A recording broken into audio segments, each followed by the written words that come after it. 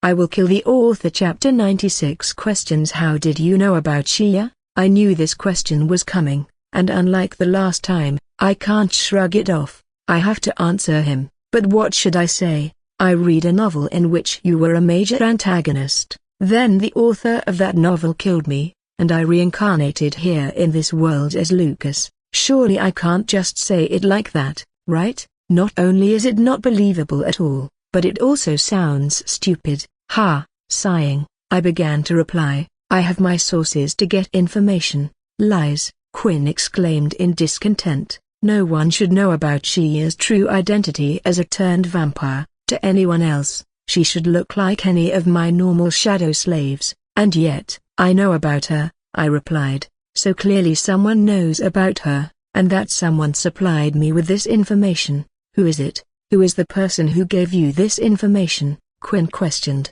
Good.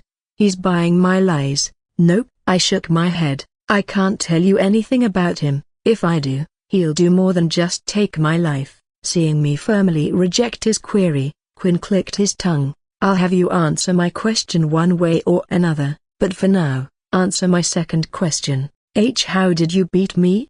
With clear hesitation in his voice, he asked. What do you mean? I frowned, confused. In the mock war, how did you beat me? I was even more confused. Dude, you were fighting me. You should know how I beat you. Quinn pressed a hand on his forehead as if he was dealing with a mentally challenged 9-year-old kid. He repeated his question in a slow and annoyed tone. How did you know I was the traitor? How did you beat me? It seemed as if you knew about everything that was going to occur in our battle beforehand. For example, you strategically placed those small flashing marbles that momentarily blinded me and left me stunned in the building, where we ended up fighting long before the actual fight began. Do you possess the ability to see the future? Is that your gift? Oh, so that's what you mean, I replied, clapping my hands together in understanding. No, I don't have a powerful and not to mention unique gift like future sight, but I can let out a strong burst of magical energy from my body and create a mana explosion.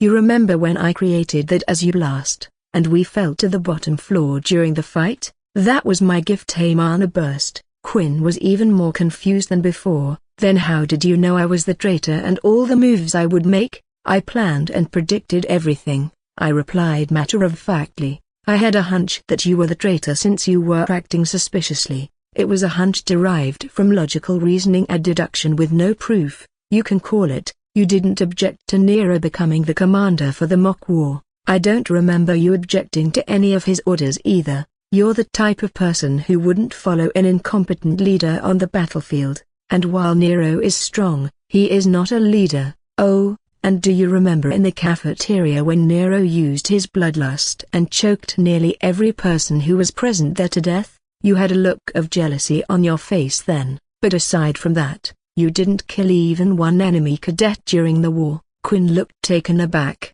It was clear that he couldn't believe he was outsmarted in a head-on battle by a sheltered, rich noble boy, and to think I was also able to observe the changes in his expression amid that chaos. Of course, he was a little skeptical. After a moment or two, he finally asked, "You confronted me based on these random hunches?" "Well, yes," I admitted, "but it was a calculated risk based on my observations and analysis of your behavior. And as for the marbles, I strategically placed them beforehand, knowing that they would be useful in disorienting you during our fight. Then, I purposely led you to smash me into that building with your spell so that I could use those marbles as subtly manipulating the flow of the battle. It was all part of my plan." Quinn's body shuddered for a second, and his breathing became erratic. He then shook his head and said, "No, it was more than that. Those light enchanted arrows, you had them in your smart bracelet, meaning you brought them with you knowing you'll have to fight someone with an affinity for darkness."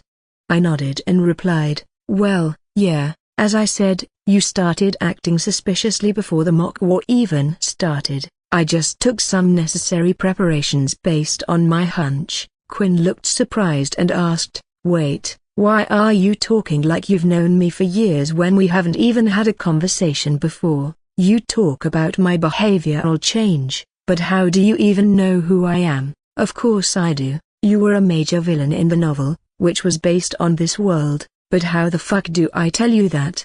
Sighing, I replied calmly, I've been keenly observing everyone since the day Academy started. By now, I can more or less tell what everyone is like. Taking a deep breath to process all the information I dumped on him, Quinn stroked his forehead aggressively. Of course it was a lot to take in. He was doubtful before, but now I confirmed it. The fact that I had manipulated our entire battle from the beginning, along with the claim that I successfully read him, analyzed his personality, and devised a plan to defeat him based on it long before he even made any move, left him speechless. However, what irked me was that there was not a speck of hesitation, denial, or fear on his face. Instead, with the calmest possible tone, he muttered, "You are a monster." Monster. This wasn't the first time I heard someone calling me this word. I did terrible things in my past life, instigating fights between two friends, manipulating or gaslighting my girlfriend, and bullying a boy in high school to the point he jumped off the roof. Oh yeah, I never talk about that last part because I'm not proud of it. Thankfully, the boy survived the fall and only broke his leg. Hey, in my defense, that boy wasn't your innocent nerd type guy. Oh, number. He used to be a bully himself. I just tried to give him a taste of his own medicine, or at least that's what I tell myself. I took it too far and pushed him to the point of committing suicide. The scary part is I didn't feel guilt. Don't get me wrong, I felt remorse but not guilt. The scariest part is I did it for fun, and instead of feeling ashamed of my actions when I heard he jumped off the roof, I was bummed out that I didn't get to see him jump. I know I am not a good person, and there were many times when people found that out. Some people found out because I let them in, some just thought rationally about the situations I caused by manipulating them and traced the blame back to me, while others were more skeptical from the start.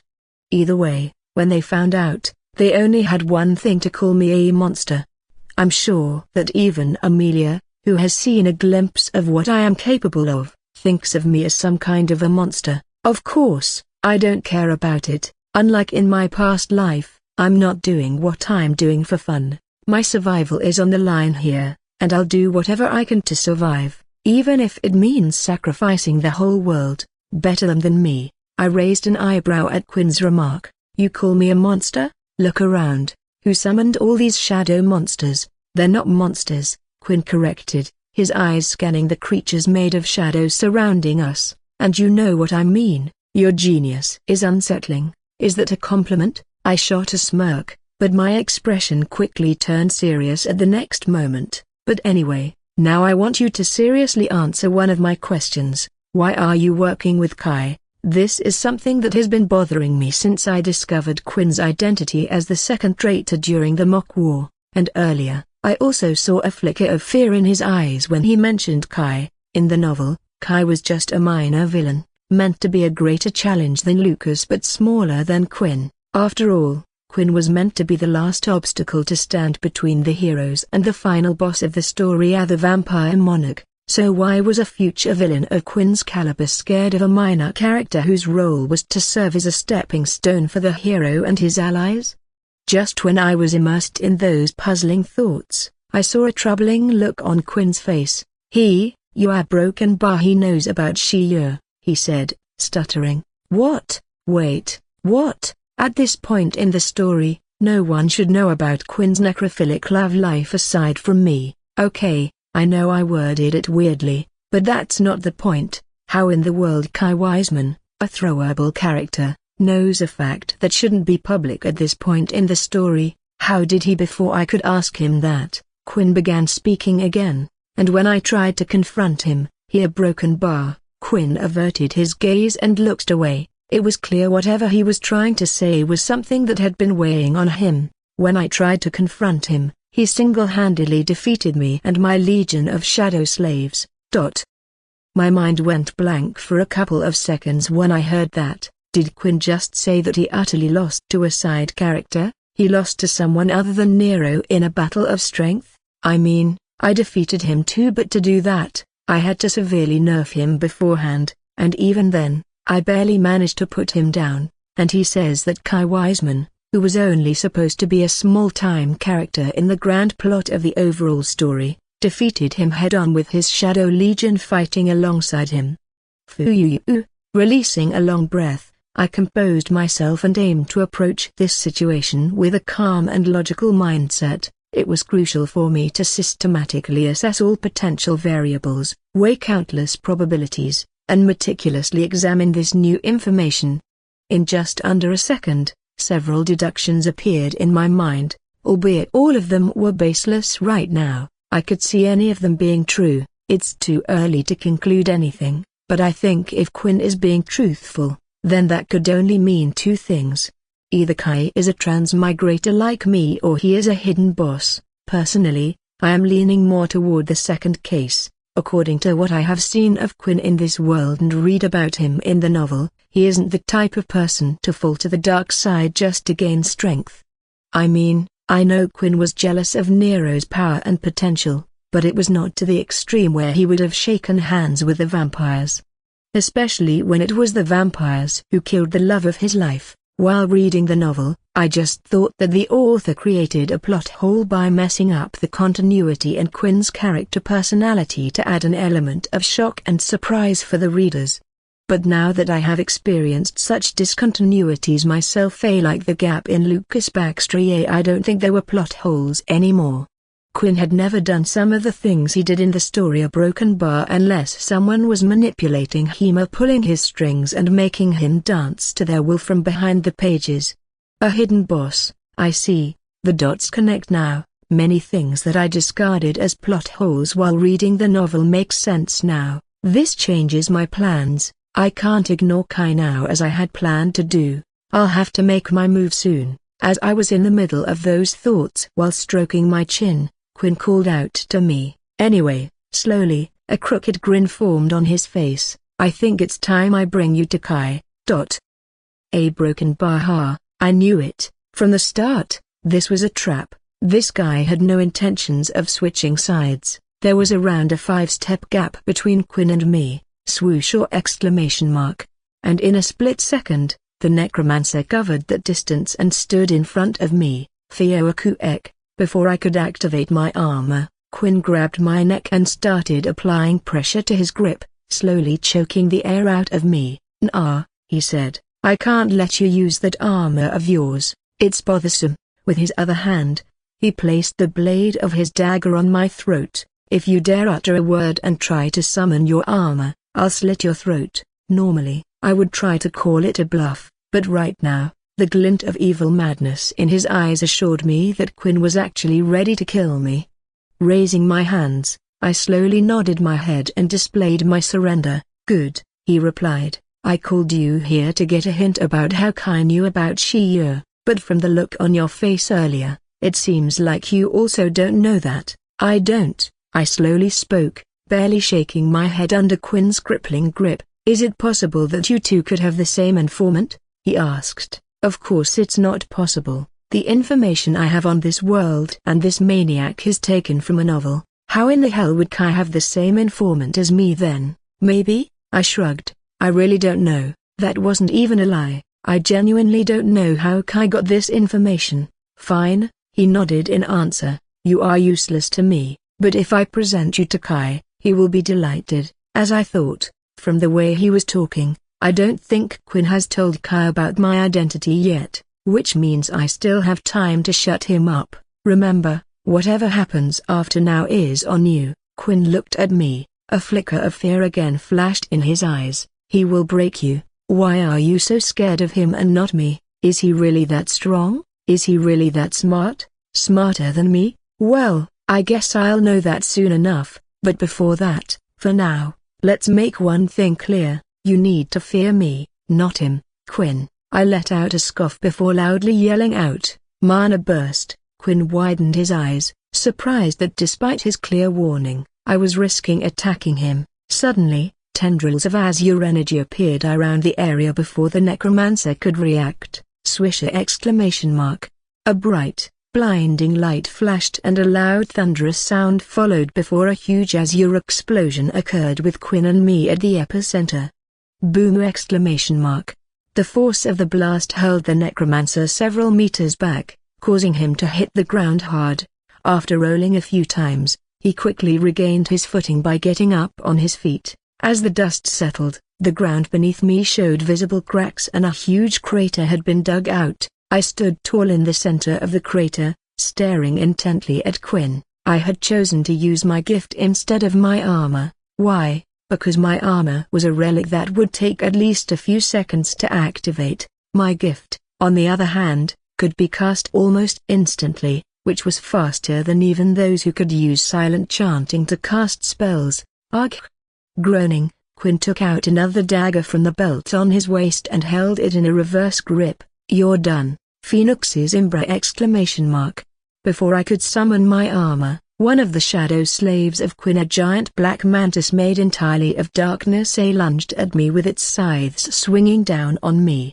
TSK, clicking my tongue in frustration, I swirled to my right to dodge the incoming attack. Thwama! The scythe of the giant mantis hit the spot where I was standing as I jumped a few steps back away from the mantis to safety. Quisha! But to my surprise, a sharp sound akin to a blade cutting into the air behind me fell in my ears. Spurter! Before I could process what was happening or determine my next move, a searing pain coursed through my body. Something had pierced my back. Arghh! As a muffled cry of pain escaped my lips, I realized that the necromancer had already snuck up on me and plunged his dagger into my back. But when did he sneak up on me? I couldn't even see his movements. Was he that fast? Right now, with no sedatives present in his system to impede his mind and body movements, Quinn was coming at me with all his strength. Quinn murmured with ecstasy. "I've been anticipating this sensation. The feeling of slicing through your flesh and spilling your blood. You see now, you're not as invincible as you thought." Despite the pain throbbing through my body, I clenched my teeth in frustration and acted quickly. Clinger! Klinger! With two quick flicks of my right hand wrist, a hidden blade sprang out from under my sleeve. Quinn, who had already anticipated my move, twisted his blade, which was still plunged into my back, before pulling it out and stepping back. "Arghh!" I cried out in agony, but didn't let the pain stop me, because if I stop here, then I'm as good as dead anyway. I swiftly twirled to my left to turn around, using the momentum I gained from the spin to thrust my right hand forward at Quinn. I aimed to impale the necromancer in the chest with my now not-so-hidden blade. But I wasn't quick enough. Quinn lifted up his dagger and blocked my hidden blade with no effort at all. Clanger! Sparks flew and a sharp sound of metal clashing against metal resounded through the area. I was about to try to summon my armor again, however a broken bar. Thwacka! Q.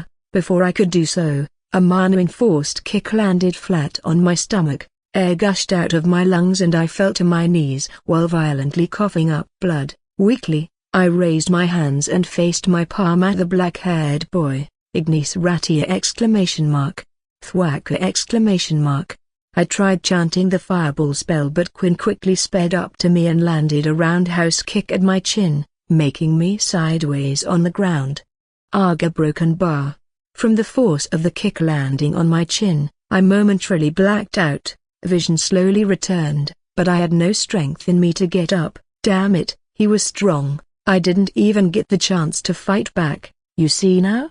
A cold voice rang in my ears as I saw Quinn walking to me through the bottle glass blur in my eyes. "This is the difference between you and you," Quinn said, squatting down. He grabbed me by the hair and lifted my head up to match his gaze. I tried to break free, but I still hadn't recovered enough to move yet. "You may be smart, but you can't defeat strength with intelligence," he spat with a snarl. "You can't defeat me in a fair fight. You should have brought someone to help you. But I guess you never expected this meeting to be a trap, huh? You became overconfident after beating me with your cheap tricks. This is the difference between Kai and you. He stays 2 steps ahead of everyone all the time. When you think you have won, it only turns out to be something he had planned all along. That's why he's dangerous, and you are not. That's why I'm cautious of him and not you." Thwacker! Exclamation mark. Finishing what he had to say, Quinn thrashed a fist into my face. Now, stay down until I call Kaya. Cutting him off, I weakly parted my lips and let out a trembling voice. Why, you're right, I should have brought someone to help me. I can't defeat you alone. This meeting was a trip, a broken bar. Why didn't I think of this? Quinn frowned as he looked at me. He was about to say something. Win a broken bar. Swoosh! Exclamation mark. Huh? Thwacker! Exclamation mark. Arghh! Suddenly a glowing white arrow whistled through the air and stabbed Quinn in the back. Oh, wait, a broken bar! My lips curled up into a smirk, my voice slowly regaining more clarity and strength returning to my body as I said, I did think of this. Letting go of my hair, Quinn straightened his body and turned around to look at the person who shot that arrow. TSK. In the distance, he saw a black-haired girl with forest green eyes disdainfully matching his gaze. With an irritated look in his eyes, Quinn took out the arrow on his back and broke it. Of course, he didn't fail to notice that it was the very same light enchanted arrow that Lucas used in the battle against him. It was then he realized I had a plan all along. I knew this was a trap. Quickly the girl knocked another arrow on her bow and stretched the bowstring back in an arc. Pointless, Quinn yelled as Amelia shot another arrow at him. Swoosh! Exclamation mark. The arrow traveled through the air and reached Quinn in an instant, but the necromancer merely swung his dagger and broke the mana-infused arrow with no effort at all. Get her, Quinn yelled, and all his shadow creatures quickly started rushing at Amelia, but just then, he sensed someone behind him.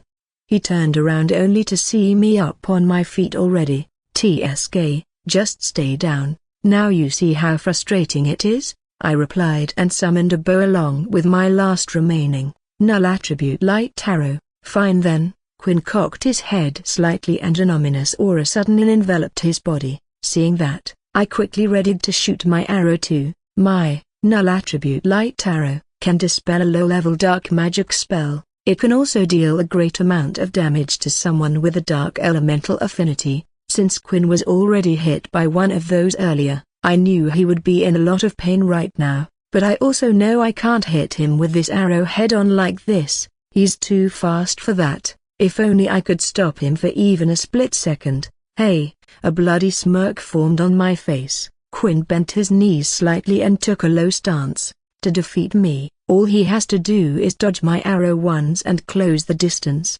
After that, I would be finished. A glint of madness flashed in my eyes and I loosened the grip on my bowstring. Time seemed to have slowed down as my arrow shot forward in slow motion. Quinn tensed his calf muscles, about to move to the side to dodge my arrow. Right at that moment, I yelled out, "Activate!" as if waiting for that cue. 5 tiny orbs of light lit up from below the ground under Quinn's feet in a circle. Quinn's eyes widened in horror as he recalled something like this happening before. Squisher! Exclamation mark.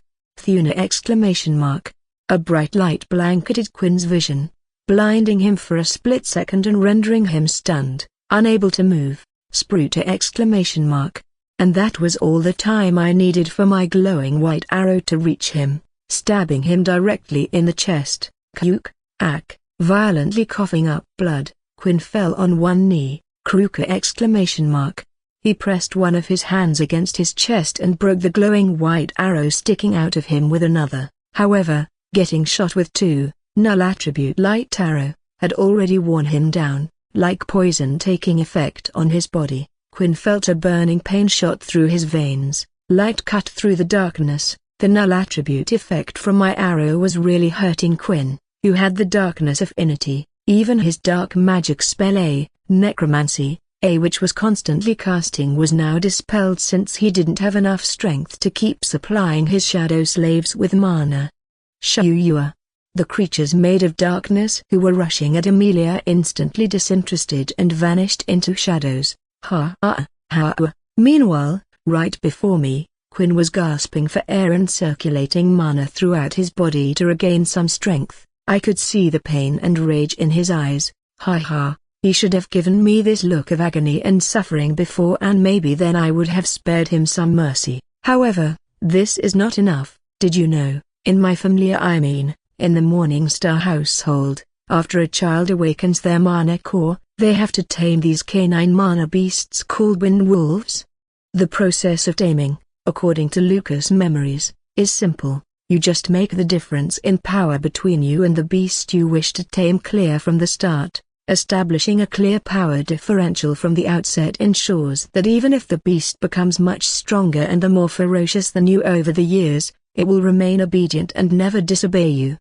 So what do I need to do here to make Quinn submit to me? I need to assert dominance over him and make the difference between our power clear. I need to show him despair. I need to tell him that he can't defeat me. Although I'm much weaker than him currently, I have a hidden ace up my sleeve ready to play. Leering pleasantly, I mumbled in a soft yet vicious tone, "Phoenix's embrace, Kwashaw!" In a flash, a searing blaze consumed every inch of my being, painting me in a brilliant scarlet hue, and a pair of wings made entirely of flames appeared on my back. The ruby embedded in my chest intensified in luminosity, casting a fiery glow that pierced through the merlot flames, engulfing my body and burning up the shirt I was wearing to ash. Then, a stunning armor of gleaming gold and crimson materialized over my upper torso, and the flaming wings on my back extinguished. Phoenix's embrace. The Knight of the Starlight Skiff has been used in the making of nigh indestructible armor, which is crafted by a skilled dwarven blacksmith. When attacked with magic spells or physical objects, the armor can reduce the strength of the attack to 1/10 of its original power, ensuring the user's protection. Once shed, the armor provides a significant boost in all stats and grants an extra life to the wearer. The armor can be summoned again, provided the user does not lose the additional life. Through the crackle of embers, I walked over to Quinn, who had managed to get up on his feet. "Discard!" I yelled as I was just a few steps away from the necromancer. "Klinger!" The armor on my body shattered and blew up into scarlet flames, leaving me without its nigh invincible defense, but instantly, a potent crimson aura erupted and engulfed my body, causing an electric surge of energy to ripple through me and setting every hair on my body on edge. The sheer intensity of the experience was quite overwhelming. I could feel the raw power coursing through my veins like a raging inferno, ready to be unleashed at a moment's notice. Attack of 332, plus 300. Endurance 318, plus 300. Speed of 339, plus 300. Stamina 334, plus 300. Mana capacity 3000, plus 2500. Mana core anchor silver 2, AA iron 2. In the novel, Nero possessed the relic, Phoenix's embrace. However, he almost never used it for defensive purposes. He had another, similar relic for that which he got from Liz after the mock war. Then what did he use it for? He used it to boost his stats. One of the main features of Phoenix's embrace was to provide an extra life and a massive boost in the user's stats if they shed the armor. It's called Embrace Discard. Embrace Discard could grant the user an extra life and a massive boost in stats upon shedding the armor. It acted as a limit breaker, allowing the user to surpass their natural limits and unlock a power beyond their natural potential. For instance, if someone had reached their maximum potential at the A superscript 1 Platinuma superscripto rank, using Embrace Discard would boost their stats to the A superscript 1 Immortala superscripto rank. This feature is particularly useful when one reaches the higher mana core ranks, where the difference between each rank is a significant 1000 stat points. Currently, my physical stats were only boosted by 300 points while my mana capacity got an increment of 2000, and I had merely entered the second level of the A superscript 1 Silver superscripto rank. Nevertheless, I was momentarily stronger than Quinn, who was at A superscript 1 Bronze 3 A superscripto right now. With this, I can defeat him. No, I will defeat him, especially when he is unable to use the necromancy spell or any other dark magic spells after being hit by 2 null attribute light arrows. Despite Quinn having years of battle experience over me, the odds are not in his favor. Right now, I aimed to make it clear to him that in the future opposing me would be pointless. Quisha!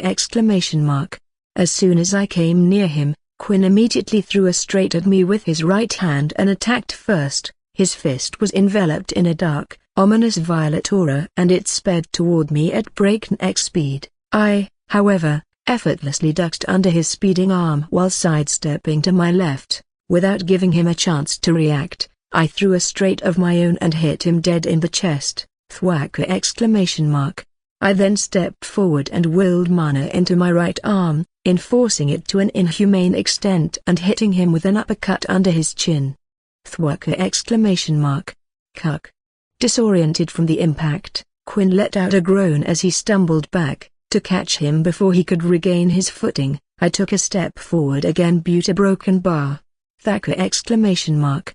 Quinn slammed his head against mine. To his horror, it did nothing to me. 5 minutes went by, one after another. I threw a punch from the left, followed by a kick from the right, and finished with a knee thrust towards Quinn's abdomen. However, he skillfully predicted my movements and dodged them with ease, ready to make his own counters. Despite his agility, Quinn couldn't seem to gain the upper hand, and every so often, he would slip up and fail to dodge my attacks. This was one of those times. I balled my left fist, enforced it with mana and threw it straight at Quinn's solar plexus. However, he must have anticipated that move since he quickly twisted his body to the side and evaded it. Unbeknownst to him, it was a feint. If he had been in top condition, he would have seen it. I straightened my right palm like a sword and thrust it at Quinn's throat, hitting him directly in his Adam's apple. Thwacka!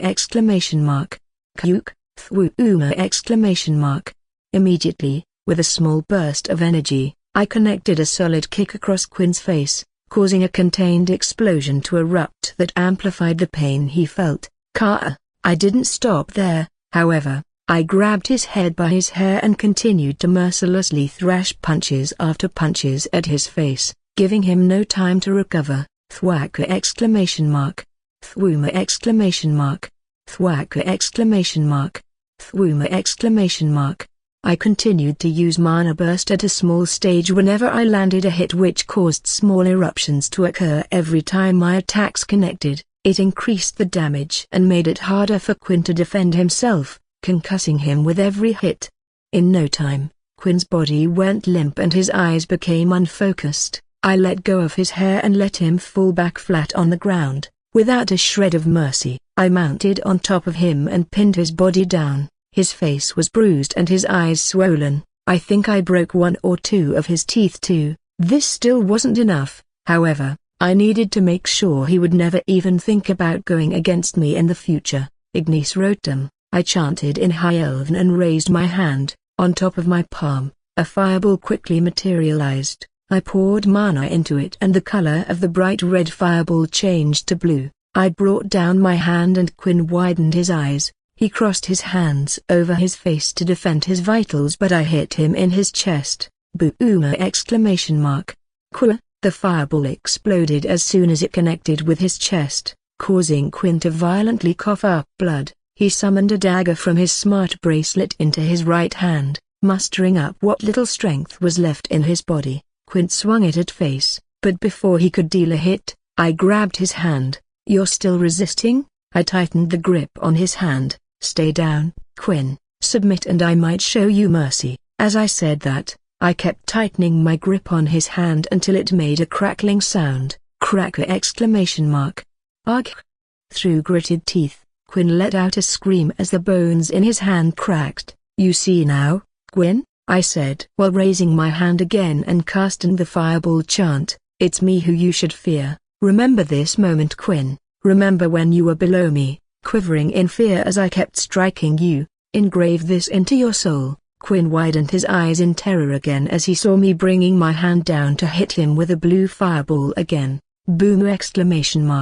Of course, I didn't stop there. I kept spamming fireballs. Explosions erupted again and again as the fireballs struck his chest. Of course I didn't forget to hit him in the face. What? I detest handsome guys. Only I should be allowed to possess a handsome face. Boom!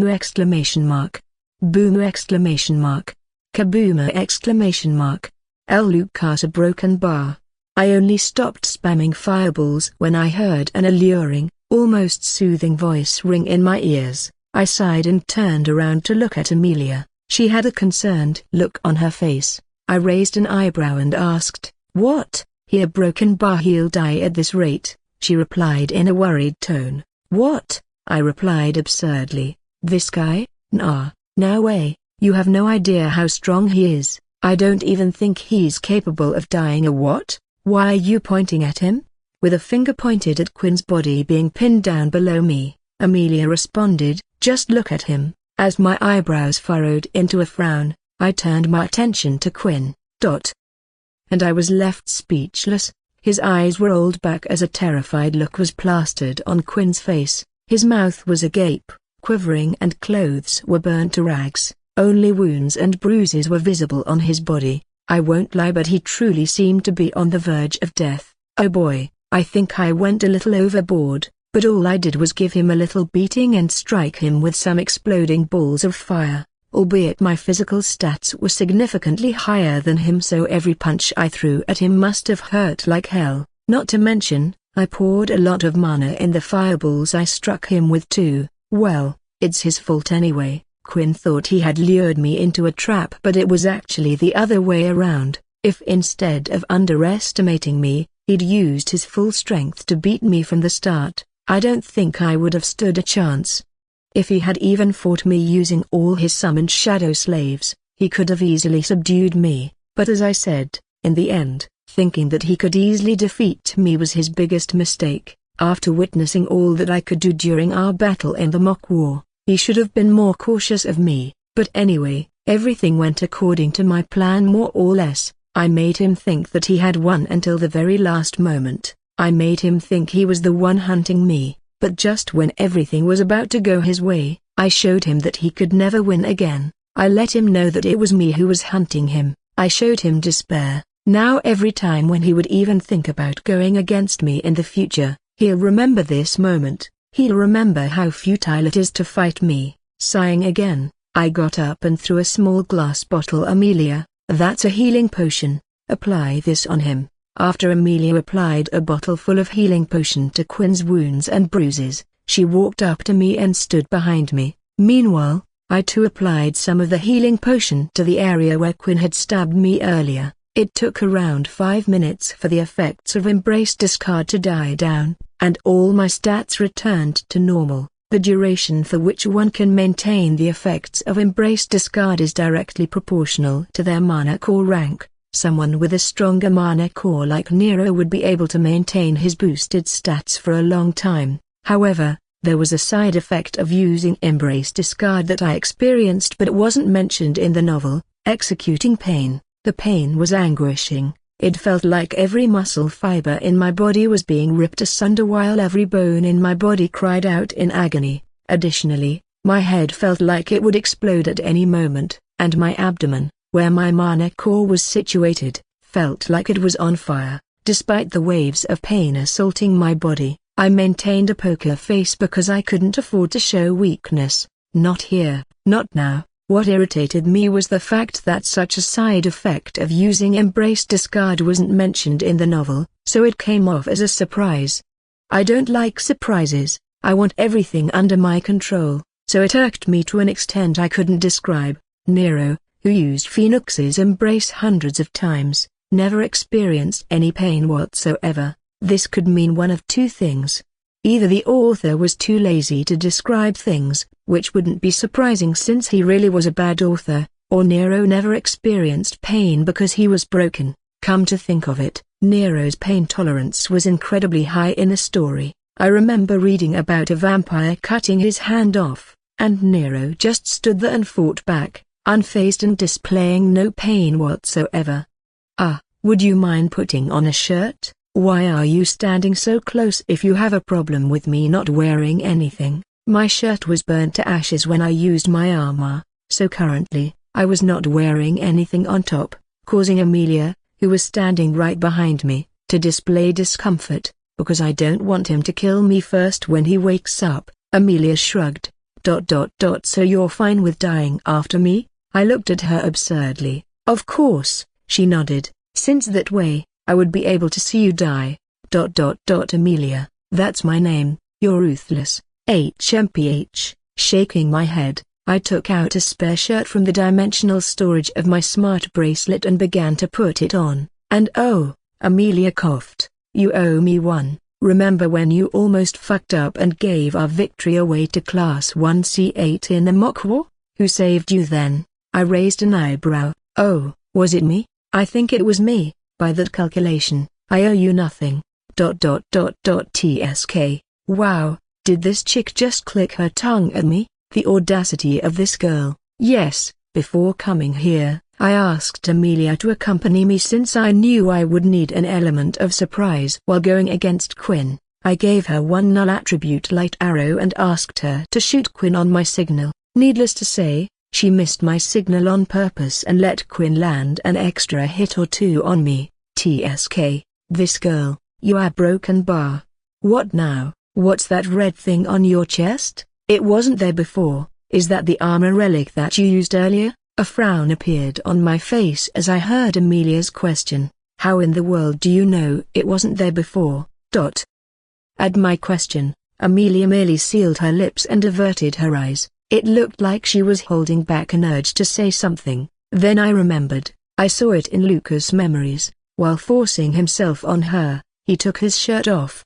Before he could go any further, his father and sister broke into his room and got him off her. Wow, there was only one way I could have made this conversation awkward, and I just did that. I have a talent for fucking things up. Letting out a long sigh, I massaged my forehead. I debated whether to apologize or not, but then quickly decided not to, though I did decide to answer her question. Yes, it's the very same armor relic. I can summon that armor from this ruby on my chest. Oh, I see. Amelia nodded back. So I guess that massive outburst of power you displayed earlier was an application of this relic? Yeah, I replied. Once I shed the armor, I gain an increment in my stats. Is there a cooldown time? There is not. Wow, this relic is broken. Broken? I guess you can say that. I get 9 impenetrable defense, and when I want, I can boost my strength. If I die, I'll be brought back to life once.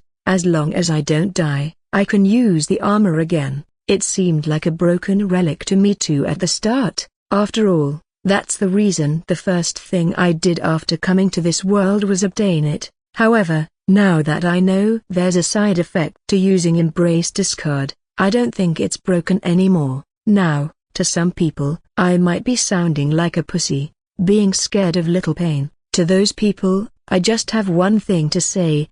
Come take my place. Come and fucking take my place. Experience the pain I'm currently experiencing, and then say those words. I don't even think I can use embrace discard twice in a row. My body wouldn't be able to handle the strain. It will break. Still, I guess it wouldn't be wrong to call it broken. Amelia sighed. I have to admit, rich young lords are on a different level. I raised an eyebrow, barely holding back a laugh. I'm sorry. What? Well, she began, you used an illusion relic during the mock war to change your appearance. You used 2 arrow relics against Quinn now, and you had this same armor relic at that time too. Those things aren't cheap. I'm not rich, I replied, shaking my head with a bitter smile. I told you before, I just have connections to the god of this world, I'm assuming, Amelia said, rolling her eyes. I couldn't argue with that, so I just shrugged. I mean, I really do have something akin to a connection with the god of this world, so I guess she is right, but I'm not an elite young lord anymore, I said. I just have my surname, but my noble titles were revoked. Even in the Western continent, I don't have any authority now. Yeah, who's to blame for that? TSK, this girl, Amelia let out another short sigh, but still, an elite must be fun, no? People bow their heads before you wherever you go. You do whatever the fuck you want with no consequences. You can have the prettiest girls, drink the fanciest wine, and have your bodyguards beat up anyone who may offend you for even bumping into you down the street. It must feel good, right? The frown on my face grew deeper. Where does she want this conversation to head? I mean, I think I have an idea of what she wants to talk about, so with an arched eyebrow, I played along. Amelia, do you hate elites? Amelia gave a short chuckle, noticing that I had understood her intentions. I don't hate elites. I hate when elite young lords act entitled to everything. They think they deserve fancy treatment just because of their birthright. They act as if everyone should automatically respect or fear them, even though they have done nothing to earn it. Some nobles even discriminate against commoners just because they were born with a silver spoon. I see, so this is what she was trying to say. Everything she said described the old Lucas, so that's her plan. She is trying to guilt-trip me. Why, does she still want me to apologize? Amelia, I began to respond, but Amelia interrupted me. I know not all elites are like that, she said, taking a deep breath, as if she were preparing to unload a heavy burden off her chest. Why, you weren't like that before. Wait, why confused? I tried to interrupt, but she continued speaking. But after your awakening, you changed. Your personality flipped, and you became depressed. I heard that you were having a hard time with your brother and your family, she said, her voice trembling slightly. I broken bar. I wanted to help you, to console you, but you closed your heart to everyone. You stopped talking and started pushing people away, including me. You didn't even let me in, and that hurt. Amelia, I tried to interject again, but she kept talking, her words flowing out rapidly. You even started getting involved with the wrong kind of people and bullying commoners in our school. Why, you also acted as if you didn't know me, and when I tried to confront why you were broken Barhick, her voice trailed off, and she began to hiccup and sob. Amelia. Finally getting a window, I quickly interrupted her, shocked by her words. What are you talking about? If you wanted to have me that way, all you had to do was ask, Lucas. Amelia raised her voice, her body shaking but her head still down. I would have gladly given you everything I had, so why did you act like that? Why did you force me? Why did you break my trust? And when I asked you to apologize, exclamation mark. Amelia, calm down, I said, grabbing her by the shoulders. She took a few sharp breaths before finally calming down. Amelia, answer me this one thing, I said while trying so hard to not let my voice break. In the next moment, with my tone barely above a whisper, I asked, did I know you before the incident? Going from what I've read in the novel and the memories that I inherited from the owner of the body I'm currently in, Lucas did not know Amelia before he tried to force himself on her. They were in the same class, however, they never interacted or knew each other prior to shortly before Lucas' little horny show. But if that's the case, then why is the girl in front of me acting as if she had known Lucas long before that? To answer me, Amelia raised her head and matched my gaze. My heart sank seeing the sight in front of me. Tears were running down her blushing red cheeks. Her emerald green eyes, filled with tears to the brim, vulnerably looked at me. Did you know me? She looked at me with a saddened look. It was as if she was mourning a time that was but long gone. We were friends, Lucas. We were friends since our childhood. Blank. My mind was blank. Remember what I said about not liking surprises? Yeah, scratch that. I now hate surprises. What the fuck is this plot twist? Nothing like this was mentioned in the novel. Moreover, nothing like this was in Lucas' memories. I mean, if they really known each other since childhood, then Lucas would surely remember about it, right? So then why do I not have any memories of interacting with her before the incident? As I looked at the sight of Amelia crying and sobbing, for some reason, I felt my chest tightening and twisting in pain. Before I could even think about saying something, Amelia wiped the tears off her face and continued, and although you pretended to not notice, you knew that I had feeler. Arghh. Right when she was in the middle of her point, a dissatisfied groan cut her off. Both Amelia and I instantly dropped this topic and looked over at Quinn. His limp body was finally starting to move, and he was getting up. God, this is awkward. Why is no one saying anything? Quinn had sat back up and was looking in our direction without uttering a single word. My hands were on Amelia's shoulders as we both looked back at him, like statues. All of us kept staring at us for a minute straight. I considered speaking something out of sheer awkwardness at first, but looking back at my history of making situations like these even more awkward, I stayed quiet. Wait, now that I think about it, our broken bar. My shirt was unbuttoned, I was grabbing Amelia, her eyes were swollen, making it clear that she was crying. I quickly let go of Amelia and took a few steps away from her. With a dry cough, my eyes darted over to Quinn, and I gave him a serious look. Sensing the situation, the necromancer got up on his feet and matched my gaze with the same energy and perhaps a little caution. Good, he was cautious of me. It means that he was finally starting to see me as a threat. It's understandable since he got his ass whooped by me for being overconfident, not just once but twice. Swisher! Swisher! Don't even think about it. Quinn suddenly clenched his fist, and I watched as darkness began to rise from his feet, signaling his attempt to summon his shadow slaves. Judging by the amount of darkness surrounding him like a vortex, I can only assume he was about to call forth Xia. Reacting quickly, Amelia knocked a mana-infused arrow on her bow and aimed it at the necromancer. While I applauded her reaction time, I knew that she wouldn't be able to stop Quinn if he managed to bring out Xia. I can't do anything against the two of them either now that I'm too weak to use my armor again for a while, so I did the next best thing. I brought out my edit pen from the smart bracelet on my hand and pointed it at him, at the clothes he was wearing, to be precise. Needless to say, seeing an ordinary red quill pen, Quinn was more than confused. What is he trying to do with a pen? Thoughts like this were clearly visible on his face. However, seeing the deadly serious look in my eyes, Quinn decided not to make any moves. He had already seen me pulling some less than possible stunts, so he probably didn't want to risk anything. Fear is a survival instinct. If you see a lion while walking down an empty street and you don't feel fear, you'd either be stupid or a quiet American kid with a shotgun in your backpack.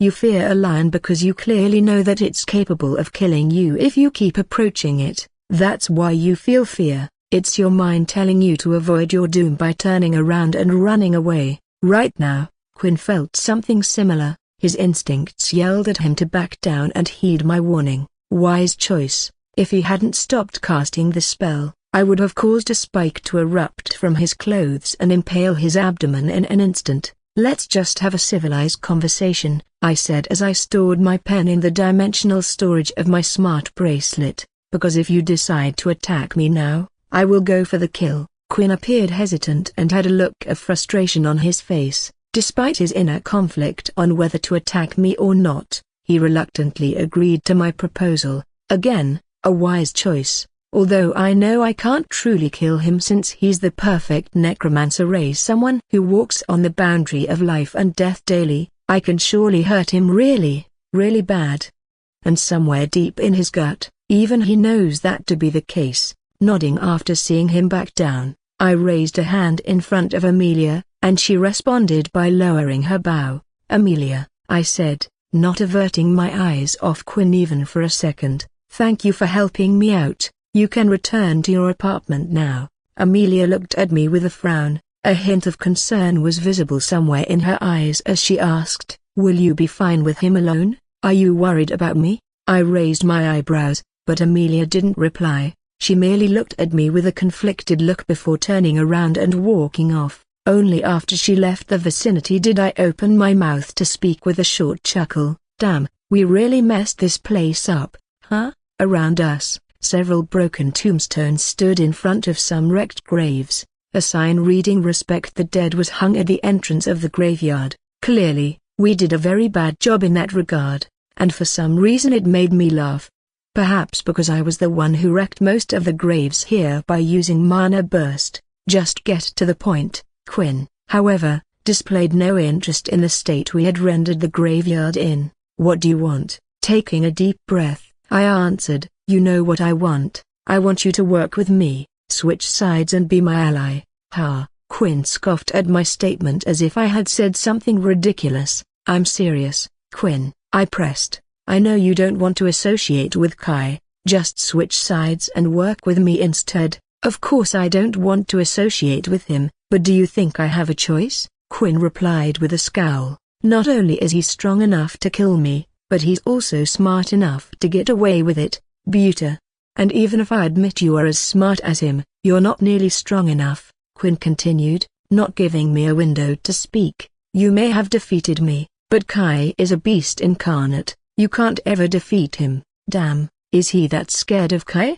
After taking a deep breath, I paused for a moment before speaking. You were right, I admitted to Quinn, perplexed. Quinn asked, what? I mean about what you said earlier, I clarified. We're just barely old enough to be called adults. It's not fair for us to be conscripted and sent off to fight in wars. This world is in chaos and we're caught in the middle of it. As I spoke, Quinn gazed at me expectantly. Individuals like Kai Wiseman use chaotic times like these to climb to power, I said, placing a hand over my heart, but I won't follow in their footsteps. My goal is to end this war and create a better world, a world where no child will ever have to fight, no one will have to lose their loved ones, and no sons or daughters will be left orphaned. I'll build a world of peace. It'll be a world where we can be free. At the core, Quinn Darkstar is just a boy who was forced to fight on the northern border. There he fell in love with a girl and lost her to an unexpected vampire attack. All his life, somewhere deep down inside, all he ever wanted was to bring an end to this war-filled world, the world that took everything from him. But along the line of his life, after facing setbacks after setbacks, he finally gave up. The final straw was drawn when he helped the vampire monarch awaken. Instead of thanking him, the monarch absorbed Shia in front of his eyes, erasing her from existence. Subsequently, the vampire monarch mind-controlled Quinn and made him attack the Union military, resulting in the deaths of millions of people. Knowing that Kai Wiseman may have been behind all of this, manipulating Quinn from the shadows during his time at the Global Academy, it's heartbreaking to imagine how tragic Quinn's life must have been. He had been someone's puppet his entire life, starting with his father's, then Kai Wiseman's, and ultimately the vampire monarch's.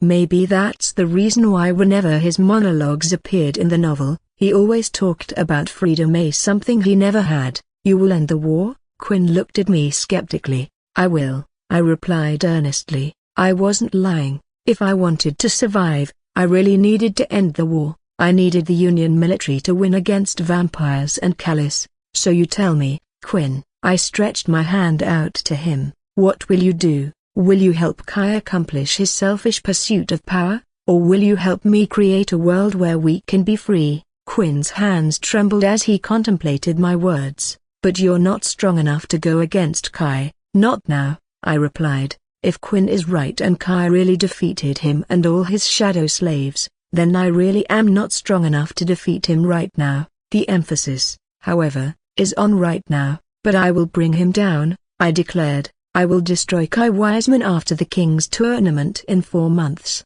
You're crazy, am I? Maybe I am, but I have already proved myself to you, haven't I? I have defeated you twice even though I'm considerably weaker than you, but that's only because you underestimated me both times. That's right, but I still defeated you. I predicted every move you made, every trap you set, and I counted them all in advance. Kai Wiseman will meet the same fate. I will bring him down.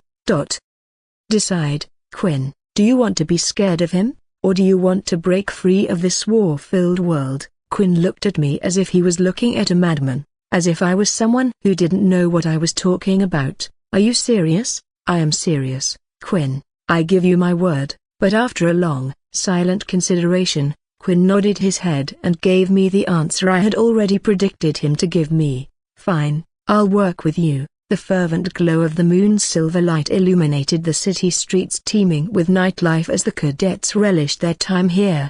It's been a long time since I had a drink, so I contemplated going inside one of the bars on my way to the apartment, but in the end, I decided against it.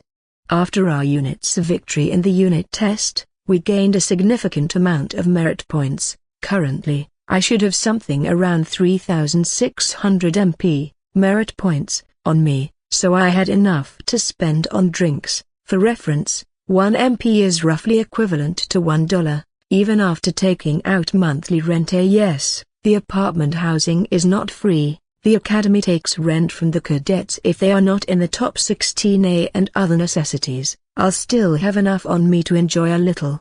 Nevertheless, I also need to consider saving some of the money to purchase additional weapons arts. Furthermore, I still need to pay off the debt of 5,800 MP for the spear art that I obtained through Kent, and aside from that, I'll need to buy many mid to high grade potions to boost my mana core rank soon. Yes, it's about time I start growing stronger. As I've promised Quinn, I will have to deal with Kai after the King's tournament in 4 months. Talking about Quinn, since I finally managed to nab him to my side, I have given him a few instructions to follow. First, he will continue working under Kai and report all his movements to me. Second, he will not act on his own and will follow my orders to the word. Against these set of rules, Quinn has also put up a condition of his own from his side. If I am unable to bring down Kai Wiseman by the end of this 4-month time limit, he will reveal my identity to him.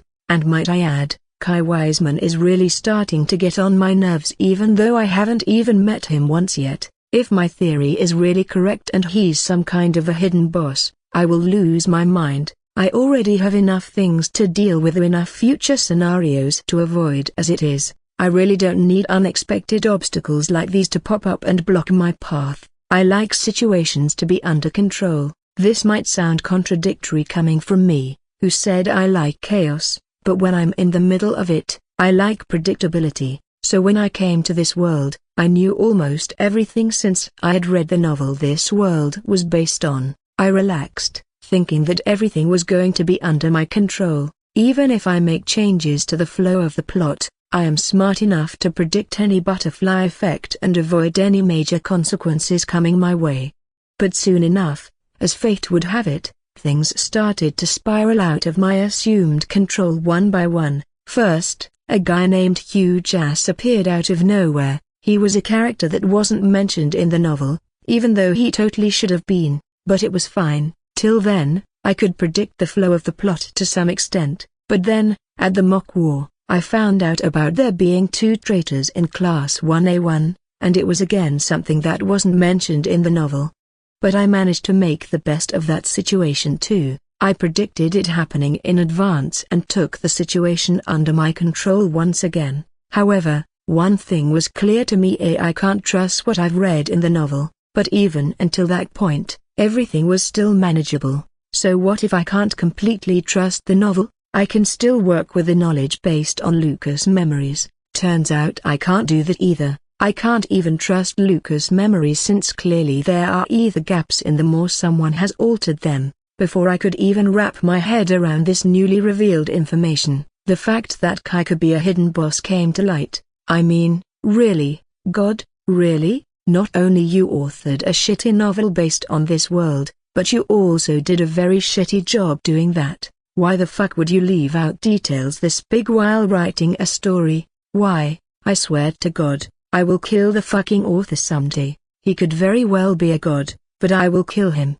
Arghh. Letting out an extended sigh, I took step after step toward my abode. Even though there was so much important stuff to think about and plan ahead, my mind was stuck on what Amelia had said earlier. It's not surprising to know that Amelia and Lucas could have been childhood friends. Despite being a commoner, Amelia's father was one of the Western continent's well-established merchants. According to what was mentioned in the novel, Amelia's father paid regular visits to the overlord of the Western continent, Reynold Morningstar, the father of Lucas, Adele, and Yelena Morningstar.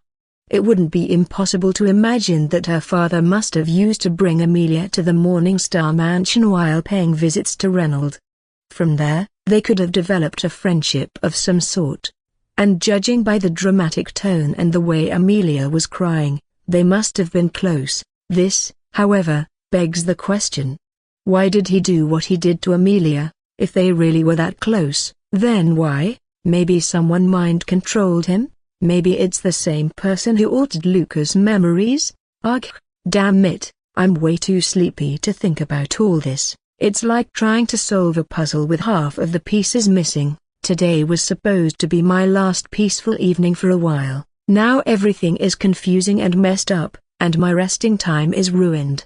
I'll just go home and do what I do best to ignore all my problems until they go away all by themselves. Works every time.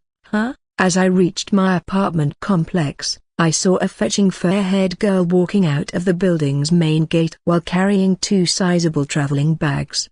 It was Grace. From the looks of it, she was moving out. Her swollen red eyes made it evident that she was crying this whole time. I knew this was going to happen, but I couldn't have guessed that she would decide to move out so quickly. As I've mentioned before, the lodging that the Academy provides isn't free. You have to pay the rent with merit points, and since I'm going to take all of Grace's merit points for the next 6 months, she couldn't even buy necessities, let alone pay rent.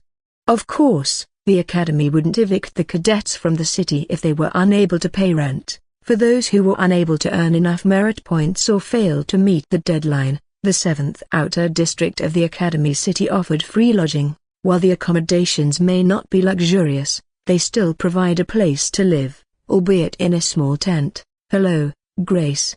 Nearing her, I put on a bright amicable smile on my face and waved as if I had been waving to an old friend. "Long time no see." Noticing my presence, a foul expression took over Grace's face. With contempt in her eyes and venom in her tone, she spat. "You will pay for this, whoa." Dramatically raising my hands, a sarcastic smile formed on my face and I let out a few chuckles. "I'm so scared." Okay, I won't lie, I was kind of enjoying it. "Laugh all you want right now, Lucas Morningstar." She looked at me in pure, unadulterated hatred. "But I will make you pay 10 times for what you've done." Sure.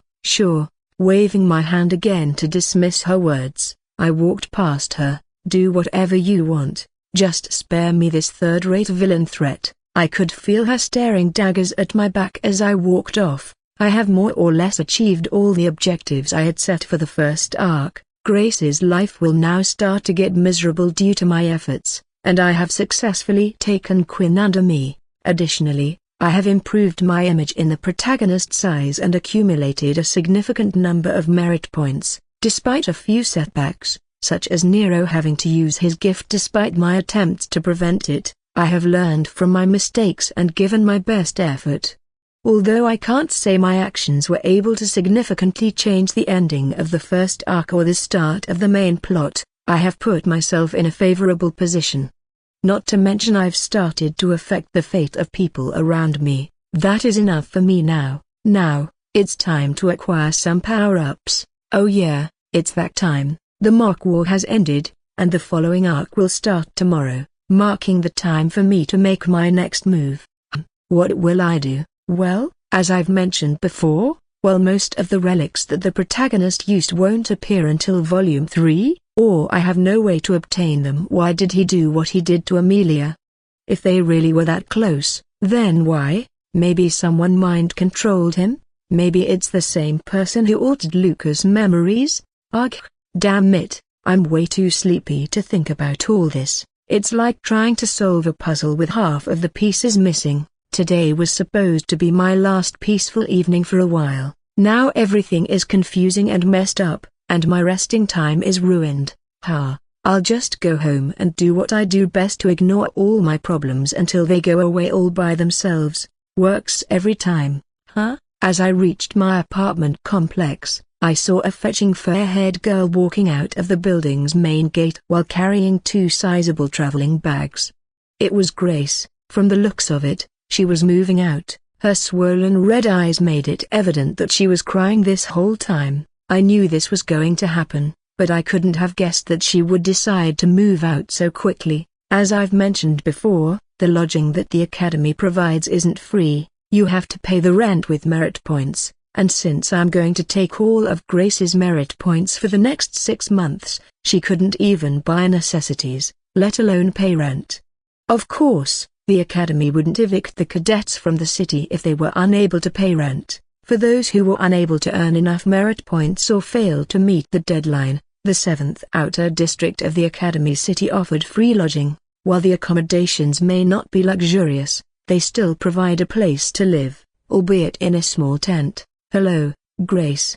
Nearing her, I put on a bright amicable smile on my face and waved as if I had been waving to an old friend. "Long time no see." Noticing my presence, a foul expression took over Grace's face. With contempt in her eyes and venom in her tone, she spat.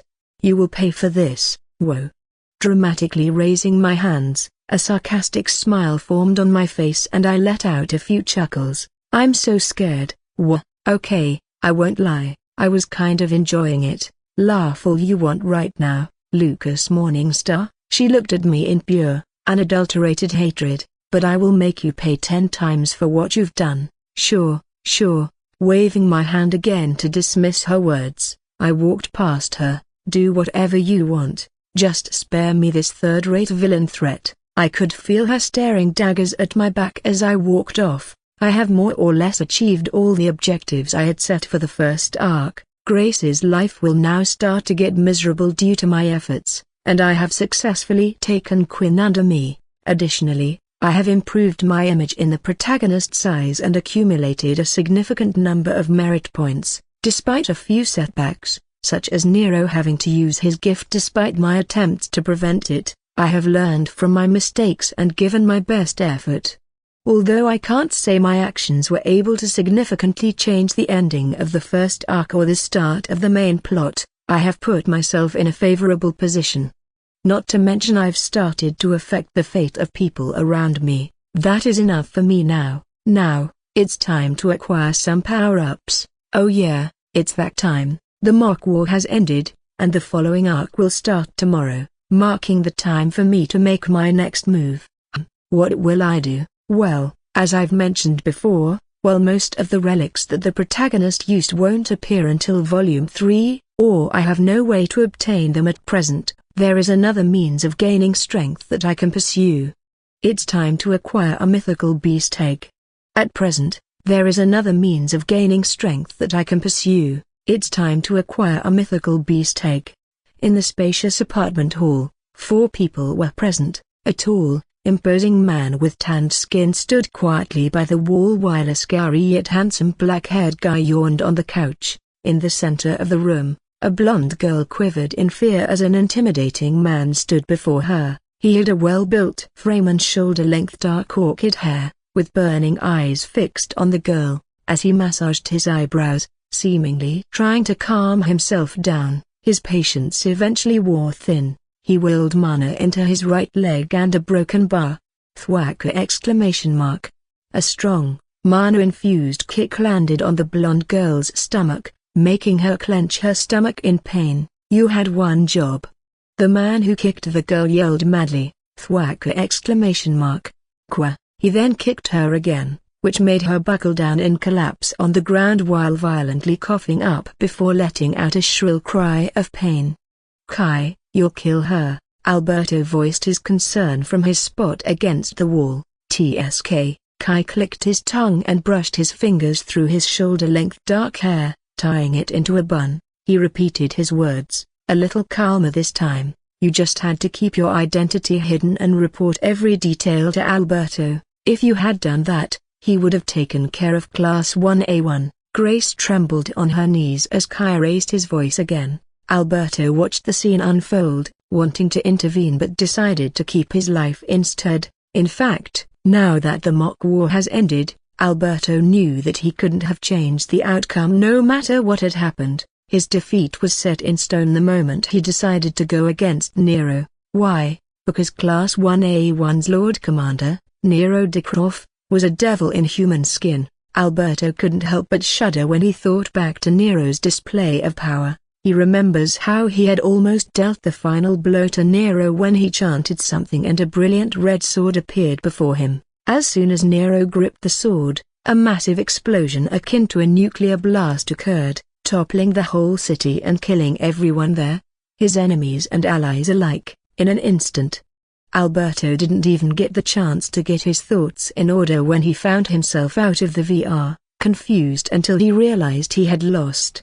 Alberto didn't even have time to process what had happened before he found himself out of the VR, confused until he realized he had lost. He knew that he stood no chance against Nero. In fact, he even believed that with his gift, Nero might actually be stronger than Kai himself. Quinn, who had been bored until now, decided to get involved. Not true, he interjected with a yawn. Even if she had done her work perfectly, I doubt Alberto would have won. Kai frowned at Quinn's words but quickly nodded in understanding. True, he said, if what you all report is correct, then Nero de Crawford broken by that bastard is too strong. Alberto wouldn't have stood a chance against him anyway. Although Alberto knew this to be true, hearing Kai say it irritated him for some reason. Why don't you go and fight him, you fish-eyed bastard? Is what Alberto wanted to say to him, but instead, he put on a fake smile and spoke in a pleasing tone. Ha ha, true, I'm not strong enough, but if it was you, Sir Kai, it would have been a different story. Shut the fuck up. Kai rolled his eyes, uninterested in Alberto's flattery. Alberto wanted to retort but instead forced a bigger smile and bowed his head like a dog with no self-esteem, happy to receive recognition from his master. Regardless, Kai continued as he turned his gaze to the girl on the ground, you failed to do your job. If you fail to do something as simple as this, then I have no use for you. Feeling his vexed gaze on her, Grace trembled in terror. She didn't want this, she was scared. All she wanted to do was just run home and spend time with her younger brother. Hig. Tears filled her eyes to the brim as she started sobbing. The image of her father flashed in her mind. Seeing her in this state made Kai even more annoyed. He squatted down and gripped Grace's face tightly. Father, please save me. She cried out in her mind. Do not fucking cry, Kai yelled. If you so much so even shed a tear, I will kill you. MNHH. Through cuffed cheeks, Grace nodded her head before Kai let go of her face and she gasped for air. Actually, Kai's objective for instigating the mock war between classes 1A1 and 1C8 was never to let 1C8 win to begin with. He just wanted to examine all the talents in 1A1 to determine if there was someone who could pose a threat to him and his plan to ascend to the position of president. In a way, since Nero displayed his true strength, Kai had already achieved his goal. Then why was he so infuriated with Grace? It's because he disliked having useless people around, and right now, after getting her identity exposed and failing to do what he had asked of her, Grace was being just that. Useless. Noticing that this was not going to end well for Grace, Quinn decided to interrupt. Kai, I don't think you should be focusing on her right now. At his words, Kai let out a deep sigh. True, I should be focusing on Nero. He's a bigger threat than I had imagined. Alberto asked, what should we do? Kai stroked his chin, contemplating Alberto's question, and when he was done thinking, a distorted grin spread across his face, sending a shiver down everyone's spine.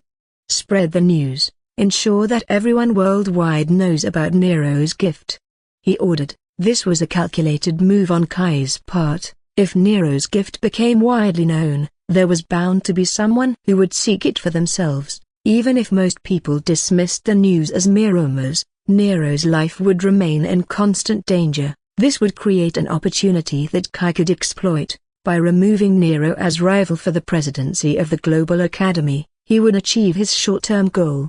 And Nero is not the one you should worry about. Quaking in terror while panting heavily, Grace let out in a trembling voice, the one you should look out for is someone else.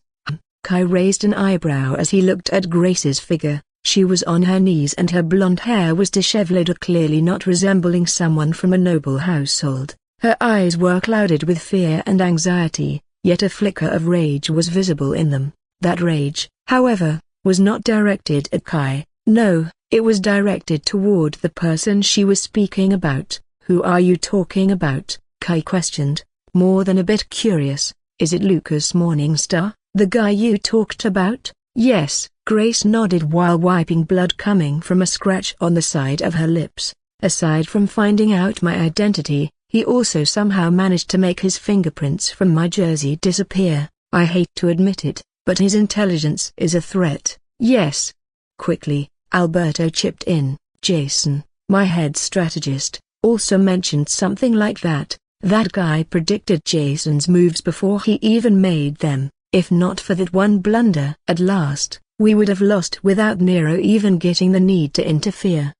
Kai couldn't help but stroke his chin again. Right, according to the report we got, Lucas Morningstar was a threat. Kai had met Alberto's friend, Jason. Even he had to admit that Jason was smart. For someone to outsmart him so easily is a difficult task. But before Kai could come to any decision, Quint spoke up. Lucas is a puppet, he said. I'm pretty sure someone else is pulling his strings. Turning his eyes toward the necromancer, Kai furrowed his brows. What do you mean? Elaborate. I think Lucas is being controlled by someone else from the shadows. Quinn began explaining his point. There is someone else, probably from our class like Amelia or Anastasia, who is using him as a front to cover their actions. You mean someone else is taking the actions while Lucas is just putting on a show? Yes, hence the puppet analogy. Why do you think so? Quinn took in a deep breath. Well, have you heard about Lucas' reputation? That guy is a degenerate sheltered rich boy. There's no way someone can be smart enough to pull what he pulled during the mock war. Besides, if it truly is Lucas, do you really think he would be stupid enough not to hide his actions? He is definitely someone else's pawn. He is being used as a front to misdirect us and keep our attention away from the real puppeteer. Kai nodded again in understanding. That's true. Someone smart enough to outsmart Jason would definitely conceal their identity by using someone else as their puppet. Exactly, Quinn exclaimed. Wait, did you get to know the identity of the person who defeated you? Kai inquired to Quinn. You said you were going to meet up with that person last night. So, who are they? I don't know, Quinn replied instantly as if he was prepared for all these questions beforehand. They never showed up. They are being cautious, Kai concluded. Maybe it's the same person who's pulling Lucas' strings. Maybe, yeah. Or could it be that it was Lucas? Kai theorized. Maybe he was the one who defeated you at the mock war, and yesterday he beat you up until you sided with him? That could be a possibility, right? Maybe you are trying to cover Lucas' name here. Maybe you have switched sides? Ha! Quinn couldn't help but let out an absurd dry laugh. In truth, Kai was on point, but of course, he couldn't just admit that to him, so instead, he started spitting lies with a straight face. Nah, he said. Firstly, whoever it was who killed me in the virtual world really didn't show up yesterday. Secondly, Lucas is too weak to defeat me. Kai scratched his forehead while deep in thought. True, his core rank is only at A superscript 1I and 2A superscript O, so there's no way he could defeat you. Quinn gave Kai a long look as if trying to get a read on this guy. The reason for this was when he talked about mana core rankings, it reminded him of something. At the start of the academy, Kai invited Quinn out to a gathering of cadets belonging to noble and high background households. They formed a group named Young Elites. During that meeting, Quinn asked Kai for his mana core rank, and he revealed it to be on A superscript 1 bronze to A superscript O. However, in just a matter of weeks, Kai somehow managed to rank his mana core up to A superscript 1 silver 3A superscript O. It was a near impossible feat. Not only that, but when he fought Kai, it seemed like the latter had years' worth of combat experience. Even Quinn's battle instincts weren't as honed as his. It was clear that there was something fishy about this guy. By the way, as Quinn was about to continue the conversation, Grace started yelling. No, no, no. She cried out while grabbing Kai's leg. You guys are being fooled. This is exactly what he wants you to think. It is Lucas who's pulling everyone's strings. Believe me. Kai looked at Grace in shock. After the amount of beating she had received, she should be terrified to even be anywhere near Kai. Yet, right now, she was grabbing his leg and yelling at him. Even Quinn was surprised a little. The fuck? Kai jerked his leg off Grace's grip and thrashed a punch in her face, breaking her nose. Thwack! Exclamation mark. Heek! Letting out a gasping cry, her body fell back from the force of the punch. Why, you don't understand. Even as blood streamed down from her nose, Grace kept repeating her words. He wants you to think this. It's him. Seeing her behave erratically, Kai thought maybe he had punched her too hard. He looked at Quinn, to which the latter just shrugged back. It seems I'll have to investigate this guy myself, Kai muttered to himself. But I told you, you don't need to bother her. Before Quinn could convince him to not get involved with Lucas, Kai waved his hand. I've decided, he declared. I'll see him for myself and then decide if he's really the one pulling the strings or if he's just another puppet. Fuo. In a dimly lit apartment room, an alluring black-haired girl sat cross-legged on the ground. White steam rose from her perfect figure as sweat dripped down her forehead. She opened her clear emerald eyes and blinked a few times. I did it, she said to herself. She had managed to advance her mana core rank into the A superscript 1 silver A superscript O stage and entered its first level A superscript 1 silver 1 A superscript O. Going up a level is not that difficult. However, breaking through a stage to enter the next takes a lot of time, effort, and energy. For example, getting one's mana cow from A superscript 1 bronze 2 A superscript O to A superscript 1 bronze 3 A superscript O is easier than getting it from A superscript 1 bronze 3 A superscript O to A superscript 1 silver 1 A superscript O. To advance into the next stage, one has to forcefully compress their mana core and add layers upon layers of mana over it to create a new mana core over the already existing one. Needless to say, the necessary process of compressing is hard and painful, and it can't be avoided. However, there is a way to fasten it. To cover their already existing mana cores, one needs to gather mana from the atmosphere. This process of gathering mana through the atmosphere can be long and tiring. However, one could fasten this process by obtaining some mid to high-grade mana potions that could provide the required mana instead to envelop their already existing mana core instead of gathering it from the atmosphere. Daka!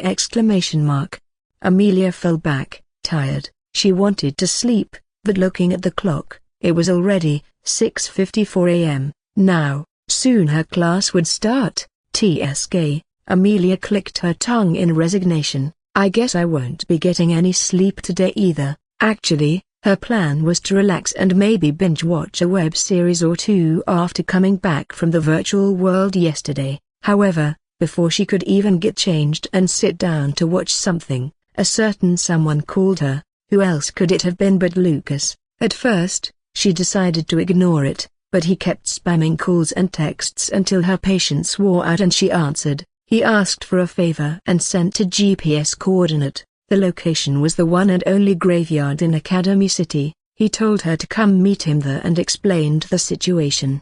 He also told her a rather detailed plan and instructed her to shoot Quinn with a light enchanted arrow on his signal. All in all, the plan went pretty well, and Lucas was able to subdue Quinn by the end, thanks to her and some of his rather expensive-looking relics. However, the thing that was stuck in her mind was what happened after that. She said some things to Lucas, and now she couldn't get it out of her mind. This was the reason she couldn't sleep after coming back last night and decided to train instead. Eek! Letting out a frustrated groan, Amelia smacked her face. Why the hell did I say all that? When Amelia was around 6 years old, on a windy winter morning, her mother passed away. She passed away from an illness. Doctors couldn't save her, and even advanced medical technology didn't provide a cure.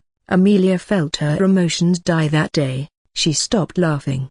She stopped talking. She didn't even cry during her mother's funeral. Her father started taking care of her after that. He would never let her out of his sight since he knew how devastated she was. Even when he had to work, he would take her with him. Her father was a small yet well-established businessman who dealt with the trade of mana beasts cores, an important yet dangerous ingredient used in various types of potion making.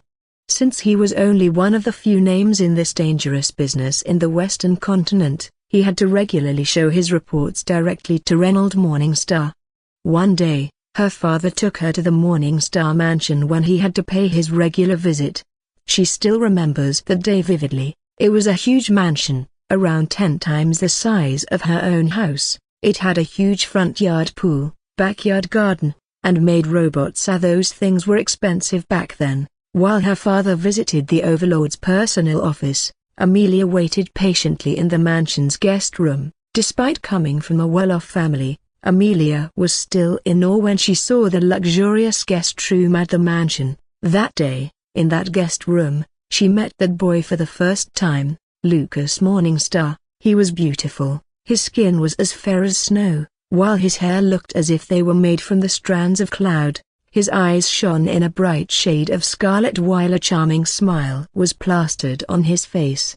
That was the very first time Amelia saw someone as beautiful as him, and maybe it was also the first time she felt her heart skip a beat. However, it was only for a moment. She actually knew who this boy was. He was in the same school as her, and since he was from one of the 4 ruling houses of Morningstar, he was undoubtedly famous. Both girls and boys wanted to befriend him and get close to him, some for his looks and others for his background. As if that wasn't enough, the word was that Lucas Morningstar was also extremely intelligent and talented in academics, war strategies, and martial arts. He was a true genius. Anyone would want to get close to him, a broken bar, but not her. In reality, she just wanted to be left alone. She didn't even want to be there, but her father literally dragged her out of her room. Unfortunately for her, Lucas had no intentions of leaving her alone. He approached her and tried to talk, introducing himself and asking about her, but since she had no interest in talking, she kept ignoring him. The day ended, and Lucas' pretty face was starting to annoy Amelia. The boy did not know how to shut up. After her father's work was done, she went home with him, relieved that she didn't have to listen to the boy talking anymore. But of course, her luck wasn't that great. Next week, when she returned with her father again, she found the boy waiting for her in the guest room. The same happened the week after that, and the week after that, and the week after that. Months passed, and whenever Amelia would visit the Morningstar mansion, Lucas would be there waiting for her. They would talk for hours. So well, only he talked, and Amelia listened. They would also play around the mansion. Well, Amelia would try to run away, and Lucas would try to catch her, thinking she was playing tag with him. Time passed by like this, and 1 year passed. They both were put in the same class at school, so now, Amelia had to endure Lucas every day. However, by now, she was starting to get used to being around him. The boy was annoying, and he sure talked a lot, but she could tell he was kind and funny and sweet. There was much more to him than the genius tag that people had given him. Slowly but surely, she started to open up to him. Being around him was starting to get less annoying every day. Although she still didn't start talking, she was beginning to laugh and feel joy. The sorrow she felt after her mother's passing was starting to fade away. A broken bar, but the kids at that age can be troublesome to deal with. Do you see her? Why does that girl not talk? She's always so gloomy when she's in the class alone. Yeah, but whenever Lucas comes to talk to her, she starts acting normal. But I haven't seen her talking with him either. Why does Lucas even bother to talk with someone creepy like her? Guys, I think she can listen to us. She's looking this way, creepy. It started like that, and soon, she became the target of class bullying. Lucas stood by her, but it wasn't enough to fend off all the bullies. Although no one would bother her when she was with him, he couldn't be with her every second of the day. Whenever she wasn't with him, they would start to bother her again. Not so long after, being in school became unbearable. Even with Lucas by her side, she would cry at night and try to keep a brave face during the day. But one day, a broken bar, the bullying suddenly stopped. The students who used to bother her got suspended. Although she was initially confused, Amelia immediately figured out who was behind all this. They will never bother you again. That's what Lucas said to her. That day, for the first time in a while, she cried in front of Samionia, in front of him. That day, it was also the first time in a while that she spoke up, "Thank you," while sobbing. Their friendship only deepened after that incident. Amelia and Lucas, they both were inseparable. It would be rare to see one without the company of the other. Of course, it didn't take long until she started having feelings for him, feelings stronger than friendship. Every second that she spent with him only made her fall only harder for him. However, one day everything started going downhill. They arrived at the age when they awakened their maniac, or, as it happens to be, They both awakened their mana cores on the same day. Amelia awakened an A superscript 1 immortal A superscript O stage potential. Needless to say, she was happy, but when she visited Lucas to let him on the good news, she was left shocked. Lucas Morningstar, once an unparalleled genius, awakened a mana core potential that was barely high enough to be called average A superscript 1 gold A superscript O. That was the day when Lucas started shutting people off. She got to know that he was having problems with his family. His twin brother, who she had only seen supporting Lucas until now, flipped and started bullying him in school. His sister started ignoring him, much like his parents, and the people who wanted to get close to Lucas until the day before suddenly started laughing at him in front of his face. Amelia tried to help Hera. She tried talking to her and standing by him as he did for her, but Lucas pushed her away too. Then he changed for the worse. Alcohol, drugs, women. He was merely a teenager when he started indulging himself in all of that. His personality only worsened and Amelia tried to talk to him many times, but he acted like he didn't even know her. It was painful for her to watch him like this. However, one day when they were 14, he started showing interest in her again. Only this time, he was acting like a scum. He tried to forcefully get her in his bed, and one day, he almost succeeded. That day was the most painful day she had to go through in all her life after her mother's passing. She cried for weeks after that. She wasn't saddened by what intentions Lucas had. Instead, it was how he tried to achieve them. If he wanted her that way, all he had to do was ask. But instead of doing that, Lucas betrayed her trust in him. He betrayed their friendship. She swore to herself that day that she would never forgive him. She would never even see his face. Yet, after 4 years, when she finally met him again, she found he had changed. He wasn't acting like a scum, but he wasn't his former self, either. He was awkward and unreadable. However, the way he talked, the way he walked, and his bad habit of biting nails when he was deep in thought were all the same. Even though she swore to herself never to forgive him for what he did, Amelia found herself talking to her again. But when she mentioned the past, Lucas acted as if he didn't remember it. He surely remembered the incident, but not their time before that. A broken bar. It made her think. Did he lose his memories or something? Is it possible that all those years ago, someone messed with Hisa? Beeple exclamation mark. Beeple exclamation mark. Beeple exclamation mark. Right when she was in the middle of reminiscing about the past, her alarm clock started ringing. TSK, clicking her tongue in frustration, Amelia got up. It was time for her to get ready for the academy. She could think about all this sometime else. Besides, what happened in the past couldn't change, no matter how much she may think about it anyway. So that's about it. It's fine, I kind of expected this to happen anyway. Quinn and I were right outside our class, talking in a tone barely above a whisper. What were we talking about? Well, Kai decided to meet Alberto, Grace, and Quinn this morning. He wanted a detailed report about what happened in the mock war and all. Right now, Quinn is catching me up on what he did in the meeting. Apparently, Grace received one hell of a beating from Kai. Good. This means, soon she will be kicked out of the young elites. In no time, she will be alone and vulnerable, with no friends or allies by her side. Then, and only then, I will put on a display of mercy and lend her a helping hand out of the sheer kindness of my heart. Hey, anyway, aside from this, Quinn alerted me about the fact that Kai was soon going to come after me. Even though Quinn tried directing his attention away from me, Grace, in a fit of fury and madness, begged him to come after me. Of course, I expected it to happen, even though I told Quinn to convince Kai about there being a hidden mastermind in our class. I knew Grace would stick her nose in between. After all, Grace did know that I was the one Kai should look out for. It's fine though, Grace is a variable I can't control yet. I did a good job by letting Quinn put the idea of a possible secretive mastermind in Kai's head. You expected it? Quinn furrowed his eyebrows in a frown. He was clearly confused. By now, you should know one thing about me, Quinn. I looked at him with a slight smile visible on my lips. I'm the kind of guy who always tries to think ahead and anticipate what might happen. I like to consider all the possible outcomes before making a move.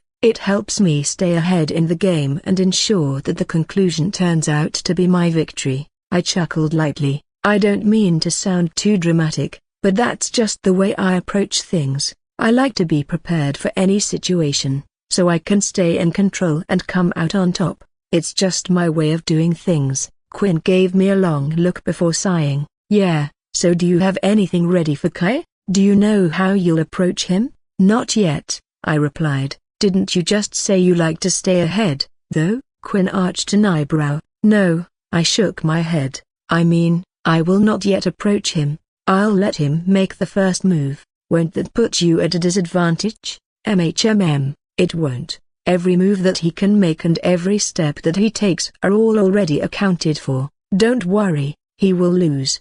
I see. Nodding my head after convincing Quinn that everything was under control, I turned around and started to leave for the class. However, before I could even take a step, Quinn's voice called out to me from behind. Lucas, he called, making me halt. Those marbles that you used to concuss me a broken bar, when did you put them in the graveyard? Oh, it was still on his mind. Didn't I tell you already? I said, without bothering to turn back. Every action my enemies take, I predict them all in advance. You calling me out to the graveyard was a possibility I had considered as soon as the mock war ended. After all, that is the only place with no people around, even on weekends. So, after leaving the virtual world, I went straight to the graveyard and dug up the ground to hurry those marbles there. After you called me there, I deliberately arrived early and stood before the spot where I had buried the marbles so you would stand right on top of them. It was only a matter of making you believe that you had won before I would show you the disparity of going against me. I didn't even need to turn around to see that Quinn had a mix of fuck you and wow, that was smart look on his face after I made the reveal. Clicker exclamation mark. Smirking, I clicked open the classroom door and went inside without a hitch. Today is going to be a big day, after all. Today the class trip arc will start the first main arc of the story.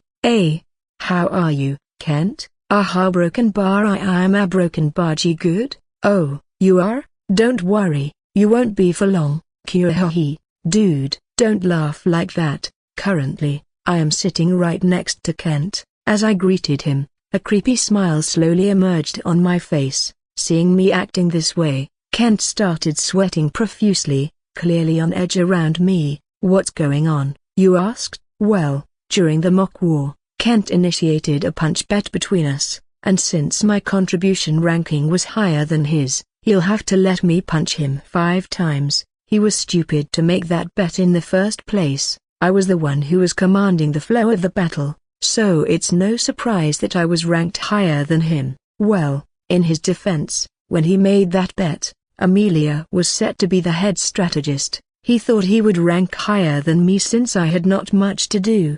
Hey, this poor fool.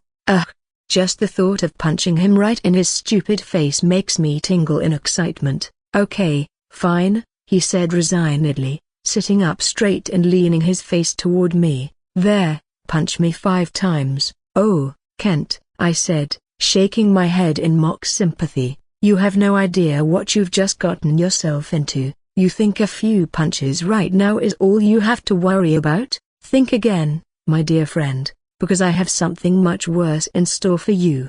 Kent's expression shifted from defeat to confusion as he tried to process my words, but before he could say anything, I continued. I won't set you free right now, I said, my smile turning into a twisted grin. No, that would be too easy. Instead, I'll trap you in a lifetime of misery. Every time you see me, you'll be filled with dread. You'll never feel safe again, never be able to relax. I'll be like a shadow, always lurking just out of sight, ready to punch you in the face at any given moment. And when I do, you'll wish you had never crossed me. I could see the fear growing in Kent's eyes, only adding more to my ecstasy. At the end of it all, when I'll deal you the 5th and final punch, I continued, my voice low and menacing, you'll be driven to the brink of insanity, unable to bear the mental torture that I'll put you through, and then, and only then, will I let you go. Kent's eyes widened with fear as he realized the grave mistake he had made in challenging me. He had thought it was just a harmless bet, a little game to pass the time, but now, he found himself staring into the face of pure evil. Ah ha ha ha ha ha, ha ha ha ha, mil ha ha ha. Can you guys please shut up? As I was right in the middle of my villainous laugh, Amelia, who was sitting right behind us, interrupted. And besides, you can't drag a bet for a lifetime, she said, resting her chin over her hand. Of course I can, I frowned. We didn't make a rule opposing it. No, I mean, you possibly can't, Amelia explained. At most, you can only drag it until 6 months before you'll either forget about it or have punched him 5 times by then. Hey, I scoffed, you underestimating me is nothing new, but don't worry, I'll prove you wrong. Whatever. By the way, Amelia turned to Kent. What was your contribution ranking anyway? 69, Kent exclaimed in an overly proud tone as if he had accomplished a divine feat. Ugh, nice, hee, right? Amelia rolled her eyes, but I was proud of him. Hey, so what do you guys think the vice president will reward us? Kent asked in a curious tone. Amelia stroked her chin. Maybe early access to the Academy's AI, Athena? Most definitely no. I shook my head at her answer. Why? Both Kent and Amelia asked in unison. After the mock war when Grace filed a false complaint against me, as compensation for wasting my time and degrading my reputation, I asked for early access to Athena, but Yelena denied it because I haven't even completed the first semester yet, so I don't deserve it, I explained. Basically, getting access to Academy AI is impossible until after the first semester. For a second, both Amelia and Kent had an expression on their faces that screamed, "You have a reputation," before I could pass any comment on that look. However, Amelia mocked in a teasing tone, "Hey, that complaint was false, are we sure?" I looked at Amelia with an I am so done look. Ha ha, very funny, though. On a serious note, maybe she just didn't give you the access because she doesn't like you? Kent commented. Yeah, it's a possibility. She does hate me after all. I nodded, but I know what she'll offer and it's not early access to Athena. Oh, you do? Tell? Kent asked excitedly. She'll give us a 3-day class trip to a city of our choosing anywhere in the world. She'll also reward us with merit points based on our contribution rankings. The higher your contribution was, the more MP you'll receive. Class trip, and we can go anywhere in the world for 3 days? I mean, isn't it going a little bit overboard? I don't think she'll do something like that, Kent replied in a skeptical tone. Wanna make a bet? I suggested. If she doesn't offer us anything like that, our punch bet will be cancelled, and I'll treat you to a party instead in any club you want. However, if she does give us what I said, our punch bet will be doubled. Meaning, you'll let me punch you 10 times. Please don't do it, Kent. Amelia tried to save Kent from a fate much worse, but the greed of escaping this bet blinded the blue-haired elf. I accept, and just like that, Kent made another decision that he'll come to regret while Amelia could only sigh in the back. Clicker exclamation mark. Swoo exclamation mark. Just then, the door to the classroom clicked open, and a chilly wind washed over the whole classroom, signaling the arrival of the Queen. Yelena elegantly made her way to the podium after entering the classroom. Standing there in front of everyone, she swept a cold gaze across the faces of the people present. There are 11 cadets absent today, she commented. When roll call was taking place, we were made aware of 11 absent cadets, but it's impressive how quickly she counted the heads present here in such a short time. Yes, they were probably exhausted from the VR war. From the front, a black-haired guy with sharp red eyes raised his hand and replied, yes, it was the huge-ass guy, TSK. Yelena clicked her tongue. You first years have no idea how tough being a soldier is these days. If that little mock war exhausted you, then you will never survive the real thing.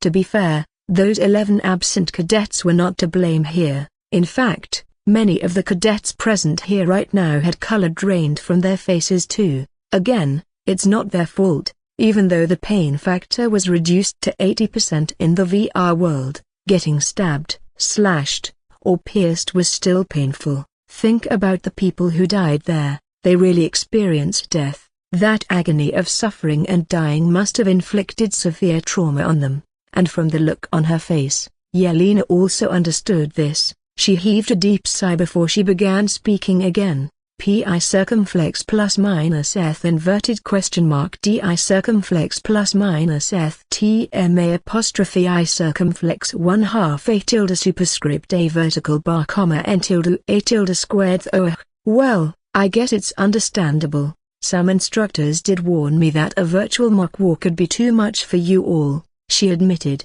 Fine. Then suddenly, Yelena clapped her hands together as if she had gotten an amazing idea. Originally, I was only going to reward you geese with merit points according to your contribution rankings in the war, but now I'll add something else to the rewards too.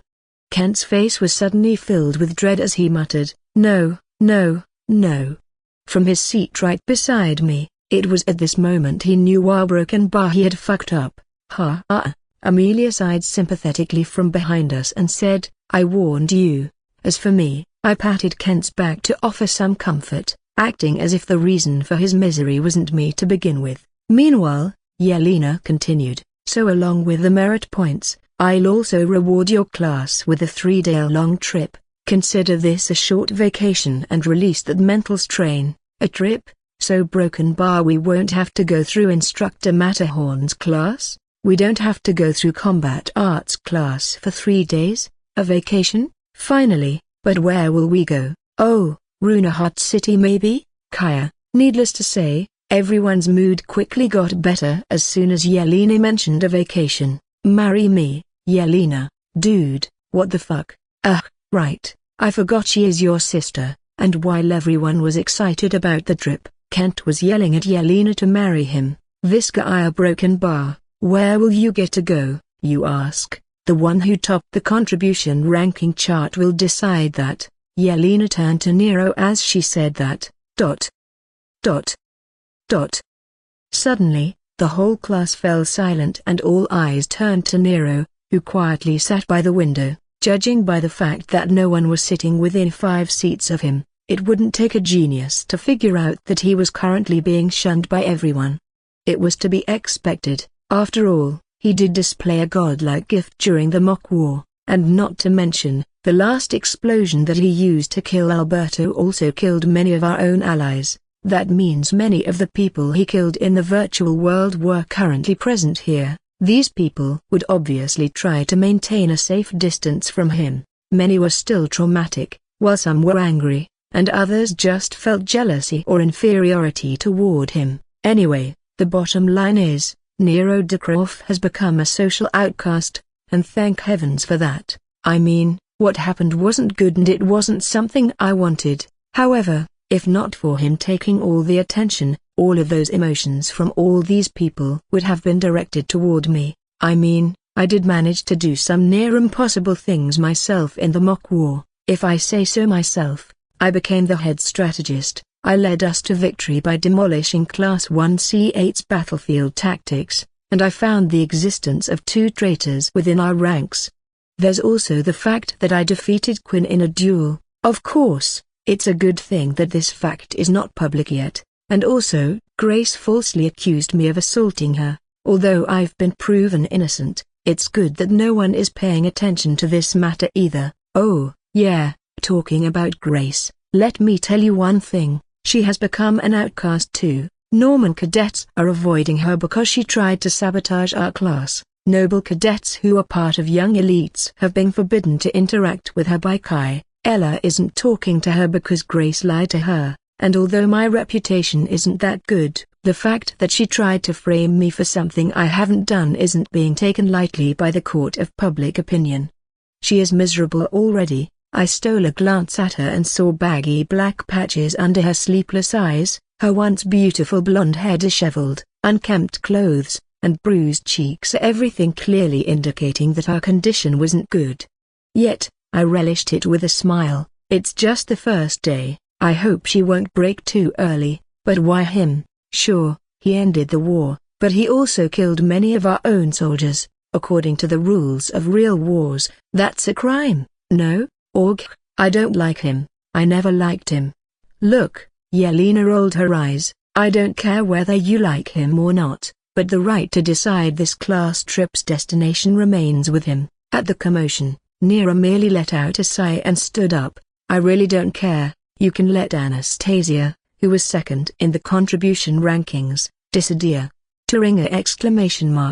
Just when Nero was about to refuse his right to choose the trip's destination, his smart bracelet rang. It was a text notification. Frowning, he decided to ignore it and continued speaking. As I was saying, you can let Anastasia, who came second, ! But before he could finish, another text notification rang. Still deciding to ignore it, he continued again. You can let Anastasia, who came second in the contribution, ! In the contribution rankings, !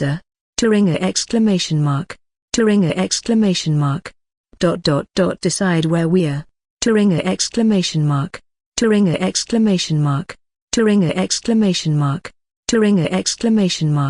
TSK.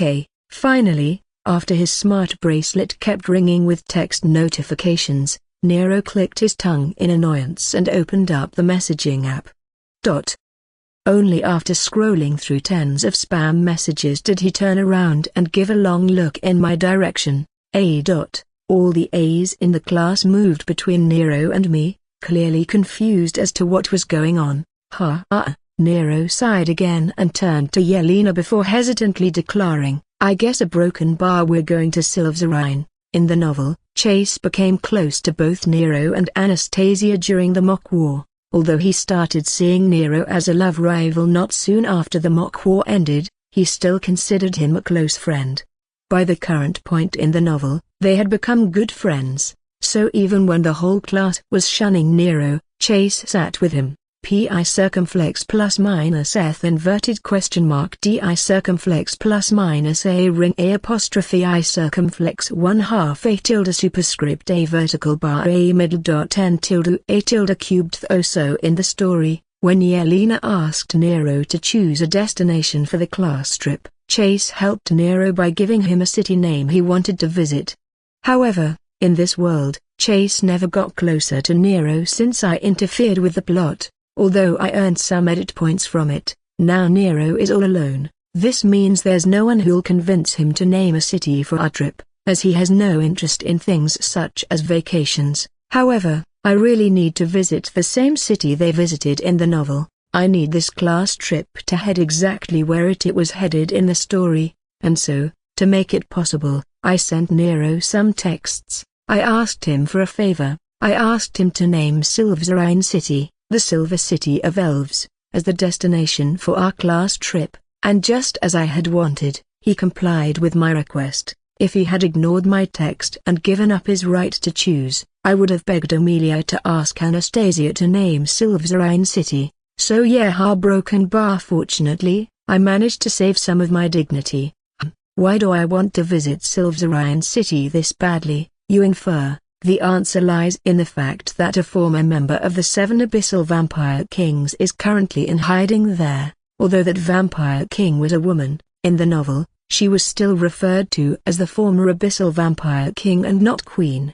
I don't know why. Anyway, moving on to the point, Vampire King is hiding there and in her possession lies something that I desire. She has a mythical beast egg with her. My plan from here on out is simple. I will go visit the Silversrine City, track down the Vampire King somehow, and kill her before I snatch the beast egg from her. Now, let me tell you one thing, Abyssal Vampire Kings are strong. They are the 7 supreme rulers of the vampires and their strength is only second to a near the vampire monarch. The objective of these Vampire Kings is to somehow awaken their vampire monarch, who's still in his cocoon. Yes, vampires are born from cocoons. I will give you a lesson about their life cycle some other time. For now, let's get to the point. In order to awaken the vampire monarch, the vampire species must nourish them with living beings that possess mana, whether they be elves, dwarves, humans, or even other vampires. The amount of energy provided to the vampire monarch increases with the mana core ranking of the organism. Simply put, the higher their mana core's ranking, the more nourishment they'll provide to the vampire monarch. In some cases, vampires resort to abducting children with high mana core potential from the northern continent and raising them specifically to serve as perfect nourishment for the vampire monarch. This is because children with high mana core potential grow up to become threats to the vampires, and it's difficult to subdue them and take them to the monarch without killing them. When a person is killed, their mana core breaks and the mana inside them disappears. After that, they are just a lump of rotting meat to the vampires. Therefore, subduing children with high potential but no strength is much easier than fighting them when they have grown up and cultivated enough strength to match their potential. From time to time, other vampires may try to steal the high-quality food meant for the monarch's nourishment. However, doing so is a capital offense that carries the penalty of death among their kind. So when a certain abyssal vampire king committed the very same offense, she was sentenced to death. However, since she was one of the strongest individuals of her kind, killing her proved to be challenging. In the end, the abyssal vampire king fled with one of the high-quality nourishment materials. She managed to slip under the Union military's border, severely injured and weakened. She changed her appearance and hid in the Silver City of Elves, Silversrine. After a year, the other abyssal vampire kings dispatched an assassin to find and eliminate her. The assassin tracked his target and trailed her to Silversrine City. Coincidentally, Nero and his class were also on a class trip there at that time. As fate would have it, their paths crossed and some of the cadets discovered the assassin's identity. Class 1A1 engaged in a fight with the assassin, but unfortunately, many of them were killed before Nero was finally able to defeat him. That day, along with those brave cadets, hundreds of civilians were also butchered, and countless homes were lost. It was a tragedy, a broken bar. The tragedy of Silversrine City, but that wasn't the end of it. Since the assassin was killed by the Global Academy's cadets, the former vampire king who was in hiding lived. In Volume 3 of the novel, all her injuries were recovered and her strength was regained. However, for some unknown reason, she lost her mind. She came out of hiding and went on a massacre, killing hundreds of thousands of people. She repeated the tragedy of Silversrine, but this time, it was much, much worse. Following that incident, the central continent wasn't able to recover in time and Spider took advantage of it. They waged a war of rebellion against the central government, worsening the situation even further. Chaos is what came after that. Needless to say, I can't let that happen. If what happens in the novel is to be repeated, then it will be disastrous for my survival. So, I have two objectives here. I'll kill the deserted vampire king now when she's severely injured and weakened. I'll take the mythical egg in her possession, and then, I'll run the fuck away. A broken bar? What? You don't expect me to fight the assassin and save the cadets who died in the story, do you? Yeah, thanks but no thanks.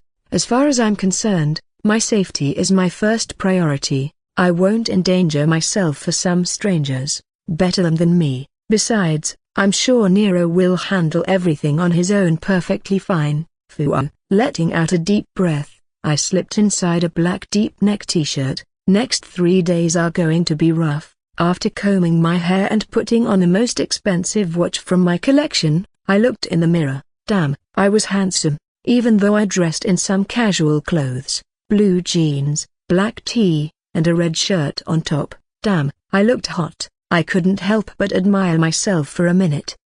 If only I had this face back on my Earth, I could have been a model. Hey, only after I was done appreciating my handsomeness did I whisper out loud, status. Suddenly a translucent blue screen appeared in my vision and I scrolled down to see my edit points. Status equals. Edit points are 1978.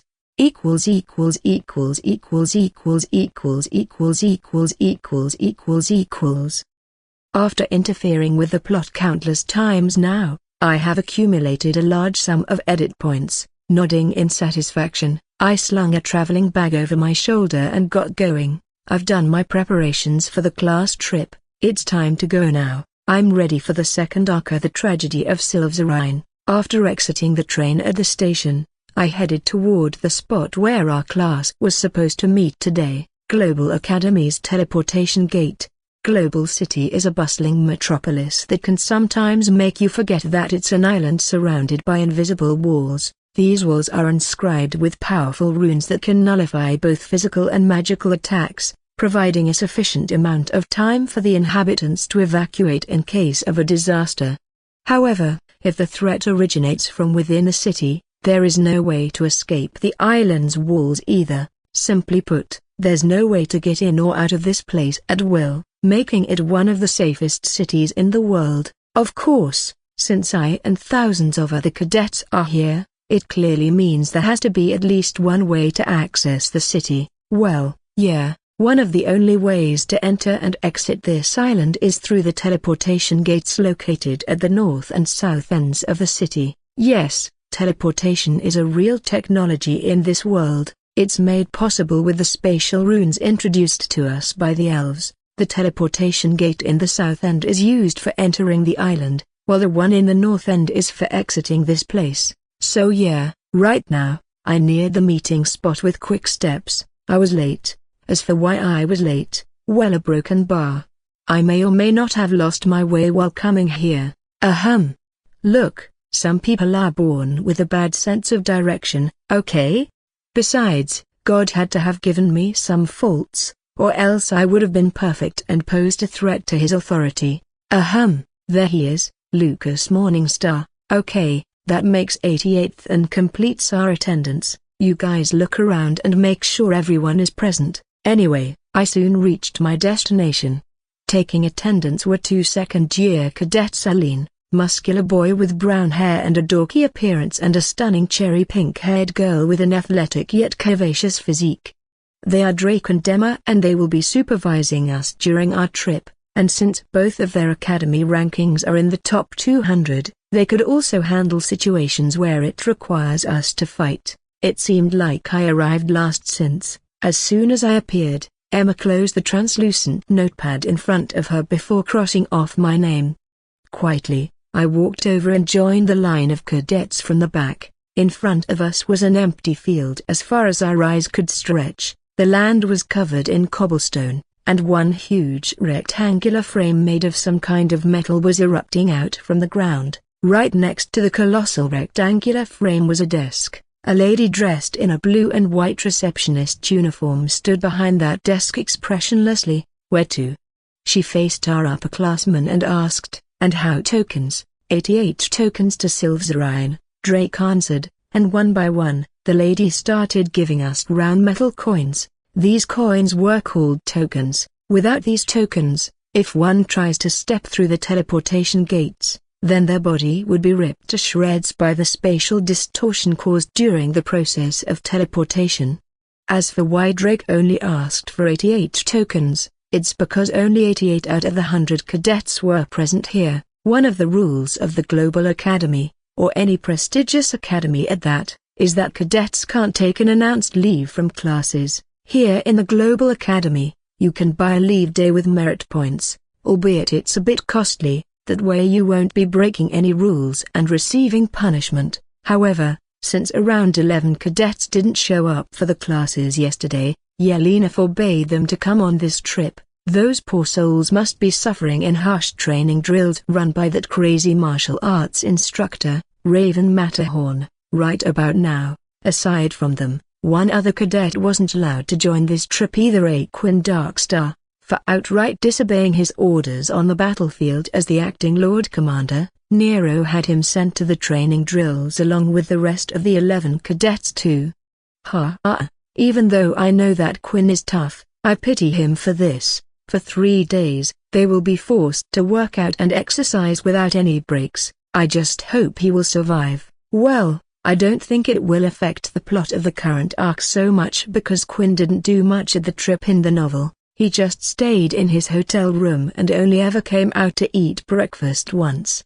He ordered room service for everything else. Honestly, I am that kind of person too. I prefer staying in the hotel rather than exploring, so I get him. Maybe my bad sense of direction is also to blame for this behavior of mine.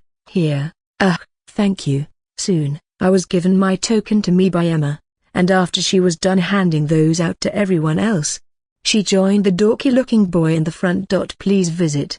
Attention, everyone, Drake shouted to make himself heard. Follow us through the teleportation gates, one by one. As you all know, it's possible that some of you might feel a bit strange for a moment, but don't worry, it's a typical reaction when using the gate for the first few times. After he finished explaining, everyone nodded their heads to indicate they understood. Drake sent back a nod our way and turned around. Shinger! The giant rectangular frame which was coming out of the ground glowed in an azure blue hue. The space inside the rectangle started to distort as visible ripples erupted in the fabric of space. Come, Emma said as she and Drake stepped through the rectangular frame before disappearing into thin air. Whoosh! I've seen Lucas using the gate once when he entered this city in his memories, but I was still pretty excited to try it out myself. Why wouldn't I be? Teleportation in my world was a technology that we had yet to develop, so as soon as Emma and Drake went through the gate, I eagerly started walking to follow them along with the rest of my classmates. Wait, Arghh, what the hell, dude? Leave my collar. But before I could go anywhere near the teleportation gate, someone grabbed my collar from behind, making me stop in my tracks. To my surprise, it was Nero. After I stopped, he let go of my collar, and I turned around to face him. What? I asked, slightly annoyed. Why? Nero gave me a narrow look. Why did you ask me to name Silverzarine? I scratched my back. How am I supposed to answer a question like this? The suspiciousness in Nero's eyes grew, and he looked at me as I took a little too long to answer. Lucas, what are you planning? He asked. I dramatically put my hands on my chest and replied, Me? I am not planning anything. I just wanted to visit Silverzarine City because my mother is an elf. She used to tell me about how beautiful that city is, the city of elves. Although I don't talk to her much now, I always wanted to visit that city, and I thought I could not get a chance before our second year. Sorry, I know it's a selfish reason. As I made up a story, the look in Nero's eyes softened. Fun fact, Nero's mother was an elf too. She used to tell him stories about Silverzarine. It was her hometown. Nero had wanted to visit the place when he was a child. However, after his father killed her, Nero got so caught up in the notion of revenge that he forgot these little things about his mother. So in the novel, when Chase asked Nero to name Silverzarine for the destination of this trip, it helped Nero remember all the stories his mother used to tell him. Those memories helped him get through the tough time when everyone except a few people in his class were shunning him. So, basically, I was telling Nero his own story to use his emotions and get him off my back, and from the look on his face, it worked. No, it's not selfish, Nero softly muttered and patted my shoulders. Come on, let's go. I couldn't help but let out a chuckle as I watched Nero's figure fade and disappear into thin air after stepping through the gate. Easy, shaking my head, I finally walked up to the gate. I was the last one left remaining to step through it. With excitement, I entered the gate and passed through the ripples appearing in the space. Swoosh! Suddenly, the scenery around me changed. I wasn't in a field anymore. I was on the terrace of a tall skyscraper. In front of me were high-rise, silver-colored modern buildings with a touch of Gothic style to them. Although I wasn't able to admire the scenery for much longer, a strong wave of nausea hit me like a truck. Arghh! It felt like I just got on my feet after hanging upside down from a tree branch. Yeah, it felt weird to explain, although it only lasted for a moment, and I was normal again in no time. Phew! As I let out a deep breath, a smile formed on my face. Whoa, I was feeling excited. I was excited about exploring a new city. For the first time since I could remember, I didn't want to stay in my hotel room. This will be fun. Welcome to the Central Continent and to the city of Silverzarine. As soon as I recovered from my slight feeling of nausea, I heard an alluring voice greeting us on our arrival from behind. Along with everyone else, I quickly turned around to see a beautiful elf with silver locks and a charming face, wearing a blue and white receptionist uniform, standing behind a desk. Next to the silver-haired elf was a huge rectangular frame teleportation gate, similar to the one we had just stepped through. "Thank you," returned the elf's greeting. "We will be on our way. Your return is booked after 3 days, right?" The elf reconfirmed. "Yes," nodded. "Okay, have a safe trip. The gate will be ready for your return 3 days from now." The elf performed a short bow and flashed a wide smile. Usually, I don't get swayed by pretty girls, but damn, even I had to admit at this point that elves are beautiful. "Sure," Drake nodded before addressing us. "All right, folks, you have the next 7 hours to explore the city at your leisure. Then, meet Emma and me at Clancy Luxu, the hotel where we'll be staying, for dinner. Once dinner's over, feel free to sneak into each other's rooms to make out or hit up a club. We don't care. We'll no longer be responsible for keeping tabs on you all after dinner." Since this trip was made in a hurry by the Cadet Council, other than exploring the local area, we had nothing to do today. Tomorrow we are supposed to go sightseeing and shopping, and the day after that there's a masquerade ball for us to attend. Of course, instead of a masquerade ball, there will be a massacre call.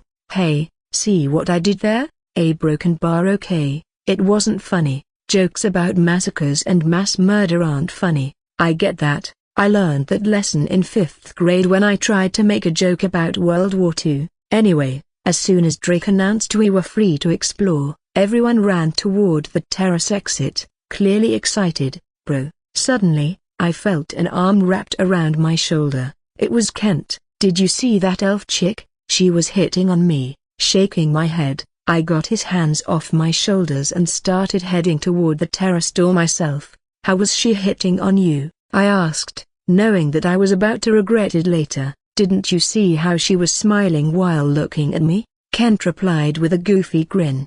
Dude, I facepalmed at the sheer stupidity of this guy. She was smiling at everyone. She's a gate receptionist. It's her duty to smile at tourists. Bro, I'm certain she was smiling at me. You know what? I'm certain I can bag her in these 3 days. You can totally not bag her. I'll give you one better. I'll get to 3rd base with her before we leave this city. Yeah, buddy, listen to me. It's impossible. We'll see about that. As Kent and I waited for the elevator in front of the terrace exit, I noticed a lone guy standing around the corner with his hands in his pocket, looking bored. In the novel, Chase was with him when everyone else was outcasting him, but since I changed the plot, he was standing here alone. For some reason, I felt guilty about his situation. I contemplated whether to invite him with us, but before I could manage to choke the words out of my throat and call out his name, a broken bar. "Hey, man, we see everyone else is being a pussy and avoiding you. It's getting on our nerves. So, wanna hang out with us?" A tall, lean boy with shoulder-length brown hair tied into a man bun walked over and asked Nero to tag along with him and his friend. It was Chase. "Yeah, man, it's not cool. They are on this trip because of you, but they still have the audacity to ignore you." And behind Chase followed another light brown-haired guy with clear hazel eyes. Although he wasn't short, he wasn't tall either. His strong features, like broad shoulders, suggested that he was a half-dwarf, and indeed, he was a half-dwarf. He was Elijah Steelforged. "Oh, are you both sure?" "Hey, Nero, we saw you from back there and thought about asking if you want to explore the locality together, but now it seems like you already got her." Right when Nero was about to reply to Chase, a blue-haired elven girl walked over to the duo and started speaking. It was Asta Aquahart. Along with her, Amelia and Anastasia were also present. However, before she could finish what she was saying, Chase cut her off. "Oh no, you three can totally join, it'll be fun." Although he was supposed to be replying to Asta, his eyes were stuck on Anastasia. Damn, that guy was simping hard. Right, so I was thinking maybe a bar or a casino. What? Lame. Let's go to a park or something. Oh, and that isn't lame? As the group started discussing among themselves, a faint yet clearly visible smile formed on Nero's face. It seems like I didn't need to interfere after all. Please visit. Even though I don't believe in the notion of fate myself, sometimes it feels as if the universe conspires to make things happen in a predetermined way. The plan was for the main characters, Anastasia, Amelia, Elijah, Chase, Asta, and Nero, to become friends after the first arc, despite my initial doubts that their friendship would come to fruition due to my interference with the plot. It turns out I was wrong. It wasn't my doing that brought them together, as they were drawn to each other naturally, although they don't realize it now. In the future, when they'll look back at their friendship at the day when they all met, they will call it the work of fate. Huh, you just gonna stand there? Shaking me out of my thoughts was Kent's voice. He called out to me as he stood inside the elevator, holding the door for me. Look man, I know you sometimes like to act like a main character spacing out in the distance, but I've been holding this door for well over a minute. Suddenly, Kent stopped and frowned. He then looked at where I was staring and then quickly nodded with a mischievous yet understanding look. Oh, sorry, you were stalking Amelia like she stalks you. It's fine, I'll hold this door for another minute, just tell me when you're done. Shut up, Damas, I said absurdly before entering the elevator. Don't go spouting away to broken bar. What do you mean by how Amelia stalks me? Pressing the button for the bottom floor, Kent looked at me strangely. You haven't noticed, you're all she looks at in the class. At first, she used to look at you with utter revulsion, rage, and disgust. But now all that is somehow turned into confusion, sadness, and annoyance. I looked at Kent with my mouth agape. My jaw was practically touching the floor. I had some idea that Amelia paid extra attention to me, but I didn't know to this extent. But what came off as a bigger surprise was the fact that Kent, of all people, noticed not only this but also the subtle changes in Amelia's behavior. Now that I think of it, this guy also noticed my expressions during the unit test when I didn't want him to reveal about me being a spearman. I see, so he is one of those guys, huh? The people with selective intelligence. They are unrivaled geniuses in one field but a total dumbass in everything else. Close your mouth, bro. I'm not your dentist. Kent closed my mouth, hanging in surprise. Shut up, I sighed and rearranged my thoughts.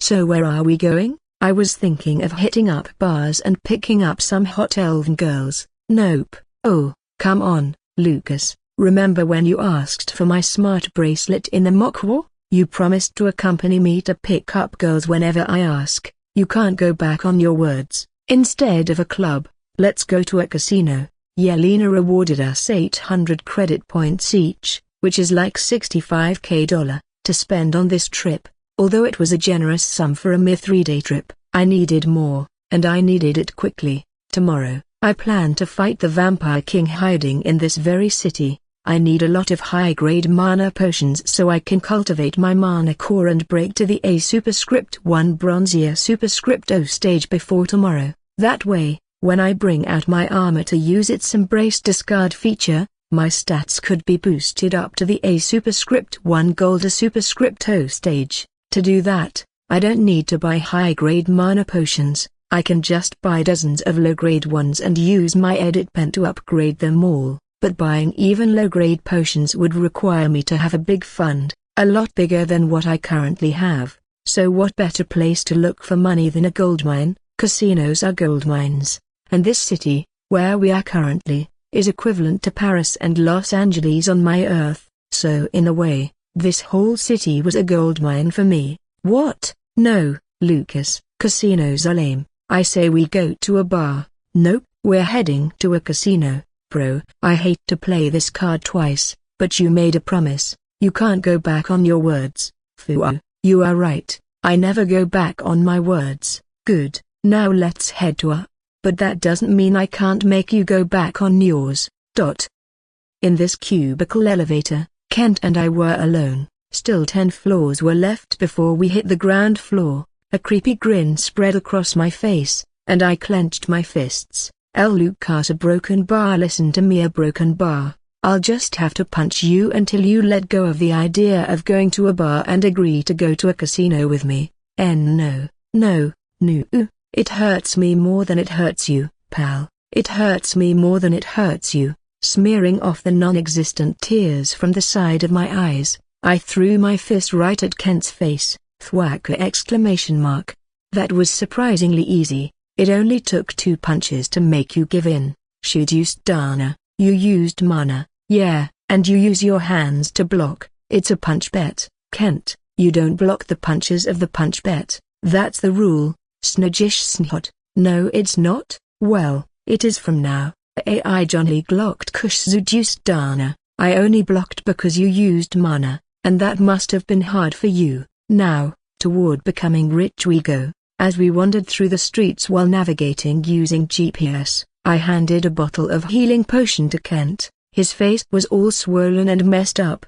Hey, maybe I enjoyed myself a little too much. The city of Silversrine truly lived up to its name as the Silver City, with its glorious blend of modern and Gothic architecture in the form of high-rise buildings. Although Silversrine was primarily known as the City of Elves, I noticed other races, such as both humans and dwarves, also bustling up and down the streets. What particularly caught my attention was the silver coloring of every building, which seemed to shimmer in the sunlight. Additionally, tall trees were planted along the sidewalks, with green vines growing on the buildings. I couldn't help but marvel at the sight of tree leaves falling down and covering the streets. Despite their advanced magic technology, the elves' love for nature as a race was clearly evident in the city's design, which incorporated natural elements with modern architecture.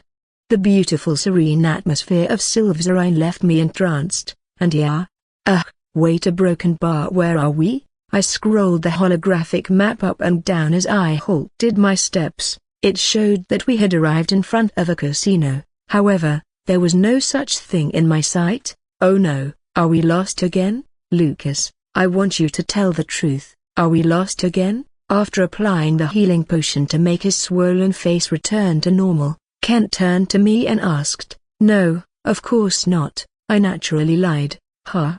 Taking in and letting out a short burst of breaths, Kent grabbed my smart bracelet and took a read at the holographic map.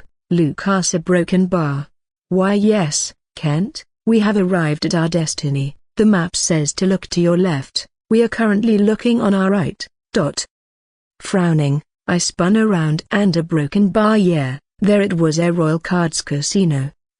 So the map was right. Now tell me another truth, Lucas. Kent wrapped his arms around my shoulders. How the fuck can you mix up between left and right when you have the intelligence stat above 180? I don't know, man, I cried out. It's hard for some people. Kent sighed helplessly and shook his head. I suppose so, he said. Hey, by the way, we're heading to the casino, but be careful not to get addicted to gambling, okay? If I see it becoming a problem, I'll intervene and get you out of there like the true bro I am. 3 hours later. Kent, please, just let it go, man. No, I'm so close to victory.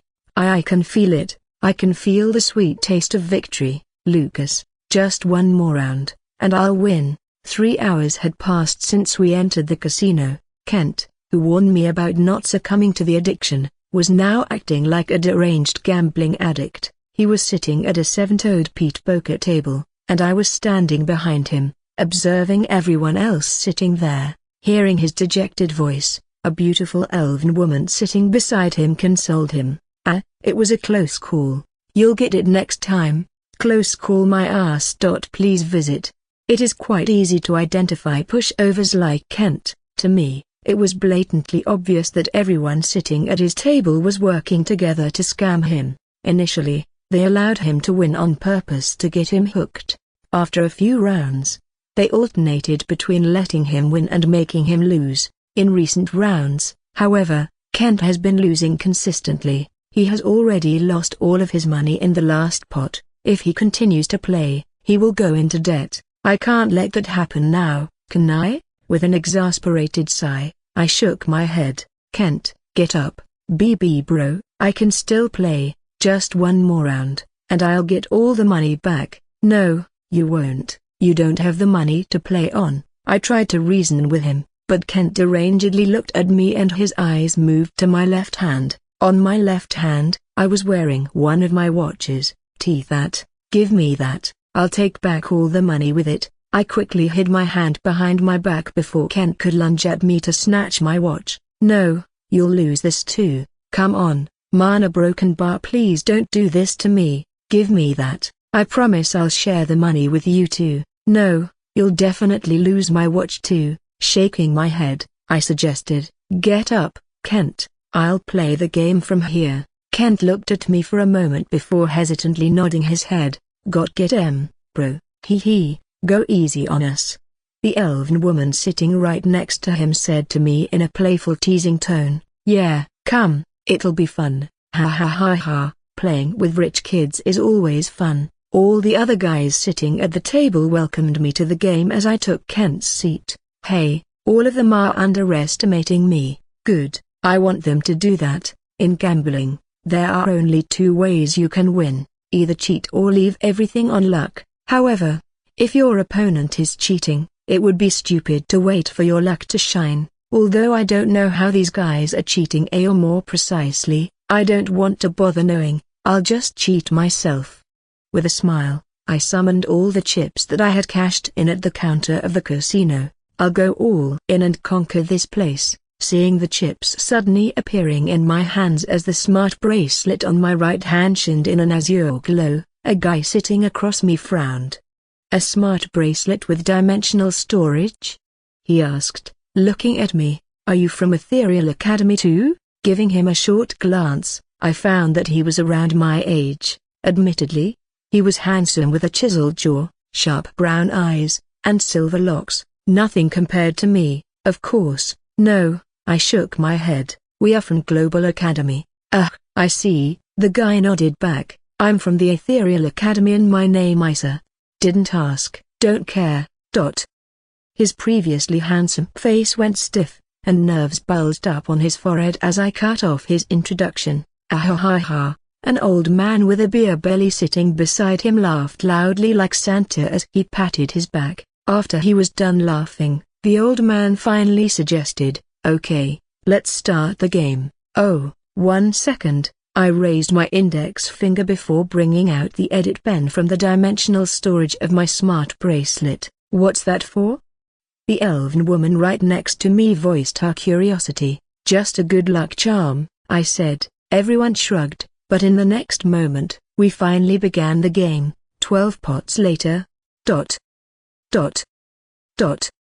Everyone was sweating profusely in both anxiety and anticipation. The dealer had already dealt 2 cards face down, and 1 card face up. Quickly, everyone checked their cards to see what they were playing with. Needless to say, everyone kept their poker face on. Since the elven woman was dealt the lowest face-up card on the table, she was required to make the first bet. She looked at the silver-haired boy who claimed to be from the Ethereal Academy. The boy nodded and she bit her lower lip before bringing in the chips. 4,000 credits. Cool. The old man with the beer belly went next and dropped the same amount of chips. Raise. The silver-haired boy decided to heat things up by raising the bet. 8,000 credits. Cool. Somehow suppressing a mocking scoff, I called the bet and pushed 8,000 credits worth of chips on the table. That was around half of all my money right now. I started from 800 credits, and after winning 10 out of 12 pots, I had around 17,000 now. However, this was still not enough. After the betting was over, we were again dealt 1 card face-up each. This time, the old man with the beer belly got the best card out of us 4, so he had the authority to either check, call, or fold first. Check. He decided to wait and let everyone else bet first. 400 credits. I went next and threw 2 chips worth 200 credits each on the table. Hey, why don't you play with kids if that's how you're gonna play? The silver-haired boy ridiculed before raising the bet. I'll raise him 4,000 credits. I rolled my eyes. Everyone at this table was wary of me by now. They had sensed something was off since whatever they were doing to cheat earlier with Kent wasn't working now with me. Out of the 12 pots we had played, they only won 2. They even asked the dealer to change the decks since they thought I had somehow marked the cards, but even then, they still kept on losing. For anyone wondering what I pulled to make it possibly broken bar. Well, I just choosed my edit pane not on the cards but on this game table, ===. Item, 7 cards stud table. Condition, good. Description, a 7-card stud table at the Casino Royal cards. As long as Lucas Morningstar sits on this table, he can win whenever he wishes. Edit, active, make me win whenever I want. Hey, genius right? By now, it was clear to everyone that I was cheating, but since they had no proof, all they could do was shut up and play with the hope that I'll lose like the other 2 times. But this boy from the Ethereal Academia, he's too dumb to see that. He probably thinks I'm just winning with luck or something. I swear to God, rich kids are stupid. After he raised the bet, all eyes on the table went to the elven woman. She had a troubled look on her face before she finally spoke in a low voice, "Fold." And just like that, she was out of the game. Cool. The old man threw 4,000 credits worth of chips and ended this betting round. Another round of face-up cards was dealt. This time, I got a King of Hearts, which was the best card on the table, so I went first with a nod. 1,600 credits. Ha, cool, cool. Both of the remaining players called my bet and we were dealt one face-up card again. This time, the silver-haired boy had the highest card on the table, so he gave the bet, 1,000 credits. Cool. Please visit. Fold. I called his bet while the old man folded his hand with a defeated look while rubbing his beer belly. For the last time, the remaining players were dealt a face-down card. Aside from me, only the silver-haired boy was left. 1,000. He threw the chips. Raise. I threw all my remaining chips. 5,000. This was it. I had no money left. Raise. He replied. 10,000. I shrugged, signaling that's all I had. He looked at me with a mocking smirk. Is that all you have? And here I thought you would be rich. He scoffed before his eyes scanned me and landed on my watch. That watch is nice. Ha. I let out a short chuckle. It indeed is. But this watch will cost you more than all of your chips combined. Fine, he said before summoning a dozen more chips from his Ethereal Academy's smart bracelet. I'll raise you by 50,000, he said. You don't need to call the bet for the same price, but if I win, you will get down on your knees and kiss my shoes. You'll apologize for your rudeness. If you don't like it, leave all your money and scram. Are you for real? Kent, who was about to chime in with a mix of absurd and angry look, stopped when I raised my hand in front of him. Instead, I took my watch off my left hand and threw it on the table. Deal, Lucas. Kent looked at me with concern. You don't have to go so far or wait. Are you addicted too? So you're admitting you're addicted? It's fine, I said with a smile. Don't worry about me. Ha ha ha ha, bwah ha ha ha, you fool. But suddenly when I accepted his offer, the silver-haired boy exploded in a series of hysterical laughter and discarded 2 of his cards before showing his hand. Ace of Hearts, Ace of Spades, Ace of Clubs, Ace of Diamonds, 9 of Spades. This was his hand, a 4 of a kind. You idiot, now you'll have to kiss my foot. Arghh ha ha ha. Both the elven woman and the old man's eyes lustered. Their previous pale faces regained some color and a grin spread across their lips. Why do you think I've lost? It's clear, the elven woman interjected with a sympathetic chuckle. You were given 2 face-up king cards, King of Hearts and Clubs. Your other 2 face-up cards were 7 of Diamond and 2 of Clubs, which means, even without seeing your remaining 3 face-down cards, it's obvious that you don't have a straight or royal flush, the silver-haired boy commented in a haughty tone. So, at best, you can have 2 more kings under your sleeves, which will allow you to create a 4 of a kind like me, but even still, my hand will outrank yours since I have 4 aces with me. Hey, he was right. To beat him, I needed to have a royal flush or a straight flush, but my face-up cards made it obvious that I had none of those hands. However, a broken bar. I'm Lucas Morningstar, I said while looking the boy in the eyes. What is your name? HMPH, the silver-haired boy humped while cocking his head. If only you had shown me this respect sooner. My name is Jace Blackwood. Remember it when you get down on your knees to kiss my shoes. I knew it. This guy was a young master. The moment I laid my eyes on him, I knew this was the case. The reason I provoked him earlier was that I knew he would raise my bets for something petty like making me kiss his foot for apology. Call it my young master instincts, since I myself was in the body of one. Jace Blackwood, I said before discarding 2 of my cards and revealing my full hand. Only a straight flush or a royal flush can beat 4 of a kind. However, there is one more hand that can do that. Acquiring this hand is only possible if you're playing with wild cards, jokers. Fortunately, since we were playing with a fresh deck of cards, the jokers weren't separated yet. I started putting my cards on the table one after another. That simple action of mine caused everyone present here to react in some form of shock. Some gritted their teeth, some had their eyes falling out of their sockets, while some jumped in happiness. A king of hearts, a king of clubs, a king of diamonds, a king of spades, and a joker acting as the 5th king. I had just revealed a 5 of a kind hand. It was around 6:30 in the evening. It was almost time for Class 1A1 to arrive at their hotel for dinner. Nero and his group were on their way to the hotel, with Anastasia leading the way and using a holographic GPS map to navigate them. As they walked, Anastasia spoke up, stretching her hands after an intense bowling session. "Wow, I've never been bowling. That was awesome."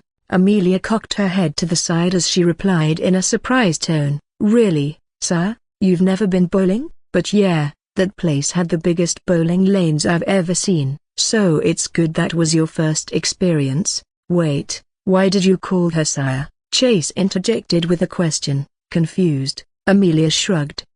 "I always call her sire." Chase frowned at Amelia's answer and turned to Anastasia with a puppy look. "Can I call you sire too?" No way." But before Anastasia could answer, Amelia jumped in. "Only I can call her that." "Huh? And why is that?" Chase raged in half jealousy and half absurdity. "Because I came up with that," Amelia replied with the same energy. Meanwhile, Anastasia attempted to calm them down by waving her hand in between them, but it seemed to have no effect on the argument. "You know," Asta poked Amelia's shoulder and twiddled her fingers, "we've been friends for a long time, but you never gave me any nicknames." Realizing her mistake, Amelia was quick to apologize. "Wow, you're right, I'm so." However, her apology was cut off when she suddenly remembered something and crossed her arms. "Wait, you didn't give me any nicknames either." Asta hesitated. "I wanted to give you one, but since you didn't give me one, I thought you didn't want us to become close enough to call each other by nicknames." No, that's not it, Asta. I'll give you a nickname right now, but what should I give you?" As Amelia touched her chin and began thinking of a nickname, Chase's absurd expression grew even more pronounced, and he started making a fuss again. Hey, don't change the topic. I want to call Anastasia by a nickname too." "It's fine, Chase, if you want. You can call me by a nickname." "Yeah, buddy, you can call me by one too." "No, I don't wanna call 2 gross grown-up dudes by nicknames." Seeing him so worked up about it, Nero offered to let him call him by a nickname. Even Elijah joined and offered him the same, but Chase blatantly rejected the offer in a disgusted tone, which just made the boys burst into laughter. A faint smile appeared on Nero's face after their laughs died down and the conversation trailed off to a different topic. It had been so long since he hung out with people he could call friends. Lately, all he could remember was working out and training in order to become strong enough to have his revenge on his father one day. He thought he would take a few months easy after entering the Global Academy, but then the mock war happened, and his plans were ruined. After that, his whole class started shunning him. It wasn't anything he had never anticipated, though. People fear the level of strength they can't reach. By extension, he knew he would either be hated, feared, or worshipped for it if he ever were to reveal his gift. Nero knew he possessed the strength that not many can reach in their lifetime. He was ready to walk the path of solitude. After all, it wasn't an unfamiliar path for him. Since the day he saw his mother getting killed, he had been walking that path since it was the only route that led to the pinnacle of power.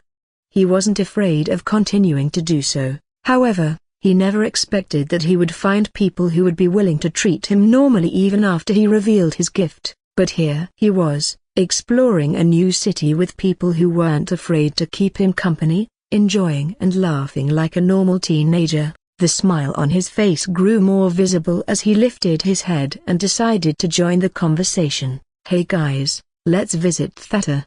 But just then, when he was about to speak, Nero's eyes darted to a spot in the distance and settled on two well-dressed men who looked to be around his age. One of them appeared to be an elf with short, messy blue hair and long, pointed ears. He wore black shades that concealed his blue eyes and a lavish black Armani suit. The other man, though walking beside an elf, a race known for their beauty and magic, looked otherworldly. His silver hair was neatly combed to the side and his scarlet-red eyes peeked over his silver shades. He donned an even more expensive-looking three-piece red and white luxury suit, as the two of them walked down the street while exuding an air of confidence.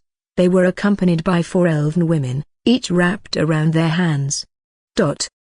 Needless to say, Nero was shell-shocked. Why? Well, because he knew those guys, that's why. After a second or two, he shook out of his surprise and pointed the finger at the two guys. Hey, you all, do we know them? At his words, everyone followed his index finger, pointing in the direction, and scanned the two men.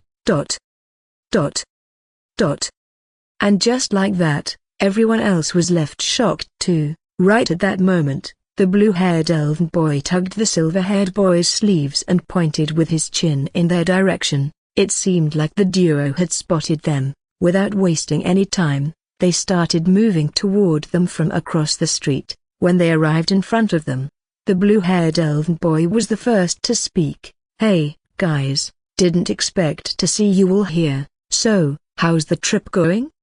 You're Kent, right?" Nero scratched the back of his head, and Kent took off his shades before replying. "Yeah, man, it's me, Holy Broken Bar." Nero then turned to the silver-haired boy on Kent's left and spoke. "So this must be Broken Bar Lucas?" "No shit," Lucas ridiculed before taking off his shades too. "What up?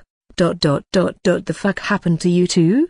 And who are these women?" Amelia was the one who raised the question that had been pressing in everyone's mind. "Life happened, Amelia." Kent smirked while putting his shades back on, taking a dramatic pause in order to look cool, although none of the people present here wanted to admit it. In those rich clothes and 2 beautiful elven women wrapped around his arms, he was indeed looking cool.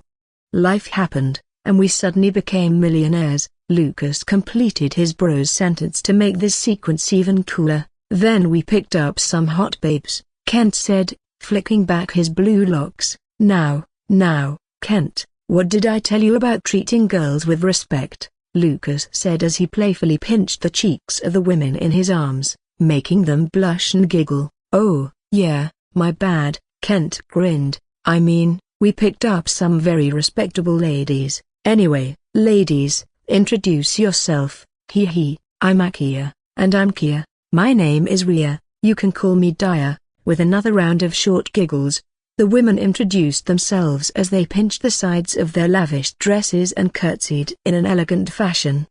"Oh, nice to meet you ladies." While everyone else was baffled, Chase shrugged and pointed at Amelia and Anastasia. "Meet them, they are Leah and Saya." No.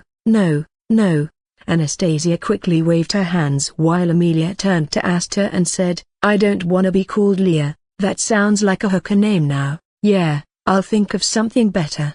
Okay, but seriously guys, Nero turned to Lucas and Kent, "did you geese spend all your trip money on clothes and hooker, I mean, respectable ladies?" "What? The money that council rewarded us? That money is not even enough to buy our suits," Lucas scoffed. Kent pushed back his shades and let out a scoff too. "Right, we just went casino hunting." "Casino hunting?" "Yeah, we went from casino to casino and conquered every one of them, until we were kicked out of every one of them, that is. So you guys gambled?" Amelia commented. "No, weren't you listening? We didn't just gamble, we conquered." We conquered every game that there was in those casinos: blackjack, Indian poker, roulette, and even slot machine. We won and won until they had to kick us out. We were kings. Well, I mean, Lucas won most of the stuff. I was there just for support, but I may have won $1 million of two with him too. Ha ha. ... So you are good at gambling? Amelia turned to Lucas. Lucas shook his head with a scoff. No, Amelia, I'm good at winning. ... Whooshaw. Only the whistling sound of the wind could be heard after Lucas dropped what he thought was cool but what, in reality, was a cringe line. Blig, wait, I'm going to throw up because of the sheer cringe I just experienced, Amelia said while retching. Hey, that line was cool. Lucas narrowed his eyes. Bro, I love you Buta broken bar, that was cringe. Kent shook his head. Lucas glared at Kent and then turned his gaze back to Amelia before tapping on his smart bracelet and opening the internet search engine. After a bit of scrolling and searching, he said, "Oh, is that so? Let's wait here, you two. Maybe a fuck will fall in my hand and I'll give it to you both." Okay, bro, that was cool. You just searched up that comeback on the internet, didn't you? You're still on your smart bracelet. You just searched that comeback. As Amelia yelled and Kent clapped, Lucas kept scrolling the webpage he had just opened before saying, "I'm sorry, Amelia, my garden of fuck is barren as of now. I promised to grow some fuck in it so I can give them to you, but as of now, I don't give you a fuck." Stop reciting internet comebacks. That's literally the opposite of cool. No, bro, that was cool too. Stop encouraging him. As that chaos continued to wage on, Nira let out a dry cough. Anyway, guys, we are on our way to the hotel. It's almost time for dinner. Wanna join? Oh, yes, please. Kent jumped at the offer without even thinking over it. The reason for this was that a few minutes earlier, Lucas insisted on leading the way to the hotel. Kent tried to talk him out of it, but it seemed like it hurt Lucas' pride, so his stubbornness to read the map and lead the way only grew. Lucas was good at many things and an absolute genius at most, but his sense of direction was that of a chick in a broken bar, maybe even worse than that. "Am I broken bar okay?" A bit taken aback by Kent's overexcitement, Nero nodded. "Not me, I have to go somewhere first." Lucas took his arms off the elven women around him and said, "See you later, ladies." So soon? Shame, we wanted to spend some more time together." "Well, see you sometime else, I guess." As the ladies walked away, Kent frowned. "What? Where are you going?" It's something personal, but I'll see you back at the hotel. Bye." Wait. With that, Lucas dashed off from there as Kent could only stretch out his hand. ... You'll definitely get lost. These are all worth 45,000 credits each. Those over there all range around 22,000 credits. Okay, pack them. Which ones? All of them. ...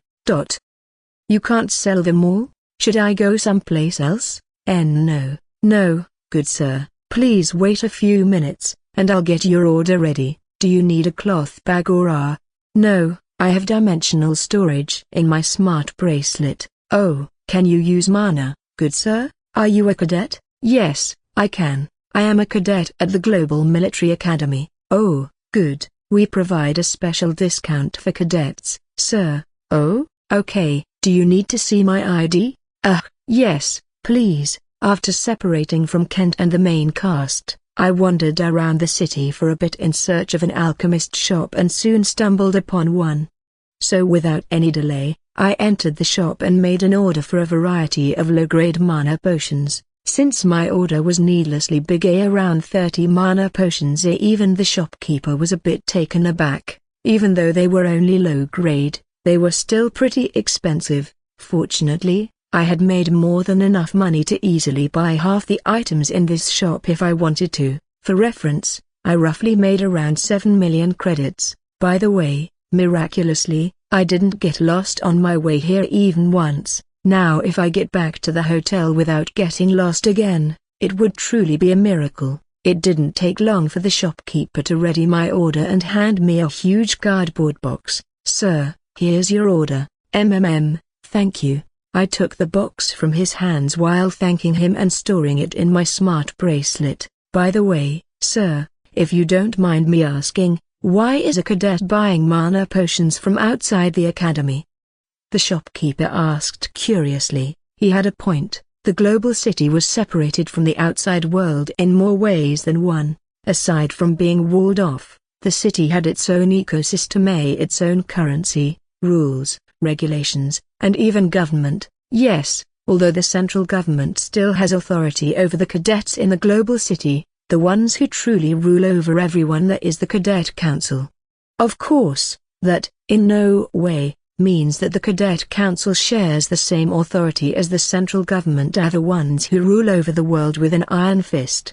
No, the Cadet Council has no power in the real world, since many of their members go on to become great leaders or soldiers in the future. They are treated highly for the potential they hold, but that doesn't mean they can hope to go against the central government, now or ever. No one can go against them. Anyway, back to the topic. Since the global city has its own ecosystem, it's almost independent of the rest of the world. Everything there is cheap compared to the outside world. For comparison, let's do this. 1 credit is equivalent to 80 or so merit points. A mana potion I bought from here that cost me 22,000 credits would only cost me around 88,000 merit points. That's just a little over 1,000 credits. Yes, there's that big of a difference between buying the goods in the global city versus the outside world. Alcohol, weapons, daily necessities, martial manuals, alchemy potions, and everything else that is there is much cheaper than their cost in the outside world. How does the academy make that possible? By providing career jobs to retired soldiers with nowhere to go and no family to return to in the outside world, master craftsmen, great chefs, best-of-the-line alchemists, gifted farmers. Aside from workers and laborers, every job is handled by either robots or retired soldiers who once graduated from the global academy themselves. How does that not crash the currency of the outside world, then? Well, for starters, you can't convert merit points the currency of the academy into credits the real-world currency. Secondly, you can't buy stuff from the global city and sell it to the outside world or vice versa. The AI in your smart bracelet would alert the Cadet Council in that case. However, that doesn't stop you from using the academy's product on yourself in the outside world. By extension, it also won't stop you from buying goods from the outside world and using them while inside the academy. But, of course, doing this would be stupid for obvious reasons. If you can get something for cheap, then why would you pay a high price for it? The reason for that is, I can get rich quickly in the outside world but not in the academy, where my wealth and status depends on my academic performance. But since telling that to a stranger would be embarrassing, I gave him a made-up excuse. I ran out of merit points in the academy, and since we were out on a trip, I thought about filling up on supplies from the outside world. Oh, I see, good sir, pressing his hands tightly like a good businessman. The shopkeeper smiled. So, anything else the good sir would like to buy? No, this good sir would like to receive the bill. Oh, right away, good sir. After paying the bill for my purchase and exiting the alchemist shop, I made my way to the hotel. On my way, I detoured through the slums of Silverine City. A great politician once said, if one truly wishes to understand the state of a nation, one should seek out its impoverished citizens. Yeah, even a city as magnificent and beautiful as this has slums. Every city in this world has these kinds of places. Not everyone was able to stand back up after the awakening that shook the world 7 centuries ago. Some people used the chaos happening at the time as a ladder to ascend to powerful positions and capitalized on the situation. They went down in history as the new leaders of the world. They set up ruling families and noble houses, allowing the generations after them to run the world for centuries to come. However, the people who were busy surviving back then couldn't do anything of the sort. They just suffered much like how their descendants are suffering now. The gap between the strong and weak is so wide now that it can't be crossed anymore unless you become strong yourself. The rich keeps getting richer while the poor suffer in castaway places like slums. The condition of Silverine is no different from the rest of the world. Even though it's called the Silver City for its beauty and wealth, not everyone is still happy. As I entered the slums, I didn't see sky-rise buildings covered in silver or lush greenery adorning the streets. I saw starvation and poverty, scrawny children running around with sticks in hand, houses made of wood and clothes, and men and women roaming the streets in rags. Naturally, I was getting many stares and I was aware of them all. The reason for the staring eyes was my uselessly expensive suit and my overall good appearance. As for why I was here, well, a broken bar, the Vampire King is hiding in this slum. No, I wasn't here to fight right now. I just wanted to scout the battlefield ahead of time to come up with some plans. Not only do I need to force her to come out of hiding, but I also can't drag a civilian into the bloodshed that'll happen tomorrow because of me. Don't get me wrong, I don't care about a stranger's life. I'm one of those I'll let the train run over 5 people to save a person that I know kind of guy. However, if I can avoid a loss of life with no negative consequences affecting me, then of course I'll choose to avoid the loss of life. Besides, if the military police were to find out that civilians were endangered because of a cadet, I would face punishment harsher than simple increments in my training time. To be honest, if I abide by the rules, I should alert military police about this situation and let them deal with the Vampire King in a much safer and more professional manner. However, if I allow them to do that, then they'll seize everything they would find in the Vampire King's possession, that includes the mythical beast egg that I'm after. And I'll die before I let that happen. If I want my future plans to succeed, or if I want to survive this doomed world, I need that beast egg. I'm not exaggerating. I had thousands of different future simulations running in my head for the first few weeks when I came to this world. I thought about thousands of different possible ways my life could go in this world. Every life that I imagined ended up either with me dying before the final war or being too late to save this world from its doom. The reason for all that was that I couldn't get strong faster and break through my potential. The only way I can prevent it from happening is by getting that beast egg now, or coming up with an alchemy potion that can break mana core potential. And since I'm no alchemist, and a potion that can break through mana core rank potential won't appear until the next 2 years, I only had one remaining option to choose. Of course, I'm only a human, so my calculations aren't absolute. It's not like everything I imagined would go exactly like that. And it's also not like I know the future. There are thousands and millions of hidden variables that I couldn't factor into my calculations simply because I don't know them or I'm incapable of it.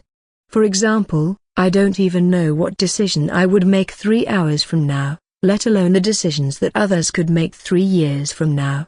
However, I'm strictly talking only about the future possibilities that I predicted here. I'm talking about the worst of the worst of the worst cases. Worst decision that I would have to make, worst decision that others would make, worst ways the actions of the people around me would affect me. Only cases like that.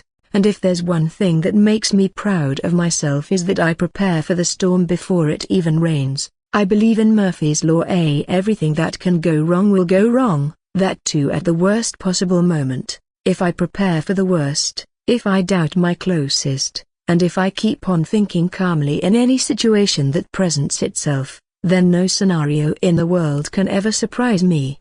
That way, everything would be under my control. I'm a broken bar. As I was about to exit the slums, I felt someone tugging on my clothes from behind. I turned around to find a young, around 7 to 8 years old girl, fairly looking better than kids her age here, pinching my pants with a saddened look.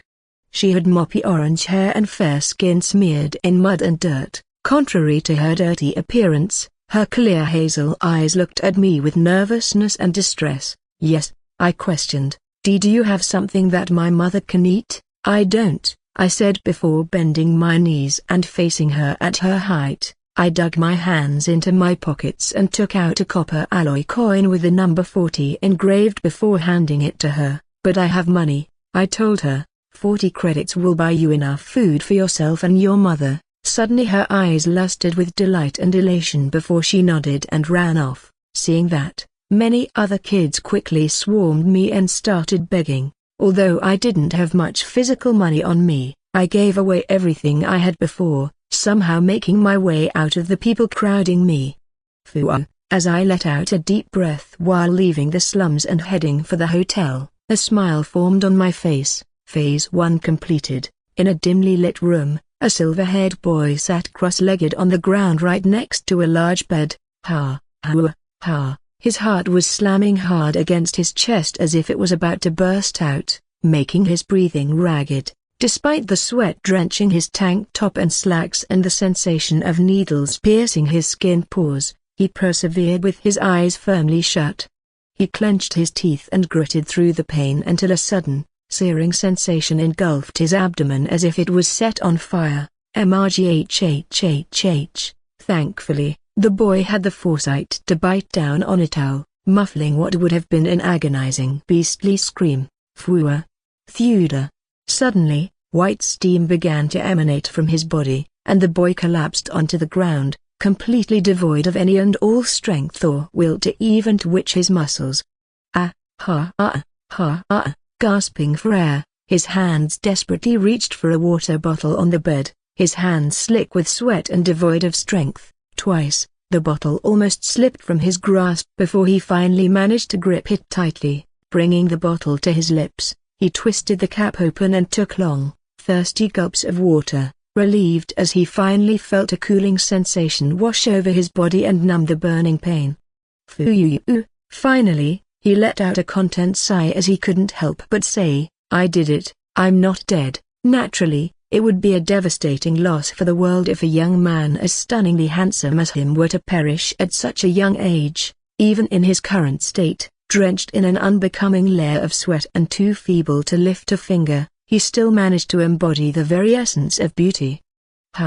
Let's not beat around the bush. That young man, the one who has captured the hearts of many maidens with his exquisite looks and otherworldly charm, is none other than yours truly.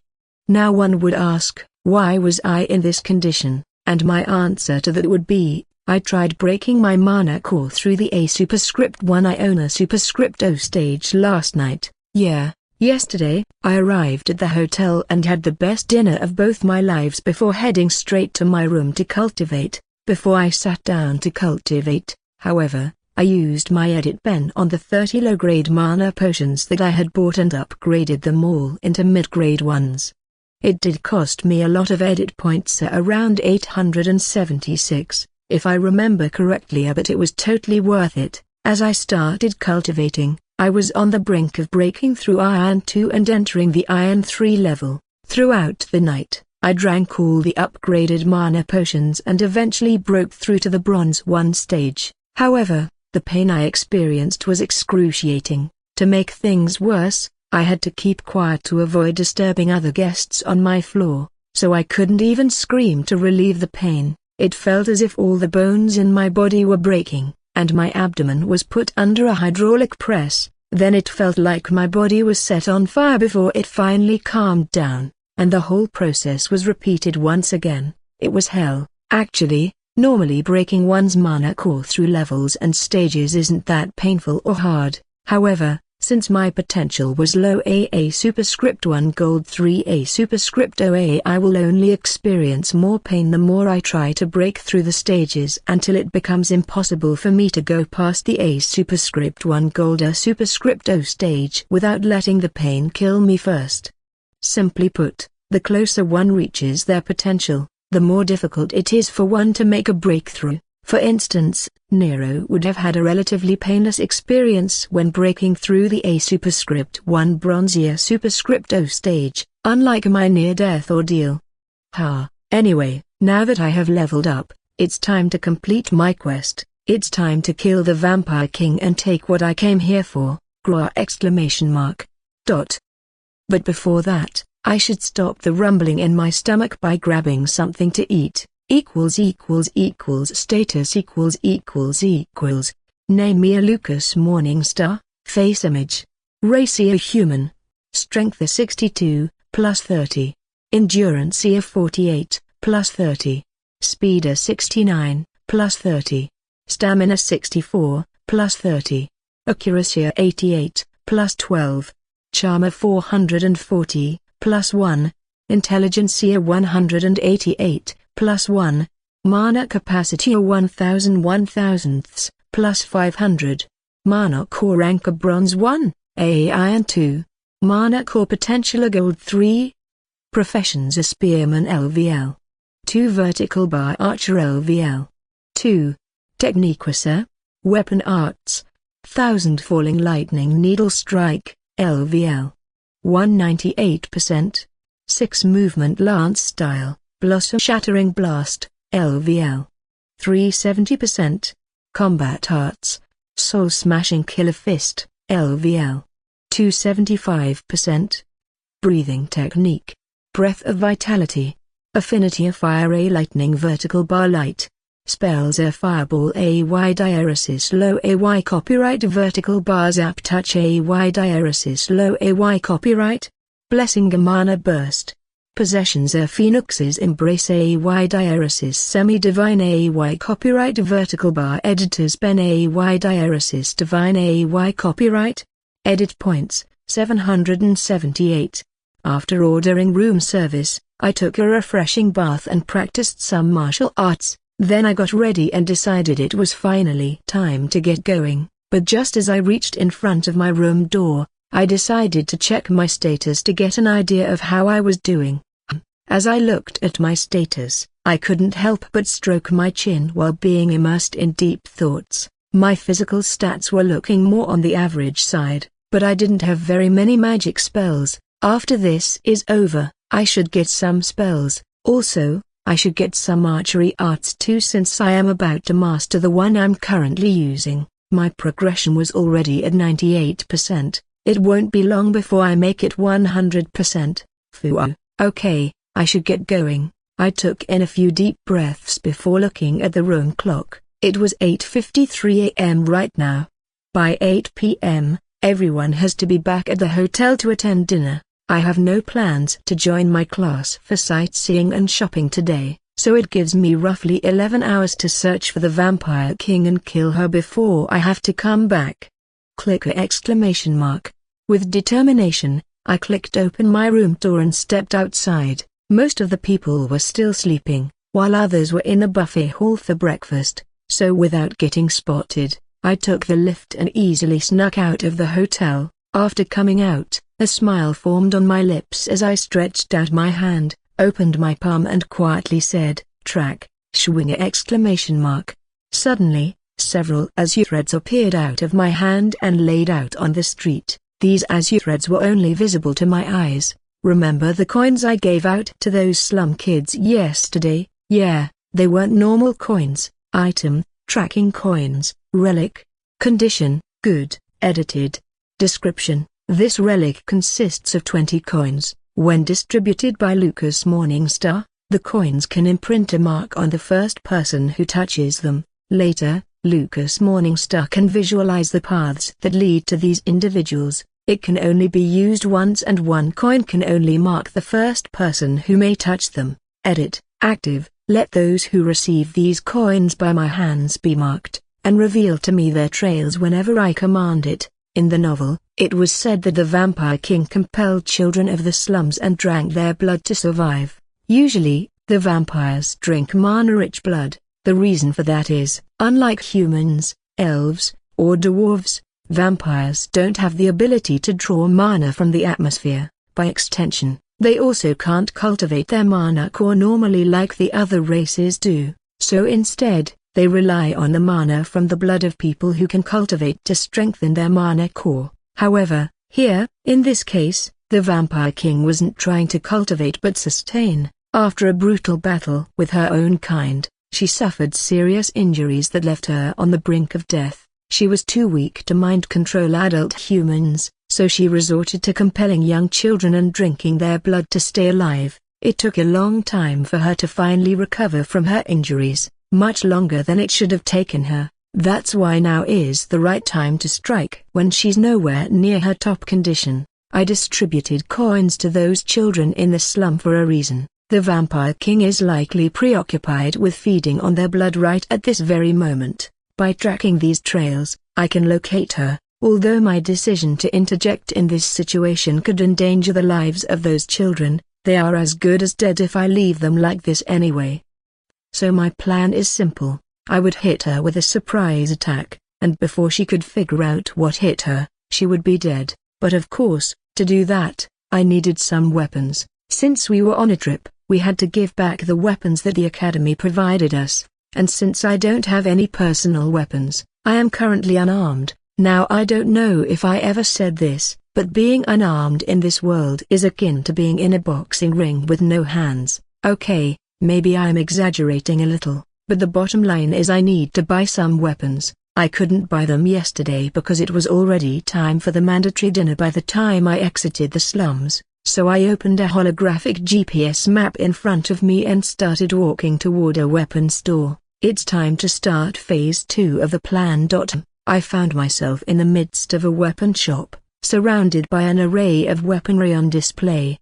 The shop was immaculately organized, with numerous customers, mostly elves, perusing the various sections. Weapons were divided into specific sections and put on stands for display, much like a bookstore or supermarket. Conveniently, every single item here had price tags on them but no additional descriptions whatsoever. Right now, I was standing in their mid-range polearms section, specifically examining spears. As I was in the midst of considering one, a short elven girl dressed in the shop's staff uniform approached me and inquired, "Have you chosen something, sir?"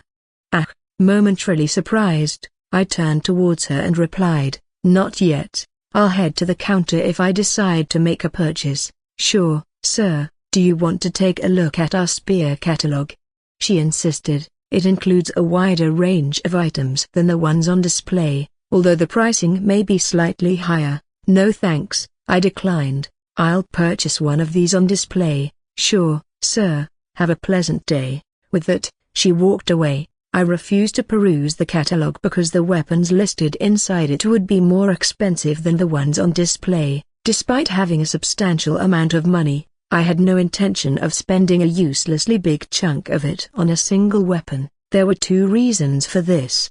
First, I was confident that any ordinary spear would break if I used it against one of the 7 abyssal vampire kings, albeit a former one. So unless it was a relic, it's all the same, no matter how expensive the materials used to forge it were, which brings me to my second point. Second, I could acquire a cheap spear from this stand and use my edit pen to transform it into a relic. As I resumed my selection of spears on display, one, in particular, caught my attention. "Oh, this one is quite impressive," I exclaimed, picking it up for closer inspection. It was a blood-red spear with a silver blade at its end, giving it a distinct appearance from the usual pointed-tip spears. I prefer bladed spears over pointed tips because not only are they more lethal at piercing, but I can also slash with them. So, in short, I can use them as a halberd or axe while also maintaining the distance and speed that a normal spear provides. Of course, sometimes, when you pierce them into someone, retracting them could be difficult. In that scenario, pointed tips are better, but overall, bladed spears are more versatile and a weight a broken bar. Why do I sound like a spear nerd? A broken bar. Shaking my head to eliminate some unnecessary thoughts, I decided to go with this spear. It was the best I could find here in both quality and price, a little over 91,000 credits. Afterward, I headed toward the long-range archery section to pick up a bow and some arrows. After buying a brand new archery set and some other things, I started moving toward the slums while following the azure threads. Finally, after walking around for half an hour or so, I reached the outskirts of the slums. This area was separated from the main city. I couldn't see any buildings or even roads nearby. As I strode on the muddy path, I entered the slums in no time. Again, eyes were drawn to me. Today, however, I decided to wear a half-sleeves black hoodie t-shirt and matching slacks to not draw too much attention to me. It didn't work. People were still looking at me as if I was some kind of a rare specimen. To blend more easily in this crowd, maybe I would have worn rags, but I didn't want to fight without proper clothing. It's fine though, I had my face covered with the hood. No one would be able to recognize me from yesterday. Hey, aren't you the guy from yesterday? Or so I thought. As I was following the Arghh threads, a voice rang in my ears from behind. I spun around to see a skinny boy, around 9 to 10 years old, looking back at me. No, I'm not, I curtly lied to him and started walking, but he circled around me and blocked my path. Yes, you are. How did you know? That shiny bracelet on your hand. As the kid pointed at my right hand, I frowned and looked at a metallic black smart bracelet on my wrist. Yes, it's easy to recognize people from this since not may have one of these smart bracelets in this world, but should people in the slums, kids no less, even know about something like this? That's a smart bracelet with a dimensional storage feature in it, right? The kid took a step forward and leaned in for my hand. How do you know that? I pulled my hand away and asked with a frown. It could just be a normal smart bracelet. Ha. The boy combed back his dirty black hair and flashed a smug grin. There's not a tech in this world these eyes of mine can't recognize. I was about to comment on that, but the boy started speaking. Now, who are you? You're too young to be a soldier, so you must be a cadet. He continued, I've only read scraps of media magazines lately, so I'm not updated on tech news, but I think only 2 military academies provide these types of bracelets to their cadets. No? So you're either from Ethereal Military Academy or Global Military Academy. Since you're rich enough to get into those prestigious academies, you must be a noble. But what's a noble doing in the slums of the central continent, away from either of those 2 academies? Maybe you are here on a trip, but still, why visit the slums? Maybe you're here to look for some only a broken bar, but whoa. Okay, stop. Freaked out by the kid's deductions, which were all on point, I yelled at him to stop. Who are you? That's my question, who are you? The kid narrowed his eyes. Huh? He was smart. Recognizing me is one thing, but deducing where I was from and why I was here, broken bar. Phew. Letting out a deep breath, I squatted down to match his height before admitting, you're right, I'm here to look for someone. Can you help me? That depends, the boy replied with a cheeky grin. Can you help me? Give me 60 credits and we'll talk. Okay fine, 50, fine, I'll settle on 40 credits, just give me something. I rolled my eyes. What's your name? Rowan, he answered quickly. I have no last name. Your left eye is bruised, Rowan, I said while pointing at his black eye. Phew. Yeah, fella. Before he could come up with an excuse, I cut him off. You also seem to have some other unattended injuries, I remarked, taking a closer look at his body. As I scanned his body, it was clear that he had numerous cuts and bruises, some of which appeared to have been sustained days ago. However, I also noticed a few fresh injuries that seemed to be more recent. So you're being abused daily and have no last name, I said before continuing. You also seem to be out of breath and have breadcrumbs on your lips. Did you happen to be running while eating bread, or were you perhaps stealing food? If you have to resort to that, then that must mean you don't have someone to take care of you. You're an orphan. It's clear that the people in the slums don't care about you, and you're left to fend for yourself. You're alone. Judging by how you talk, you seem to be a tech fanatic. You are also knowledgeable about military academies. You look around 10 years old. I guess you have awakened your mana core and you are researching different military academies, considering you'll need to attend one in a few years. But you must know top military academies are notoriously expensive. Given your current circumstances, it will be difficult for you to save enough money to attend a mid-tier, let alone a prestigious one. You can't save that much money in your life, and if you don't manage to do so, you may be sent to a military camp instead. As I was done talking, the boy's mouth was left hanging, his eyes widened, and his lips trembled as he barely let out, How?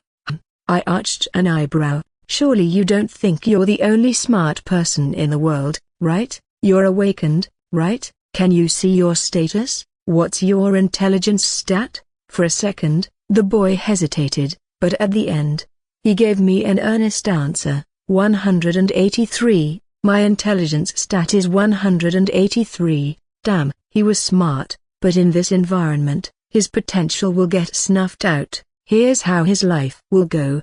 He won't be able to save enough money for a decent military academy, and he will be forced to attend military camps. He will start as a foot soldier, but with his high intelligence and a bit of luck, he might survive his first few battles. However, when the vampire monarch awakens, and his forces become stronger, he will be deployed to the edge of the northern borders. Like millions of other foot soldiers, his mission will be to defend the border from the onslaught of vampires. He will give it his all, valiantly fighting to survive, but ultimately, he will meet his demise, and he will die without living up to his true potential. No, it's a waste. I could use someone like him in the final scenarios of this world. However, I needed to confirm one last thing before lending him a helping hand. What's your monarch or rank potential? I asked. The boy looked at me with a troubled expression before he clenched his fists and leaned in to whisper, Silver 3. Ah, damn it, he'll just be a low ranker. Note that the ranks from Iron 1 to Silver 3 are considered low ranks. Then, from Gold 1 to Diamond 3 are considered mid ranks. Higher ranks only consist of divine, immortal, and mythical stages, and his potential stops him from ever breaking out of the low ranks. A broken bar. However, a broken bar in 2 years, a way to break potential caps will be discovered. An alchemist will create a potion that will make it possible for anyone to reach mid-ranks. He's still young, maybe I can make some use of him after all. Fine, I will help him. Okay, here's the deal, Rowan. I will sponsor your admission into the Global Academy. I will give you a chance to make something of your life. You're a smart kid, you know how big of a deal this is, right? A chance to enter the world's top military academy. In return, however, you must help me with something. The kid looked at me bewildered, as if he could not understand what I was saying, or maybe he was just too flabbergasted to speak. After a while, a frown appeared on his face. Why you would do that? But you won't sell me anywhere, right, boy? I have more money in my account than what you're worth. Shut up and tell me one thing. Do you know someone named Raina Eldenite in this slum? She should have red hair and matching eyes. If I'm not wrong, she would have moved here a year or so ago. Oh, you're talking about that scary lady. Yeah, I've seen her. All the kids in the slum seem to like her and surround her all the time. Rowan replied with several head nods. They asked me to join them and talk to her too, but I never went because he broken bar. I ain't ever went because she seems to be dangerous. My instincts tell me to run whenever I see her. She moved here last year with an orange-haired girl. I don't remember her name. Maybe it was Mary. She is strange too. Mary? That must be the girl who was supposed to be the sacrifice for the vampire monarch, but she decided to steal her. I didn't think she would have kept that girl alive till now. Why hasn't she eaten her yet? I'll think about this later. Your instincts are correct, I said to the boy. That woman is certainly dangerous. That's why I need you to do something for me. If you do this, I will give you my word to make all your life goals come true. Oh, okay, a broken bar, yeah, okay. Tell me what I need to do. A smile appeared on my face as I heard him give me a positive response. With a nod, I summoned several ball-shaped grenades from my smart bracelet. Seeing that, the kid couldn't help but gulp in anxiety. Maybe he was now regretting accepting my request thoughtlessly. However, it's too late to back out now. I handed him the grenades as I said, take these and get as close to that woman as you can. There, Rowan pointed towards the distance and said, that's where she lives. After journeying deep into the slums, we eventually arrived in front of a run-down wooden house. All the azure threads were leading to that house. As I surveyed the area with curiosity, I noticed that there were very few houses or tents nearby. This was not by chance. The area was situated close to the woods, which served as a habitat for ferocious wild mana beasts. Naturally, not many would be willing to live here. Okay, I nodded. Hide those grenades under your shirt, in your pockets, in your underwear, or wherever you can. When I signal you, take them out, throw them at that woman, and run out of the house at the first chance you'll get. I'll take over from there. You understood? A broken bar. The boy nodded back with apprehension. Don't worry, Seeing him concerned for his own safety, I placed a hand on his shoulder. These grenades don't explode, huh? They don't? The kid looked at me with a frown. So what do? They are stun grenades enchanted with light magic, I replied. They flash and stun anyone in the near vicinity when they go off. I pulled out a button set on a plastic cube from my pocket and said, plus, they're all remote controlled, so they'll only go off when I press this button. After hearing my explanation, a relieved expression washed over Rowan's face. He then quickly began stuffing up the grenades under his clothes. I bought 5 of these babies from the weapon store under the throwables section. I also got a good deal on them, so they were worth it. Not to mention, since these flash grenades were enchanted with the light element, which the vampires are weak against, I just had to buy them. If I hadn't bought them, I would have used my edit pen to make something similar like I did against Quinn. However, unlike Quinn, I can't just walk up to the Vampire King. I need to deploy caution. I need to use the element of surprise to take her on. Since she would sense my presence if I went anywhere near her, I needed someone to assist, someone who could get close to her without arousing suspicion. The best idea I could come up with was to use a kid to deliver the flash grenades closer to her, since she was feeding on the blood of the kids in this slum. Yes, there are other options to tackle this situation. Like I could just throw the grenades in the house, but that would make the element of surprise quite pointless, since the Vampire King would get plenty of time to react to my attack. This is the most efficient idea I could come up with for this situation. Am I putting this kid's life in danger? Yes. Do I have any other options? Maybe, but if everything goes according to plan, all the risks and gambles will pay off. With that in mind, I steeled my determination and patted Rowan's back. Are you ready? I asked the kid, who nodded back in response. I retrieved an earpiece from the dimensional storage of my smart bracelet and handed it to him. Take this, I'll signal you when it's time to pull out the grenades. Once you do that, run out of the house. Do not stop to look for me, just keep running and get out of the slums. Rowan inserted the earpiece into his ear and tapped it to turn it on. Is there going to be a fight? He asked nervously. Yes, I replied, bearing the earpiece with my smart bracelet. Who is that woman? Rowan inquired, his curiosity piqued. I gave him a brief look before responding. You're a smart kid, you've seen her around here for over a year. Haven't you figured it out yet? Of course I have, he sighed. She never comes out of that house during the day. The kids have started to act weird around since she showed up, and they're getting paler and sicker by the day, and my gut tells me to run every time I see her. Looks like you have figured it out, I said while raising my eyebrows, impressed at the young boy's deduction skills once again. Yeah, he shrugged, even though the adults seem to be blind to ignore such obvious signs. It's clear that she's a vampire. I smirked at his statement and placed a hand on his head. It may be obvious to us, but most people prefer to stay within the bounds of reason to preserve their sanity. Even if some people noticed something was off, they would have dismissed their doubts because it's out of the bounds of logic and reason for a vampire to sneak into the central continent undetected. But people like us challenge the reasoning of this world because we don't like our minds to be confined. Rowan looked at me with interest and asked, doesn't that make us insane? You're willingly going inside a house haunted by a vampire, and I am planning to fight it, I scoffed. It's evident that our sanity is questionable. Hey, Rowan flashed a bitter smile before nodding. Okay, let's do this. After nodding his head a few times, the kid started walking toward the rundown house in the distance. Okay, it's time I get ready too. I stretched my hand and willed mana into the smart bracelet. Shinger exclamation mark. The smart bracelet lit up in azure runes, and suddenly a bow materialized in my hand with a flash. It was an asymmetrically shaped longbow with a length of over 2 meters. It was a Japanese-styled yumi bow with a slick modern look. Instead of wood, this bow was made of super-reinforced steel and carbon fiber alloy.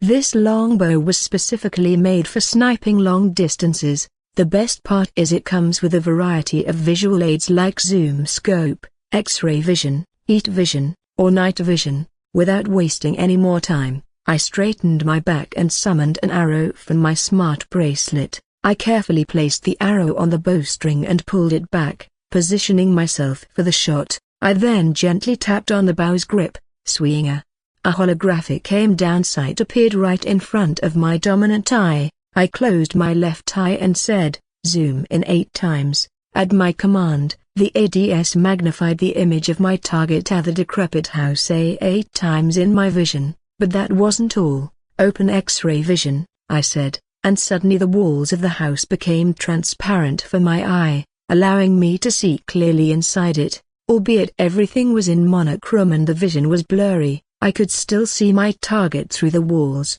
"Very well," I said in a satisfied tone. The money was worth it. Then I began pouring mana into the arrow. This arrow was special too. I didn't buy it but crafted it using my edit pen. Item, exploding arrow.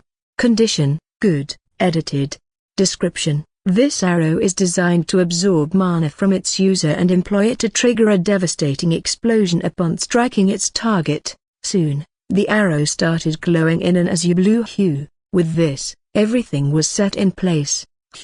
Ryan took slow, shaky steps as he approached the decrepit house. He had known about this place for a while now, ever since the kids in the slum began to hang out there. Their behavior had become strange since then, and they had invited him to join them several times, but he always declined. He knew something was off. Ryan never really had any friends. Being an orphan and an outcast, he had always been called weird by the people around him, but he didn't think he was the weird one. It was the slum itself that was strange. Nobody here dreamed anymore. People, both children and adults, had given up on escaping this place and had resigned themselves to this lifestyle. Occasionally, a child would awaken to mana and be drafted into the military, which was technically a way out of poverty since being a soldier meant earning a lot of money. However, in this place, being drafted was equivalent to a death sentence. The children who were drafted into the military camps could not afford to attend private military academies, so they became foot soldiers and were sent off to fight in wars, never to return. Ryan hated it here. He felt suffocated living among people with no vision. In a place full of settlers, he aimed for excellence, and he was laughed at for that, but he refused to give up on his dreams. He dreamt of a future where he would be wealthy, living a life of luxury, a future where he wouldn't have to scavenge for food in the trash or steal to survive, a future where he would be treated with respect instead of disdain upon entering the city, a future where he could live his life instead of just surviving it. This slum may have been a place where people had stopped dreaming, but he was not one of them. So when he was offered a chance to make his dreams come true, to make his future a reality, he accepted it in a heartbeat. Now here he was. Even though he hated this place and the people here who ridiculed him at every turn of his life, he was risking his life for them. After all, this was his only chance to get out of this place, a chance to attend the world's top military academy, essentially securing his future. Okay, Ryan nodded his head upon arriving in front of the house. Let's do this, knocker!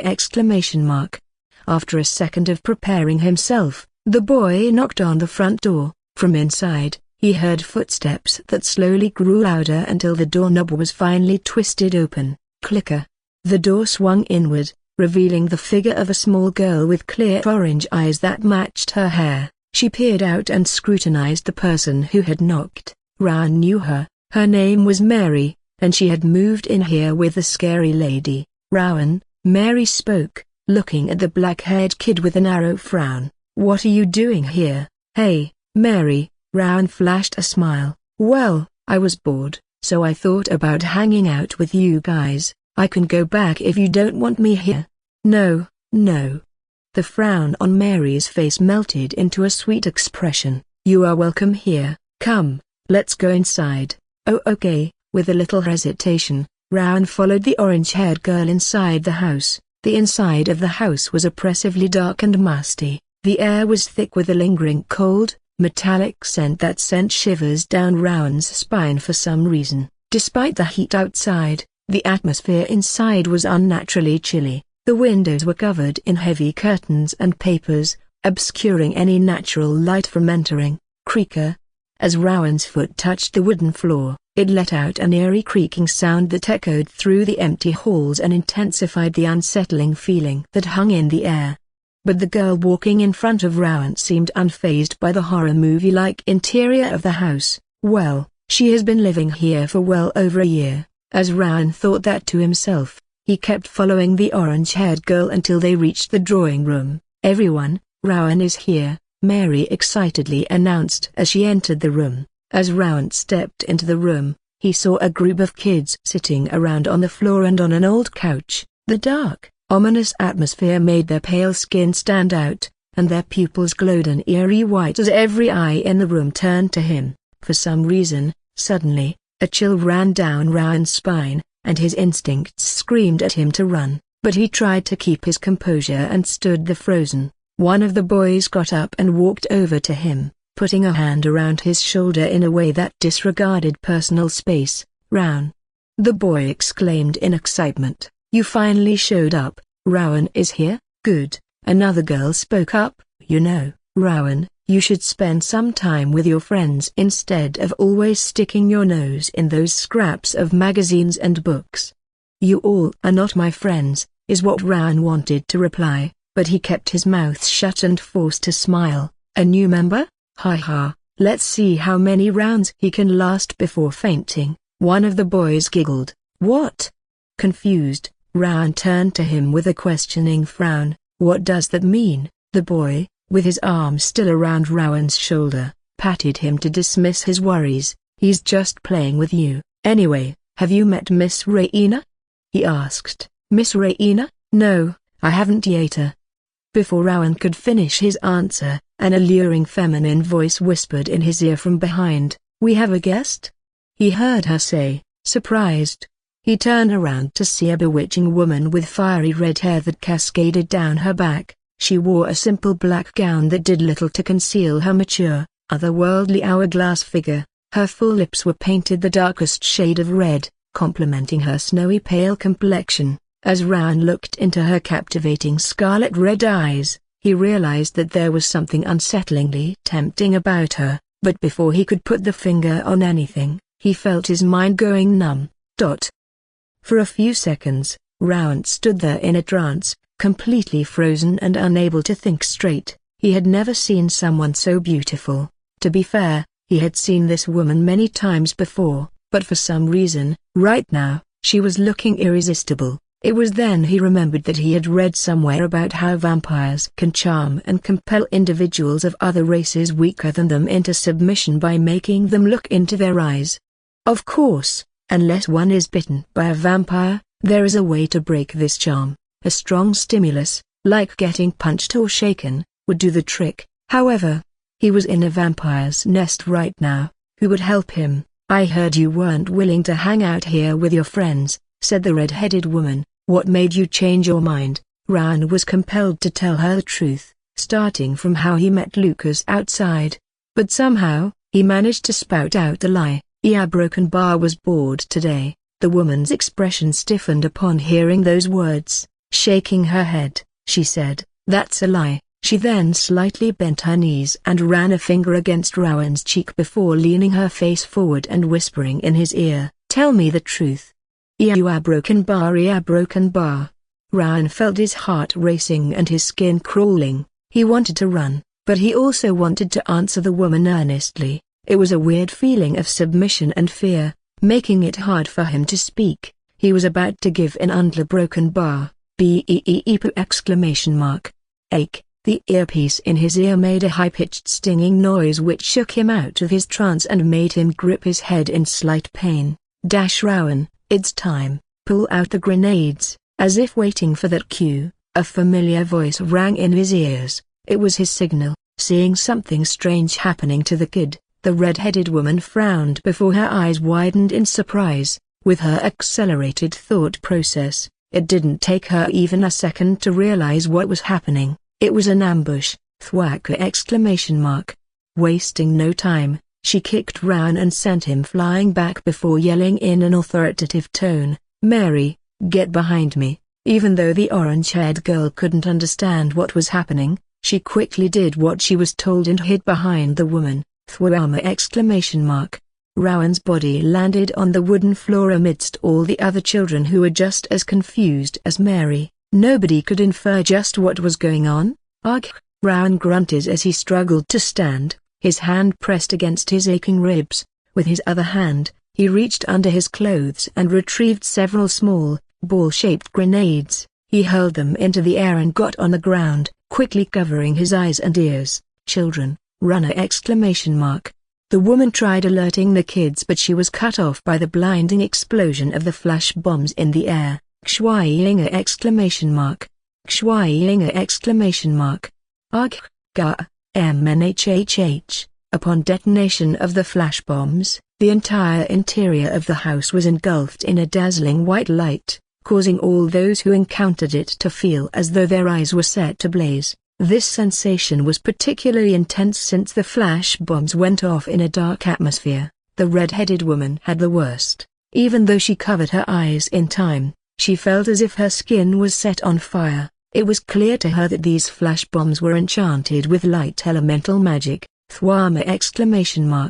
Before she could recover from the surprise attack, an arrow broke through the front wall and hurtled toward her.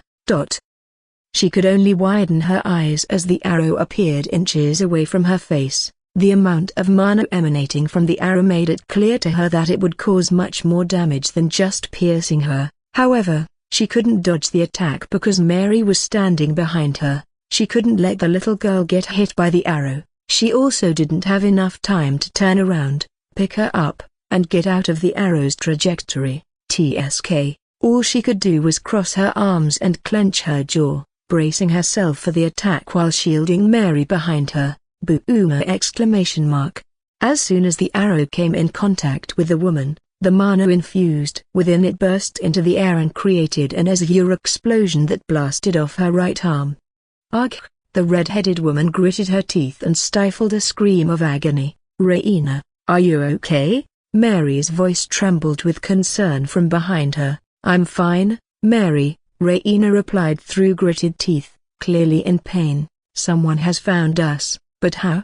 Mary's worried expression deepened by the second. We took every precaution to stay under the radar.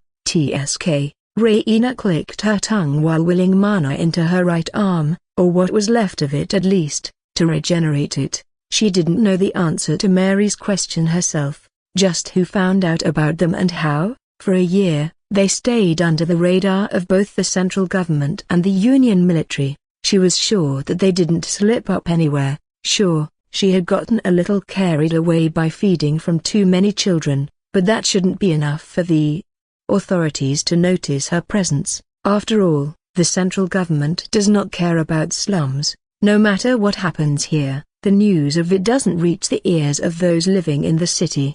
Besides, she made sure to compel everyone she had been feeding from to make sure that there were no slip-ups. So then how? Was it the military police who found her? No, impossible. Aside from not being interested in the slums, they won't ever use a child to carry out their operations. Wait, the child. Suddenly, as if she remembered something, Raina's eyes turned to the kid who was responsible for all this. There he was, laying on the ground with his hands covering his head and ears. You!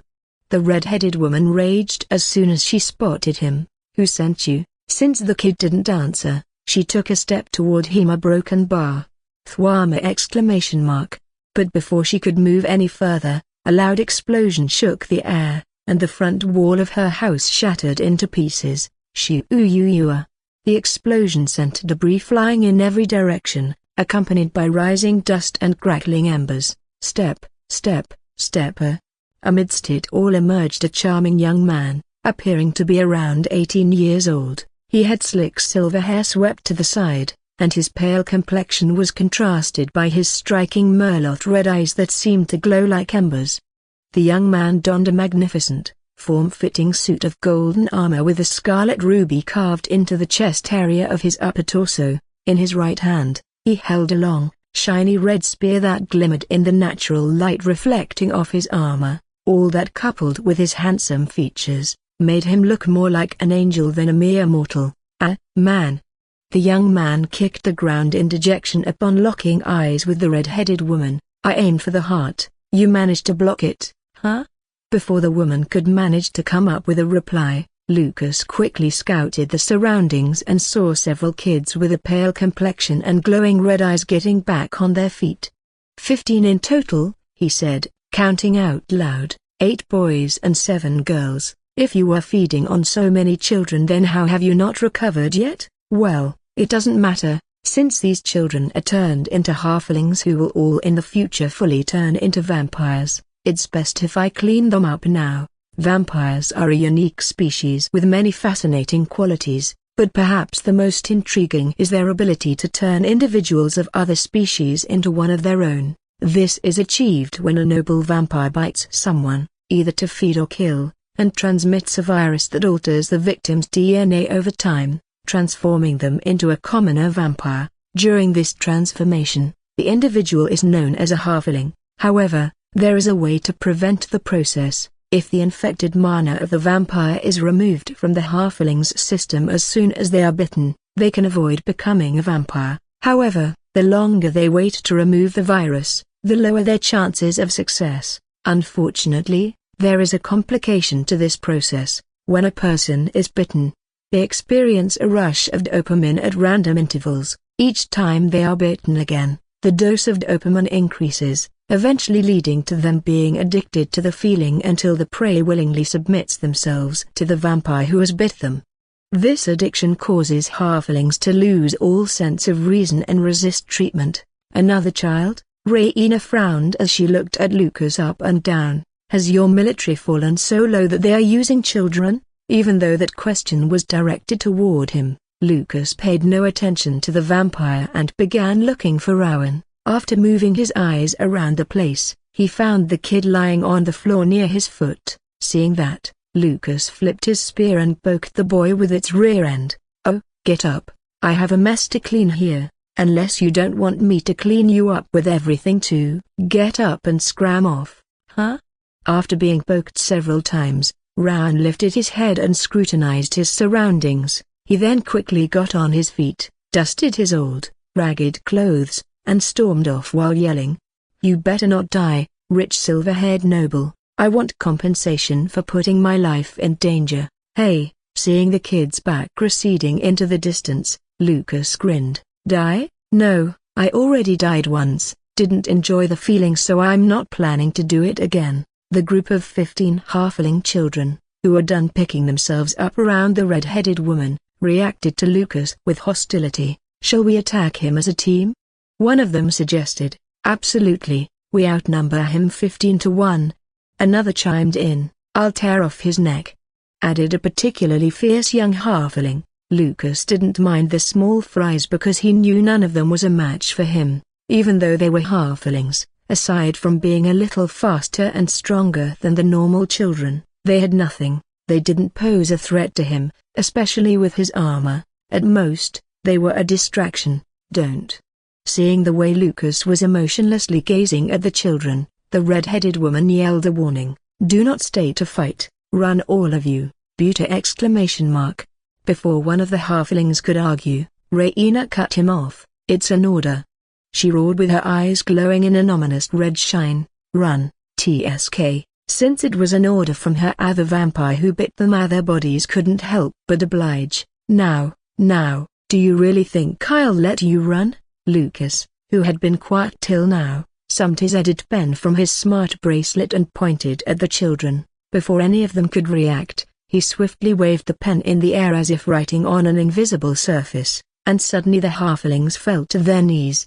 Hike, what's going on? It's our broken bar. It's heavy, I feel heavy, it's our clothes. They suddenly weigh a ton. The last kid was right. Suddenly the weight of their clothes was increased to the point where it would have crushed a normal child their age. Lucas had used his edit pen on their clothes to achieve that. Mary, who had been standing behind the red-headed woman, cried out in concern for her friends. Guys, are you all right? But before she could run to their aid, the woman stepped in front of her. Stay behind me, that guy is dangerous. He's using some kind of unknown gravity magic. Lucas' eyes moved to Mary. He saw her bright orange hair and matching eyes, as well as her healthy complexion and full cheeks. Unlike the halflings, She wasn't sickly, and her eyes weren't glowing. "Is that girl a halfling too?"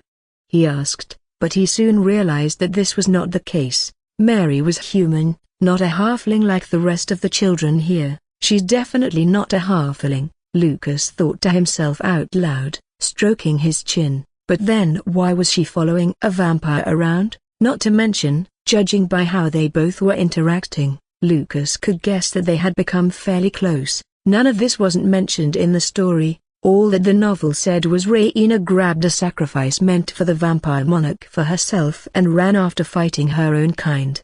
Lucas just assumed that after that, she must have devoured the sacrifice.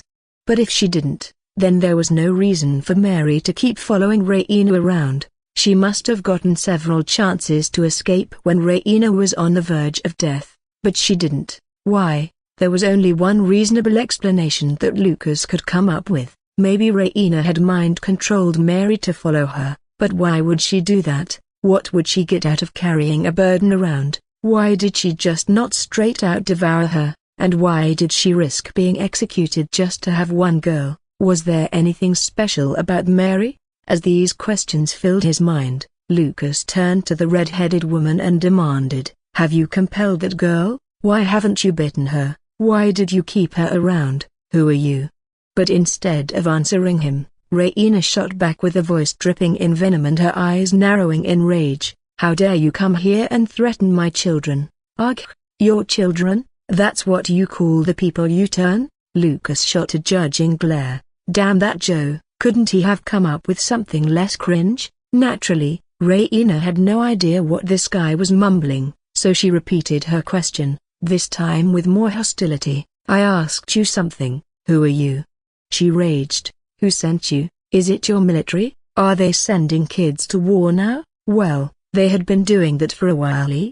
Cutting her off, Lucas started speaking. "Okay, first, I'm not a kid, I'm 18. Secondly, no one sent me, I came here all by myself." "Don't lie." Raina was obviously skeptical of Lucas' words. "How did you find me?" Rolling his eyes, Lucas lifted his spear and pointed it at the red-headed woman. It was clear that she had no intention of answering his questions, and he was far too busy to answer hers. "Can you please just stop with all these boring questions?" he said, infusing mana into his spear as it started glowing scarlet. He then shot a mocking grin. "Besides, what's the point of answering someone who's going to die in a few minutes anyway?" Nerves popped up on Raina's forehead as she gritted her teeth again. "This is the first time I've been provoked to kill a kid. Fine, if you want to die so badly, then so be it." As soon as she said that, she closed her eyes and her body started convulsing violently as bones cracked and shifted under her skin.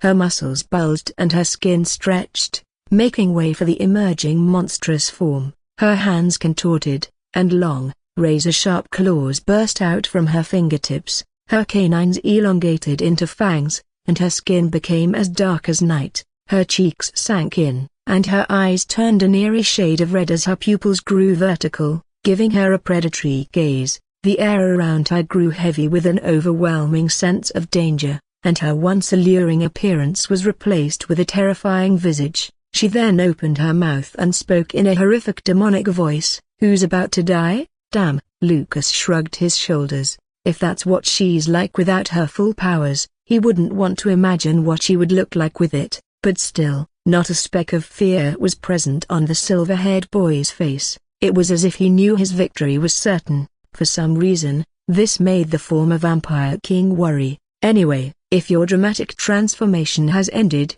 why don't you listen to my proposal?" Lucas suggested. "You have a mythical beast egg in your possession, right? Give me that egg and I will spare your life. I won't even alert the military police." "What?"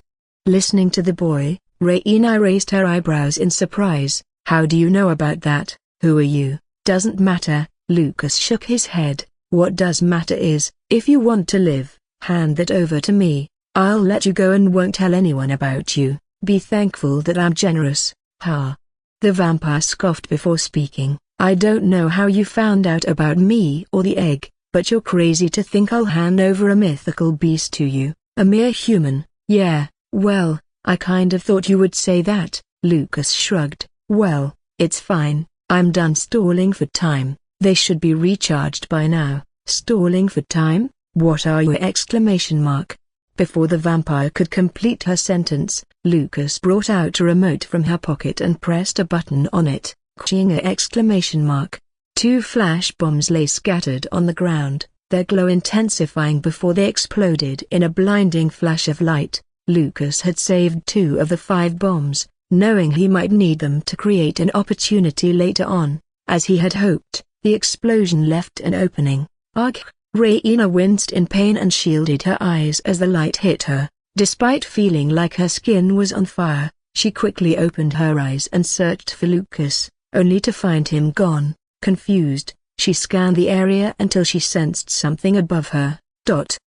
Looking up, she saw Lucas descending towards her, his silver hair gleaming and his spear poised for a strike. Slasher! Exclamation mark. With a powerful descent, Lucas struck down his spear in a downward slash, slicing through the air with deadly speed. Splitter! Exclamation mark. The Vampire King tried blocking the incoming attack by raising her claws, but Lucas' spear easily sliced through her reinforced skin, severing her right hand with a fast blur. Thud! Thuda! Exclamation mark. As the dismembered limb fell to the ground, Lucas landed before Raina, ready to deliver another fierce blow. Wasting no time, he pulled his spear back with mana spiraling around it and thrust it forward at her face with all his might, intending to drill a hole through her skull. 6 movement lance style, blossom shattering blast. First form, Moa's Yuan. Swisher! Exclamation mark. But before Lucas' attack could connect, Raina swiftly ducked down, dodging the spear thrust with her remaining claw pulled back. For someone who talked so big, you were easy to kill. She taunted, her voice filled with contempt as she lunged forward at the silver-haired boy with breakneck speed. Lucas could only widen his eyes as the Vampire King closed the distance and straightened her claw into a sword-like manner before thrusting it into his unguarded gut, thinking that she had got him. Clanger! Exclamation mark. But with a loud metal clashing sound, Raina's claw struck Lucas' armor, failing to even put a dent through it. Her eyes widened in disbelief and horror. Even in her weakened state, she had been confident that she could break through an enchanted armor, unless a broken bar. It wasn't an enchanted armor but a relic, a strong one at that, so his defense is strong. She thought as the world around her slowed down to a standstill. In truth, it wasn't the world that was slowing down, but her mind was just processing the information faster. It's called the accelerated thoughts process. Unfortunately, in her weakened state, she could only think fast. Her body's reaction time was too slow to act on her thoughts. Still, it was a useful weapon. With its help, she had now deduced that her opponent was using a strong relic in under a split second. Now all that remained was to kill him. If she can't break her armor, then she will hit him where his armor can't protect him. Fine then, Raina snarled, her eyes blazing with fury as she spun on her front foot, pivoting her body to the side, clenching her claw and rising from her low position. She pulled her fist up, using the momentum to deliver a deadly uppercut to Lucas. Thwack! Exclamation mark. The blow landed under Lucas' chin with a sickening sound, sending him stumbling a few steps back. However, in the very next second, Lucas stood up straight and looked the Vampire King dead in her eyes. That's all? That's all? Raina felt a twinge of nervousness at those words. She had hit him with all her might, and yet he still stood before her, seemingly unscathed. Again, even though she was considerably weakened, that last blow would have been enough to shatter boulders the size of trucks. So how did it not even manage to put a scratch on him? How did Lucas survive it? Unless a broken bar, his armor provides some kind of attack negation power to him. An armor that can negate the force behind a physical attack thrown at the wearer or render it to a fraction of its original strength. But an armor like that should at least be a legendary or above-grained relic. How does a kid come to possess it? Raina frowned in confusion, the look of horror fading from her face. It's fine, she told herself. Even if his armor is a legendary grade relic, it is bound to have weaknesses or drawbacks, and aside from his defense, His attack prowess doesn't seem to be anything special. If I keep attacking, I'll win. Whooshaw! With that thought in mind, Raina launched herself at the silver-haired boy once again. Lucas responded by charging forward himself with his spear pointed at her. Clanger! Clanger! As they clashed, sparks flew, and shockwaves erupted. The ground cracked beneath their feet as they both tried to claim each other's lives. Raina, in her pure vampiric form, was too quick on her feet. Lucas' attacks weren't connecting. However, as if to make up for it, his defense was nigh impenetrable. It was a total stalemate, at least for now. A broken bar. Mary, who looked at the unfolding scene from behind, thought about helping Raina somehow, but the intensity of the ongoing battle made her stop entertaining this idea before long. She shook her head and rushed to one of her friends' side. A halfling sprawled flat on the ground, unable to get up from the weight of his clothes pinning him down. "Isaac, are you okay?" Mary asked, grabbing his hand and trying to get it over her shoulder to make him stand. "Leave me, Mary." But the kid named Isaac jerked his hand to shake off her grip. "Don't waste your energy on me, run." "We don't need to run, Isaac. Look." Mary pointed at the ongoing fight between the silver-haired boy and the Vampire King. "Raina will soon defeat him and Nah."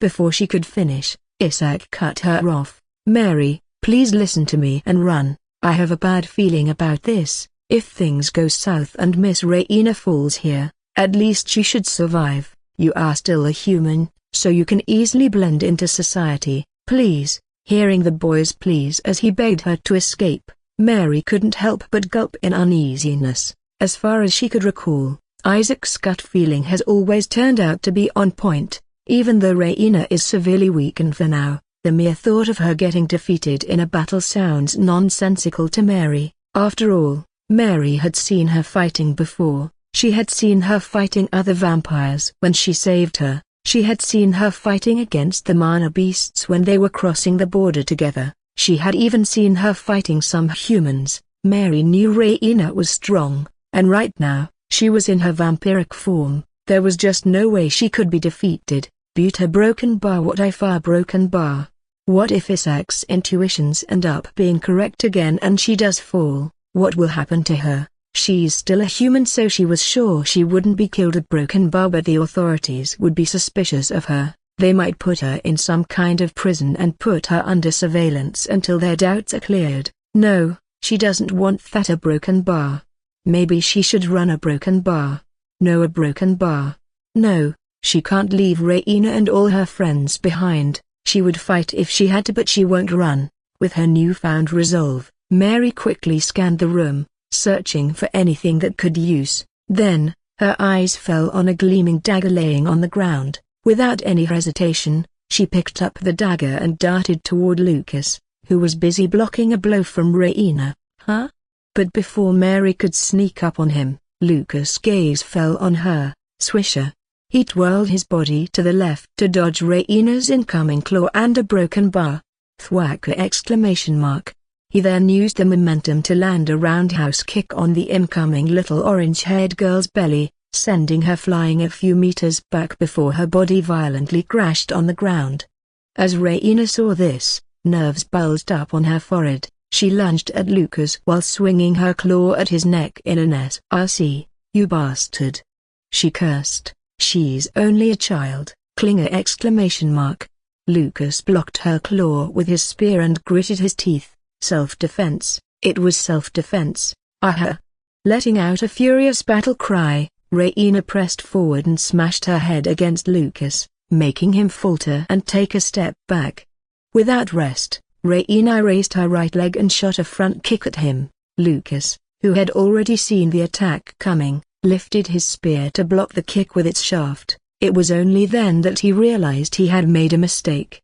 What there? Lucas widened his eyes as he saw Raina spinning on her heel and changing the trajectory of her front kick midway by twisting her leg up in an unnatural manner and bringing it down over his head. It was a question mark kick. Thwacker!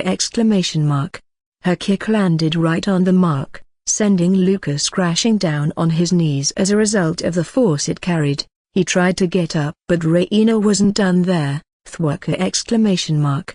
As he was in the middle of standing back, she quickly stepped in and slammed her right knee into Lucas' face with full force, disorienting him as he took some steps back. Umbra Eduath. Using this chance, the former vampire king chanted a shadow magic spell. Almost immediately, several spikes made of shadows emerged from beneath Lucas' feet and pierced him, or at least that would have been the case if he wasn't wearing his armor. Unable to break through his defense, the spike bent around him and only ended up restraining his movements. Arghh! Lucas groaned in frustration as he tried to break free, but before he could put any effort into it, he felt the air getting heavier by the second. Siu-yu-yu-a.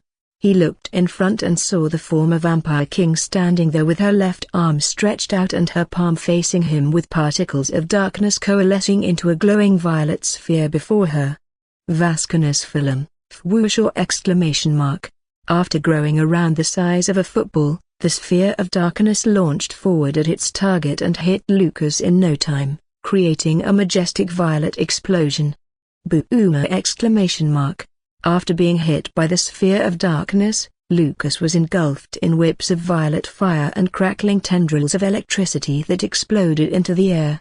The collision left behind a trail of smoke and flames, completely obstructing vision and obliterating everything within a few meters of the silver-haired boy, including what was left of the house's front wall. Raina gasped for air, her breaths coming in short gasps as she fell to her knees. She willed whatever remaining mana was left in her core to regenerate her right arm, which was throbbing with pain as it began to grow back. Fuck, she cursed, gritting her teeth, as she felt the effects of the last spell take hold of her. It was the best she could do in her current state, but it had taken a heavy toll on her body. Despite appearing uninjured, the true damage was done to her mana core. Her mana core was now riddled with cracks, making it difficult to draw enough magical energy to cast any further spells. It was already in bad shape since a year ago when she had to fight the other abyssal vampire kings. Since then, she has been doing her best to recover. That was the only reason she had to resort to feeding from little kids, something she despised doing but had no other choice. After all, despite being humans, they were still children. She didn't want to hurt them, but she needed their blood to replenish her weakened core. But it's fine now. Looking at the smoke and flames and the sheer destruction caused by her spell in front of her, a victorious grin spread across Raina's demonic face. It's over, she said to herself. She had been forced to use a high-grade spell due to the boy's annoying defense, but it was worth it. She was confident that he was now nothing more than a pile of flaming ash. Unfortunately, however, she couldn't afford to stay and revel in her victory by laughing over the boy's dead body. She had to move. If a kid like him had managed to find them, then it was only a matter of time before someone else did too, and this time, it could be someone from the military. Raina wasn't sure if she could handle another fight in her current state. Having her mana core riddled with cracks and on the verge of shattering up completely. Arghh! Groaning, she got up after recovering some strength. She turned around and looked at the halflings laying flat on the ground. Kids, are you all okay? Yeah, broken bar. It's just so heavy, a broken bar. Please just cut off these clothes. A broken bar. I feel like I'm suffocating. A broken bar. I'm fine too. A broken bar. Aside from the fact that I can feel my back breaking under the weight of these clothes. A broken bar. MNHHH. Mary groaned in pain as she stood back up, clutching her ribs where Lucas's kick had hit her. Her eyes welled up with tears, but she tried to hold them back. I'm fine too, she said weakly, her voice barely above a whisper. Although Raina knew that Mary was just trying to act tough, and her heart ached for the little girl, she just nodded her head. She couldn't believe that a human could strike a child of his own species like that. Did he have no heart? And they called them the vampires, the monsters. The real monsters were humans. Why can't elves and dwarves see that simple fact? Shaking her head and pushing those thoughts aside, Raina focused on the task at hand. Okay, kids, wait here, she said, her claws pulsing with mana. I'll get you all out of here. Oh, will you now? But just as she was about to move, A familiarly annoying voice interrupted her and made her freeze in place. Impossible, she thought while turning around slowly, her heart pounding in her chest. As the smoke cleared, she saw a figure emerging from the haze, wreathed in a powerful scarlet aura. His merlot red eyes glinted like fiery embers, and his short silver hair stood on end. The golden armor he had worn before was gone, as was the red ruby on his chest. "What a broken bar! How is that possible?" Raina demanded, her demonic voice trembling with uneasiness. "You should be dead." Lucas merely raised her spear and pointed it at her. A distorted grin spread across his face as he spoke. "I'll kill you and every single one of your halflings, but before that, I will give you one last chance to live. Hand me the mythical beast egg and I will leave this place without informing anyone about you." Raina could feel the intensity of the mana coming off from the boy had tripled. It was as if his mana core had jumped up in the ranks. She guessed that right now he was around the A superscript 1 gold A superscript O stage. No, this was bad for her. At best, she could only handle A superscript 1 silver A superscript O stage warrior right now in her condition. Anything above that wouldn't end well for her. A drop of sweat dripped down her forehead and ran down her cheek as she couldn't help but feel her throat drying up. This was bad. The scarlet hue enveloping his body only added to the eerie atmosphere, and Raina couldn't help but feel a chill run down her spine. A broken bar. A broken bar, huh? Fear? Was she feeling fear? And from a human no less? Preposterous. She once held the title of one of the 7 abyssal vampire kings. She was one of the strongest individuals of her species. Even if she's weakened and her mana core is on the verge of shattering, she refuses to fear a human, a filthy one like him at that. And beside us a broken bar. "I'm not a peasant, I'm your death." Suddenly out of nowhere, Lucas declared. What?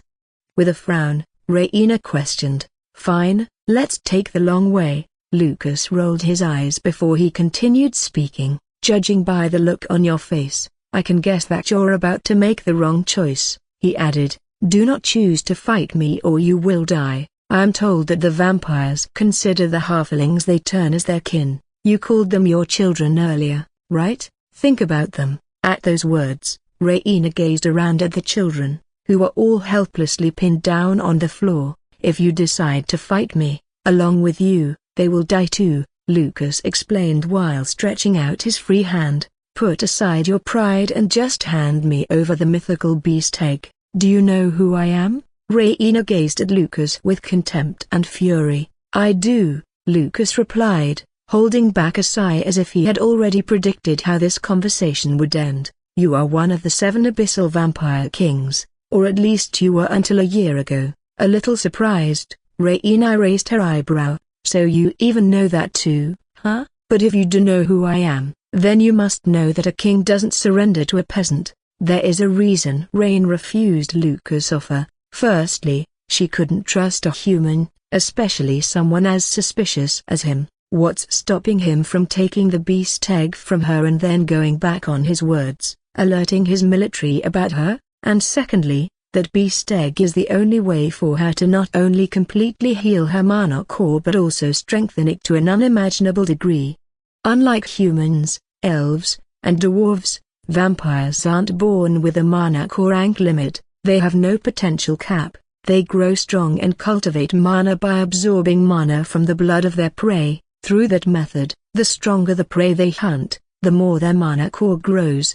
Now imagine what will happen when a vampire feeds on the blood of a mythical beast. The said vampire would be able to absorb so much mana, more than enough to easily ascend their mana core into the A superscript 1 mythical A superscript O stage. That's the reason Rain refused to give up on the egg. Also, even though she had been excommunicated by her kind, she was still a vampire. Why would she hand out something to the enemy that could be used as a weapon against her kind in the future? Since all vampires descended from the vampire monarch, they were loyal to him. Even now when he had yet to awaken, by extension, they were loyal to their own kind. Some of them may not contribute anything to their cause, but none of them would do a thing that would put their species in any kind of danger. Their brain wasn't programmed that way. Raina was no different. She would fight till the end if she had to, but she would not surrender, for her own sake as well as for her species. Yeah, but you're not a king anymore, are you?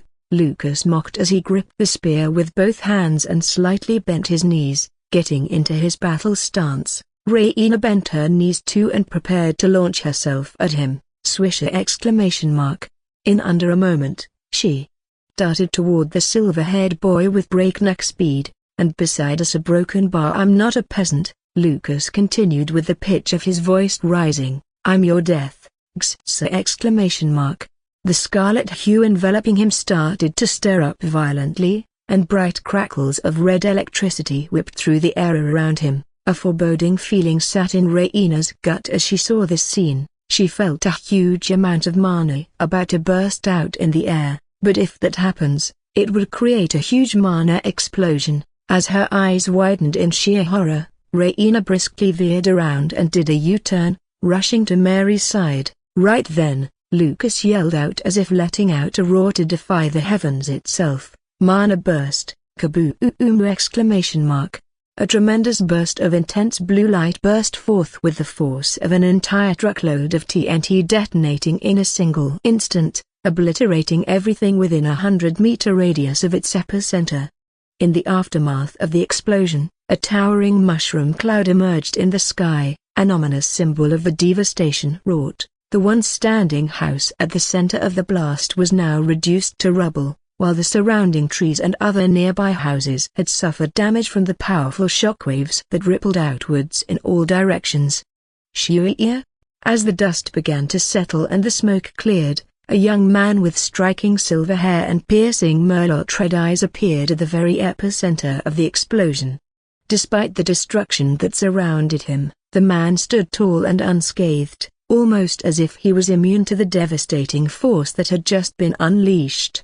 He surveyed the destruction around him with a calm yet intense gaze as if he was searching for something amidst the chaos, and then, as if by instinct, the young man's intense gaze fell upon his target. Just a few meters away from him stood a vampire, with her charcoal-like skin and razor-sharp claws giving her away, but what caught his attention even more was the orange-haired girl standing behind Raina, her expression a mix of fear and horror as she clutched the vampire's hand. A veil of darkness was surrounding them like a barrier, a spell that protected them from Lucas' mana burst explosion moments prior. How could you? The girl stammered, her voice trembling with disbelief. As the veil of darkness vanished, Raina surveyed the destruction around her. All she saw was the burnt remains of the children who had been caught in the blast, their ashes still on fire. She could hardly believe what she was seeing, and her rage only grew as she realized that the human in front of her had heartlessly murdered them all. Raina's rage boiled over as she cried out, "They were mere children, you killed them." Lucas shook his head in response. "Don't blame this on me, I gave you a choice. I told you to hand over the egg to me. If you had just done that, they wouldn't have died like this. Their blood is on your hands. Besides, they were halflings. Sooner or later, they would have been tracked down by the Union military and killed anyway, but you can still save the girl behind you. Just hand me over the egg, and I will leave." Instead of using her words to respond, Raina gritted her teeth and bent her knees, preparing to fight. "Fine," Lucas said, jerking his head as if accepting Raina's action as her answer. He tightened his grip on his spear and took his stance. "Come." As soon as Lucas beckoned Raina to come at him, she willed mana into her legs and tensed her calf muscles. Whooshaw! She vanished into thin air and reappeared right before Lucas, her claws pulled back to unleash a powerful slasher! But Lucas was quick on his feet. He stepped back and evaded Raina's attack, letting her claw meet nothing but her Umbra Eda tilde superscript Oath. But as if Raina had expected that, she quickly chanted a dark magic spell, but Lucas had also seemed to anticipate this, so he abruptly hopped back a few steps again. And thankfully he did that, because several shadow spikes erupted on the spot where he was standing moments ago, giving him no chance to recover. Raina rushed at Lucas to continue the attack as soon as he landed on the ground. Arghh! Lucas let out a battle cry and unleashed a flurry of spear thrusts at the incoming enemy. Mana fiercely spiraled round his weapon as he fought back. Cling, cling, clinger! Raina furiously parried the thrusts and counterattacked by slashing her claw, a feeble attempt to grab hold of Lucas. Like that, the two continued to clash in a violent exchange of blows, each trying to gain the upper hand. Their movements were fast and precise, a dance of death and destruction. While Lucas's technique lacked refinement, his attacks were imbued with the immense strength of his A*1 Gold A*O staged mana core. The sudden increase in his speed and strength made him a formidable opponent for Raina to deal with in her current weakened state. But despite the disadvantage, Raina's years of battle experience allowed her to hold her own against the inexperienced Lucas. She was more than confident that she could emerge victorious in this one-on-one confrontation.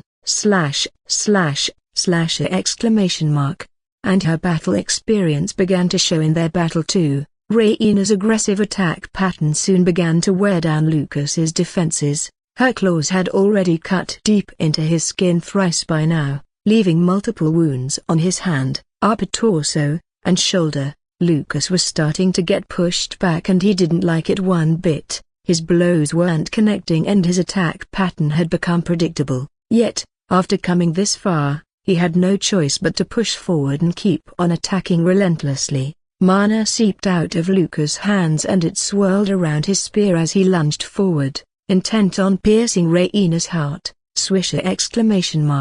But with a swift movement, Raina spun to the left and evaded the attack while seizing the opportunity to strike and using the momentum of her spin to swipe at Lucas's face with her sharp claws. Slasher! Splitter! A deep gash appeared on Lucas' cheek right under his left eye, barely leaving it intact. Lucas stumbled back, holding his cheek as blood dripped down his face. He glared at Raina, his grip on the spear tightening. "You'll pay for that," he growled, summoning more mana to flow through his body. He charged forward, swinging the spear at Raina's midsection, but Raina was quick to react since she already saw this attack coming. Swisher! She deftly ducked under the spear and lashed out with her claw, aiming for Lucas' exposed side. Caca! Splitter! Arghh! Her claws sank deep into his flesh, drawing another cry of pain from him. But despite his injuries, Lucas refused to back down and pressed forward. Shinger! He flicked his right wrist twice and suddenly, a hidden blade burst from his elastic wristband before he swung it at Raina's eye, but Raina proved to be too quick for him again. With her sharp battle instincts, she had predicted this attack too. She grabbed his hand and sprang up to slam her head under his chin, disorienting him. She then delivered a swift knee strike to his solar plexus, causing him to double over in pain and gasp for air. Kyuk, ha ah. Lucas buckled down and collapsed on one knee. Caca! Splitter! Before he could recover or even stand up, Raina stepped in and stabbed her claw into his chest, causing blood to spurt from his lips. Quack! Though he managed to grab her arm to prevent the claw from reaching his heart, the pain was still excruciating. Mana! Kyuk! As soon as Lucas tried to cast his gift, mana burst. Raina swiftly kneed him under the chin, knocking him flat on his back. He groaned in pain. His body was racked with agony from the impact. As he lay there, huffing for breath and struggling to regain his senses, Raina stood over him, her eyes cold and unfeeling. Raina stood over Lucas, who lay defeated on the ground, panting and grunting in pain. She stretched out her hand and gazed down at him with a sense of finality. "It's over," she declared, her voice cold and resolute. "You had great potential, and I won't deny that, but like a jackal who comes to the lion when his time is over, you came to me." Lucas groaned in response, his body still racked with pain from their intense battle. He tried summoning the strength to his arms and legs. He tried getting up, but Raina stomped her foot on his chest and pinned him down. "Don't struggle," Raina continued, a faint hint of mockery in her tone. "Just lay there and I'll make sure to end this quickly and painlessly. After all, I may be a vampire but I'm not a heartless monster like you, human." As Raina spoke in a contemptuous tone, particles of darkness surrounded by a violet hue began to gather in front of her hand, slowly clustering into a sphere of pure, malevolent energy. The sphere pulsed with power, crackling with tendrils of purple lightning that made the air around it seem to warp and distort. Raina really didn't want to resort to this high-level spell again, but she needed to kill Lucas for real this time. He had survived this spell once before, but at point-blank range, he wouldn't survive it again. Lucas, still recovering from their fierce battle, sensed the immense power emanating from the sphere of darkness. Even he knew that he had no chance of surviving without his armor. If he had known that he wouldn't be able to defeat Raina, even with the embrace discard and the boost in stats he had got, he would never have taken off his armor. Despite this, Lucas refused to give up now. His mind raced as he frantically searched for a way out of this dire situation. Thousands of possibilities ran through his head as he desperately tried to devise a solution, and just in a broken bar he came up with a plan. With a fierce determination in his eyes, he slowly extended his hand up, his palm facing Raina, his body trembling as he struggled to keep it steady. Quator! Instantly, a bright orange ball of fire conjured in front of Lucas's open palm as he took aim at Raina, pouring all of his mana into the spell until it started spinning and the flames turned blue. Raina arched an eyebrow, unimpressed. A fireball spell? It looks powerful, but it's still a low-level spell. If our spells clash, mine will win. Is this your last desperate attempt to stay alive? Lucas let out a labored breath, his words coming out in short gasps. You talk too much, he managed to say, a faint smirk playing on his lips. I thought I was the chatty one during fights, and, just so you know, you're not my target anyway.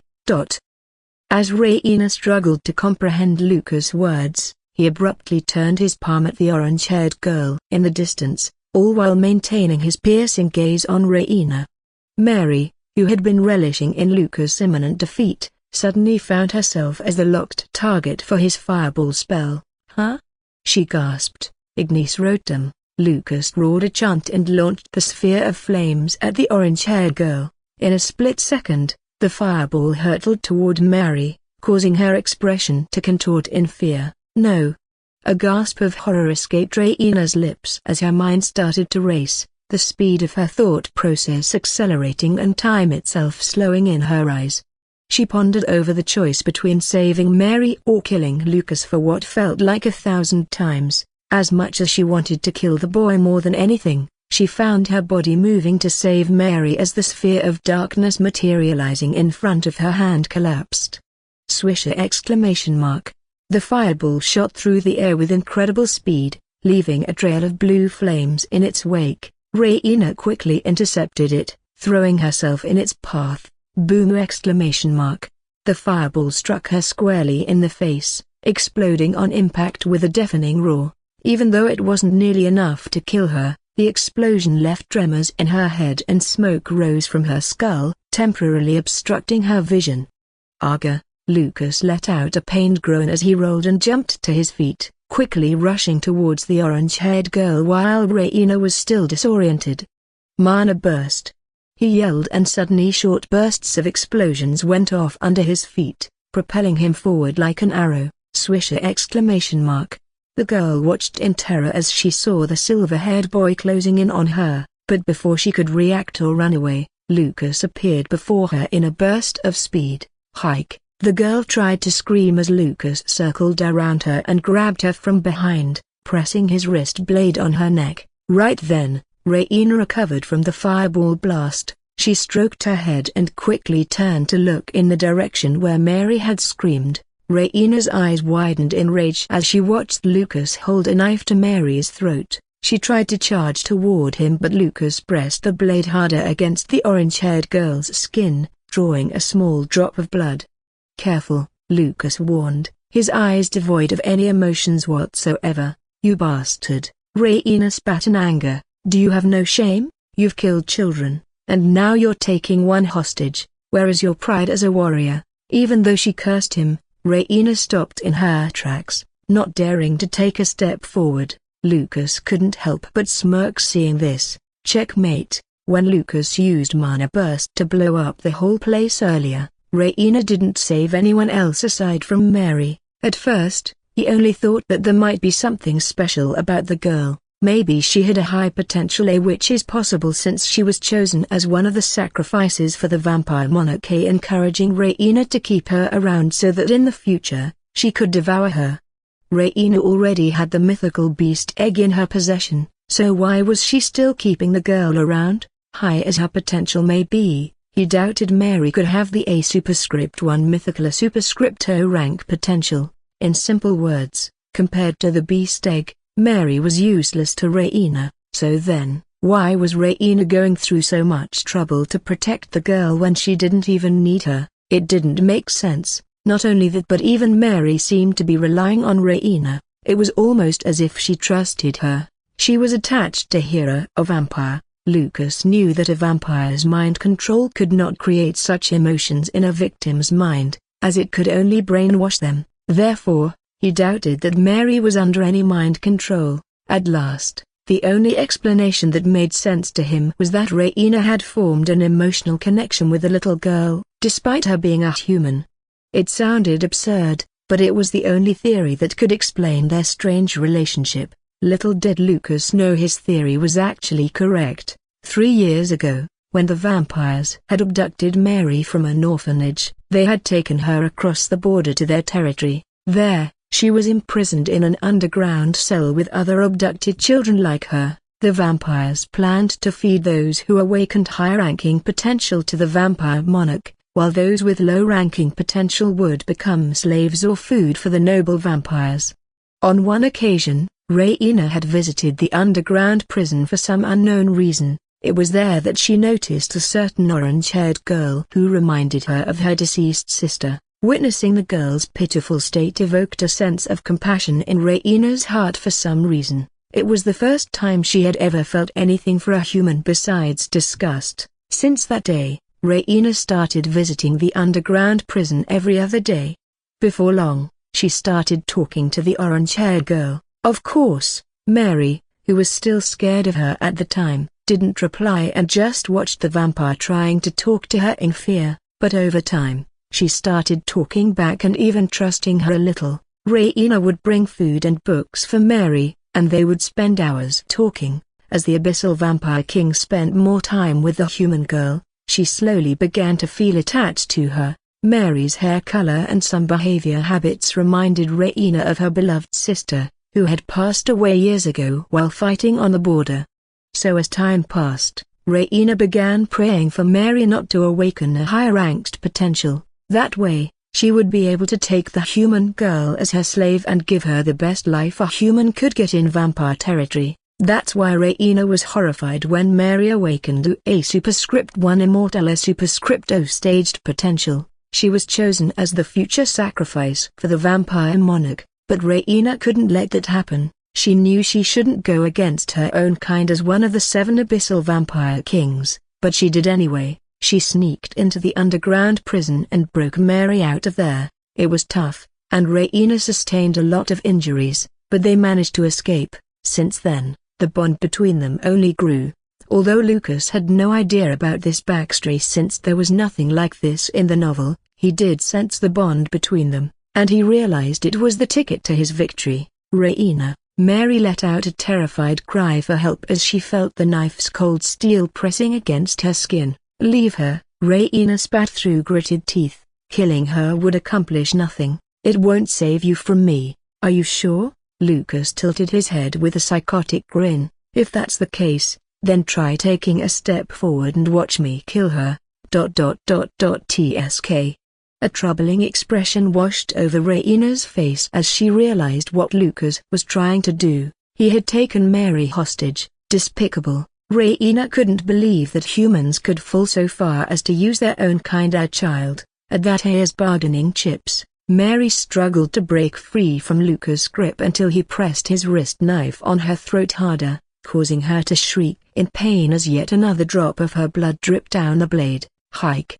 Okay. Raina's tough expression softened as she saw Mary suffering. Stop it, a broken bar. Nothing in this world mattered more to her than that little girl's life. She may have only spent a little more than 2 years with her, but she was ready to sacrifice anything for her, even if that meant giving up her chance to reach the pinnacle of strength again. She had already been there once. She was, after all, one of the 7 strongest vampires, but without any ally keeping her company at the top. It was a lonely existence. She'd rather live weak with one person by her side for life than live strong in solitude. Heaving a deep sigh, Raina raised her hands and dropped her head. Her appearance shifted back to normal again. Her muscles shrunk, her claws retracted, and her charcoalish skin turned back to its human-like color.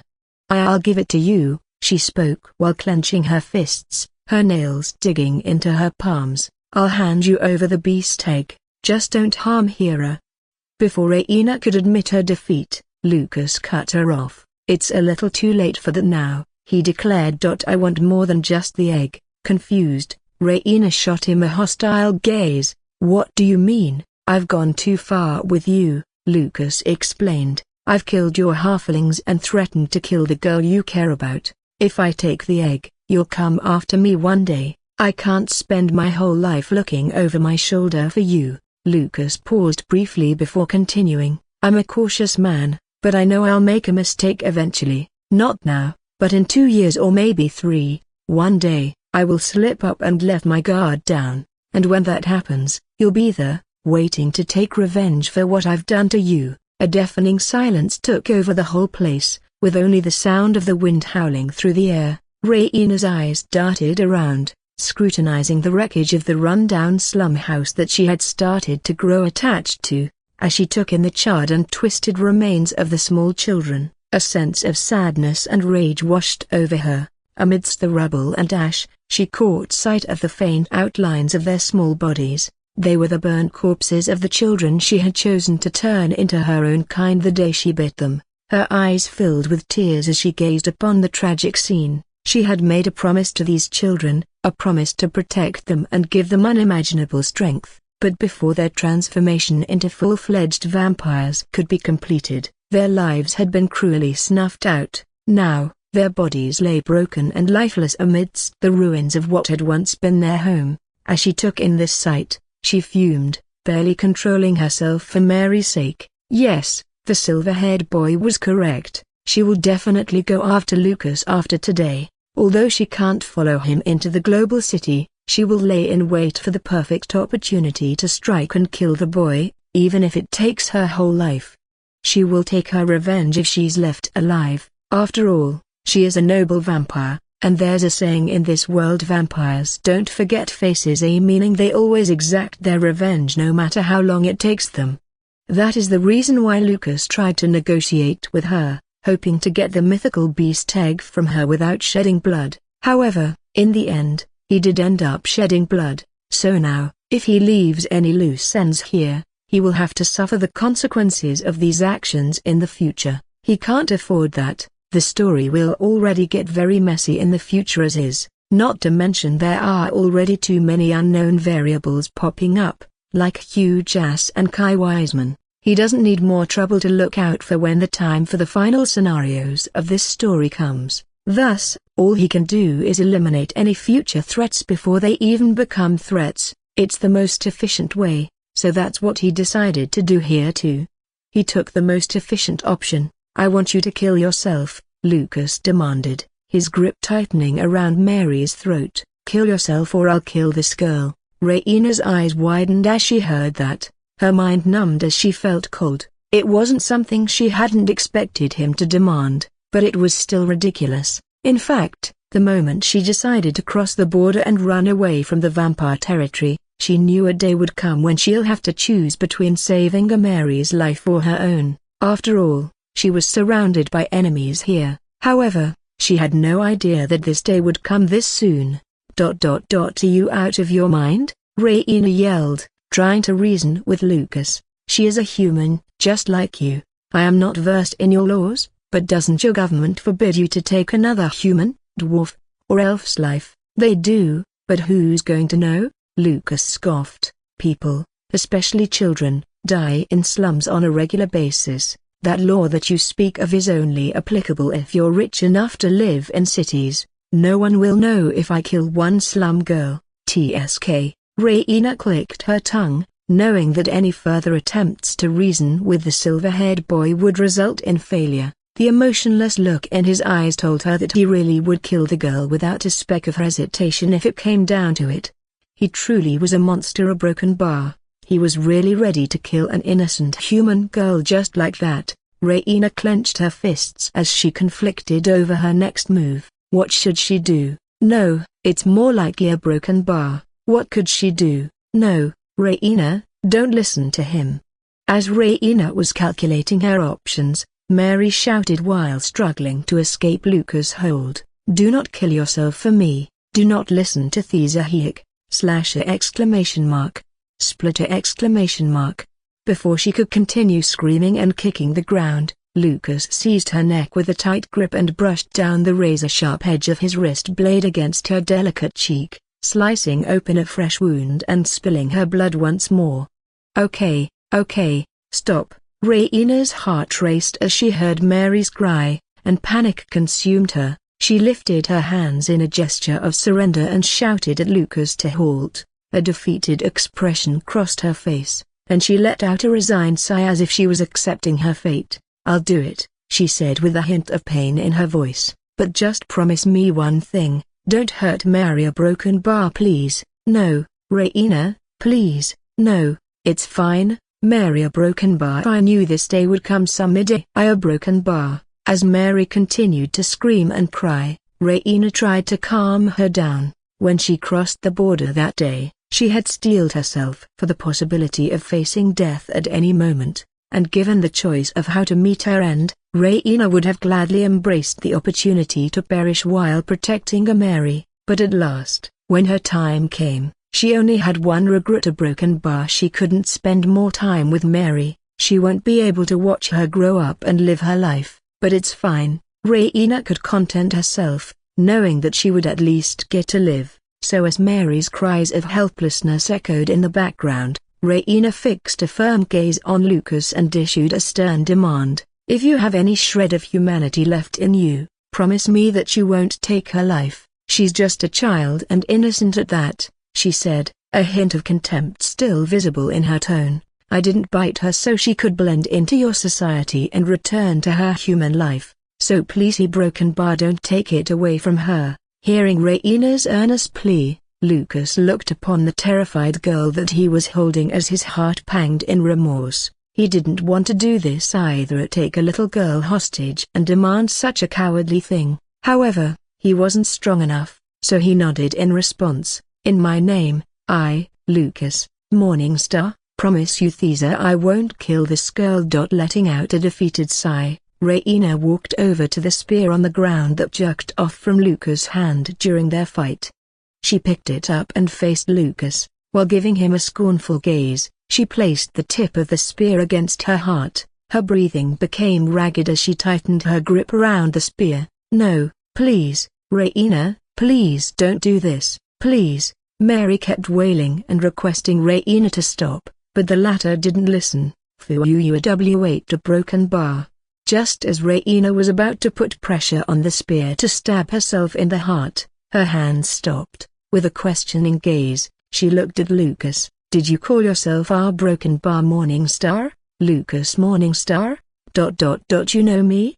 Confused, Lucas looked at Raina for answers. It's one thing for a vampire to know about the Morningstar house. After all, they are a military family, and their family heads have served in the United Military for generations. Even the current head of the family, Reynold Morningstar, is a general, so it's not out of the ordinary for even vampires to know about them. After all, they do possess one of the strongest regiments out of all the other ruling families and have been the guardians of the Western continent for centuries. However, how did she know about him specifically? Even though he's a Morningstar, Lucas shouldn't be famous enough for a vampire, who has lived most of her life in a different territory, should know about him. So you are really him? A faint smirk appeared on Raina's face, completely contrasting the saddened look she had moments earlier. Before Lucas could speak anything in response to that, a hysterical chuckle left Raina's lips. Ha ha ha ha, soon, That chuckle turned into a peal of full-fledged maniacal laughter. Ah ha ha ha ha ha, ah ha ha ha ha ha. A glint of ecstasy flashed in Raina's blood-red eyes as if she had heard the funniest joke of her life. This caused the perplexity on Lucas' face to only grow with each burst of laughter that Raina let out. Even Mary was left dumbfounded by the sudden change in the vampire's behavior. "Why the hell are you laughing? Do you think this is a joke? I will really kill this girl," Lucas warned, irritation clear in his voice. He felt uneasy. After all, no good comes from a person who starts laughing when their back is pushed against the wall. "Ah ha ha ha, no, no, I'm sure you will," Raina said, while waving her hand in the air as if dismissing Lucas' warning. "It's just that a broken bar. I thought you wouldn't receive any retribution for killing my children. I thought you would face no consequences for your violent cowardly actions, but I was wrong. A broken bar, your fate. A broken bar it is to suffer." Frowning as he got even more confused, Lucas screamed in rage, "What the hell does that mean? What do you mean? How do you know me? Explain yourself." Seeing him in this state, Raina couldn't help but chuckle even more. After a while, when she finally calmed down, she began to explain. "There's a prophecy only a few of us noble vampires know about, and even fewer who believe in it," Raina stated in a tone full of satisfaction. "What does that have to do with me?" Lucas grew impatient. Ignoring him, Raina continued to speak. "The prophecy tells a tale about two princes and one princess. According to it, after facing several hurdles throughout their lives, these three individuals are meant to bring peace to this war-filled world and become its heroes. They are also supposed to be the greatest obstacles in Arghh, the vampire race's path to conquer this world." Lucas let out an exasperated sigh and rolled his eyes. "What does a stupid prophecy have to do with me?" he snapped.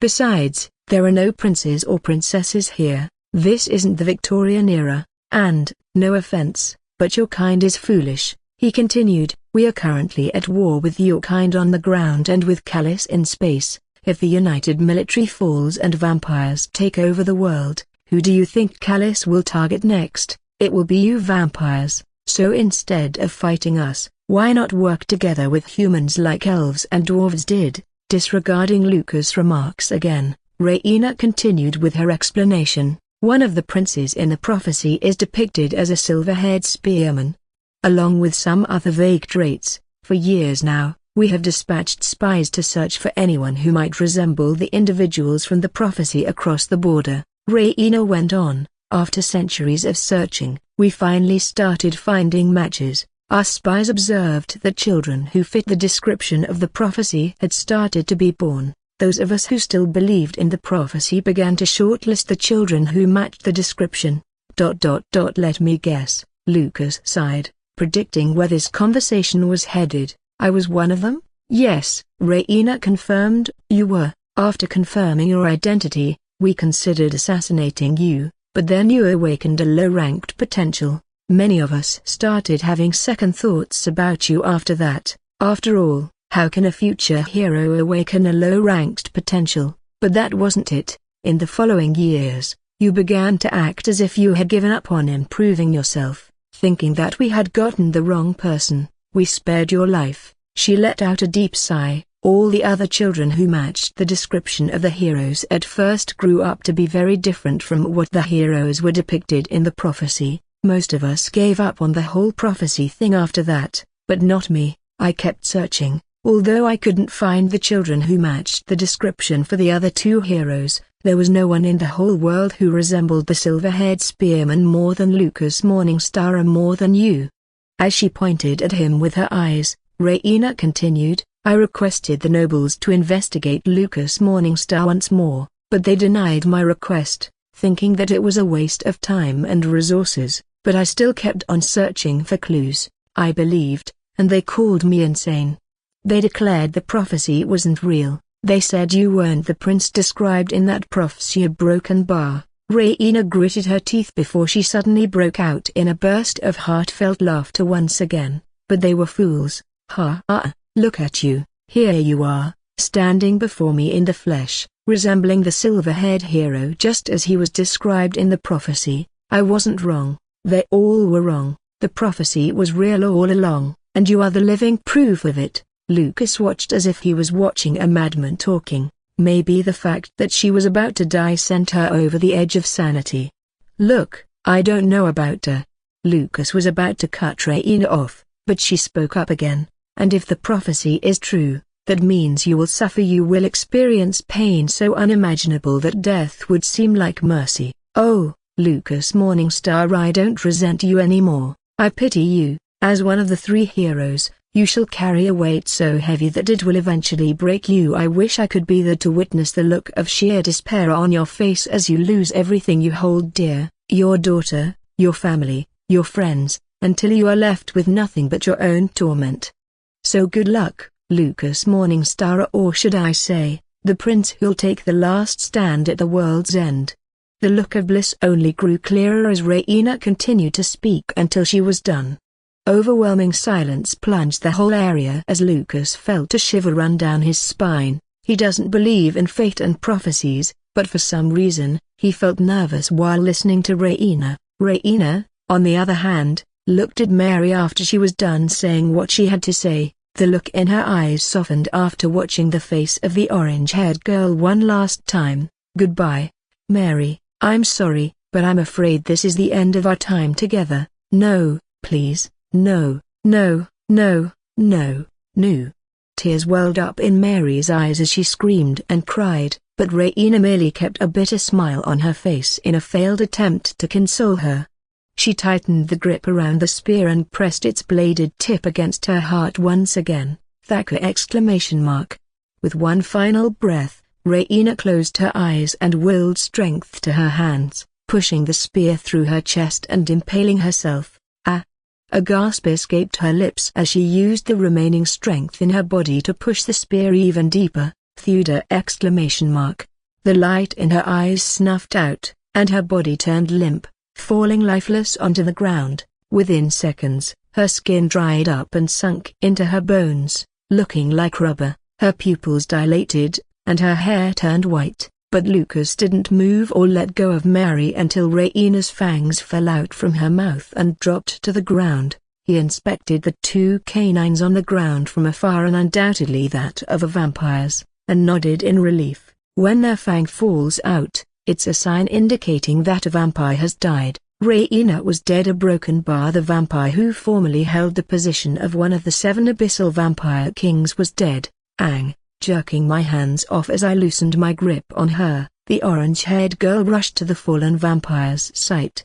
Broken Bar just stood there, watching her as she continued to cry over Raina's dead body. Her remorseful screams told me how close they must have been. Vampires harbor a deep disdain for humans, viewing themselves as a biologically superior race. Their limitless growth potential, unlike the members of other races who are all born with a potential cap, puts them on par with those who possess an exceptional affinity for mana. This fact only reinforces their belief of being superior. With the exception of elves, vampires deem no other race as their equal, regarding dwarves and humans as mere blood bags. Broken Bar. Despite this ingrained prejudice, Raina, one of the strongest vampires, gave up her life to protect a human girl, treating her with the same devotion as if she were her family. Whereas I, a human, took her hostage and threatened to harm her. As I stood there, listening to Mary's mournful cries, a sense of guilt churned in my gut. I was fully aware that what I had done was wrong, but I had no choice. It was either doing what I did or getting killed on the spot. Admittedly, my life wasn't actually in danger since I had discarded my armor's protection, so I would have been able to revive myself in case I were to die. But by then, Raina would have fled with the legendary beast egg, and my chance to acquire it would have been lost. As I said, I had no other choice. It was the most efficient way. Besides, what happened wasn't totally my fault. A part of the blame could be put on Raina too. Why? Because love is a weapon, a powerful and treacherous one at that. It can motivate you to triumph over any adversity, but it can also be used against you, and when it is used by your enemies, it becomes a fatal weakness. How can Raina not expect her enemies to use her weakness against her? It was a blunder on her part, and she paid the price for it. I won because she was careless. Hike, hike. The sobbing of the orange-haired girl shook me out of my self-justification-filled thoughts. Heaving a sigh, I walked over to Mary, who was kneeling over the vampire's corpse.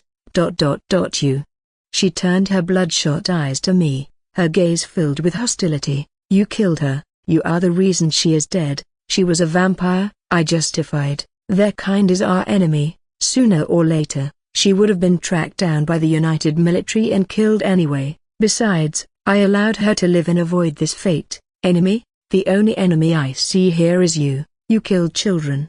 They weren't humans anymore, but they were still children, and you killed them all. You know what? She may have been a vampire, but you are the monster here. Mary screamed. Even though I already knew what she said was true, the realization still hit me like a thunderbolt. There was no escaping the harsh truth. I was the villain of their story, no matter how I may twist the words. I arrived at the scene, ruthlessly slaying a group of tender children without a second thought. After that, I brazenly took a young girl hostage, using her life as a bargaining chip to manipulate the person she held dearest. I forced that person to make an excruciating choice, to take their own life to spare the girls. No matter how often I may justify myself by saying, it was the only way, I knew the other broken bar. It was a heinous act, one that stained my hands with the blood of the innocent and left a mark on my soul that would never fade. Yet, I felt no regret.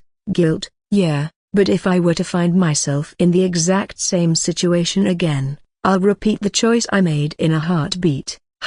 I let out a deep sigh as I squatted down to examine the lifeless body of the vampire before retrieving my spear, which was still impaling her heart.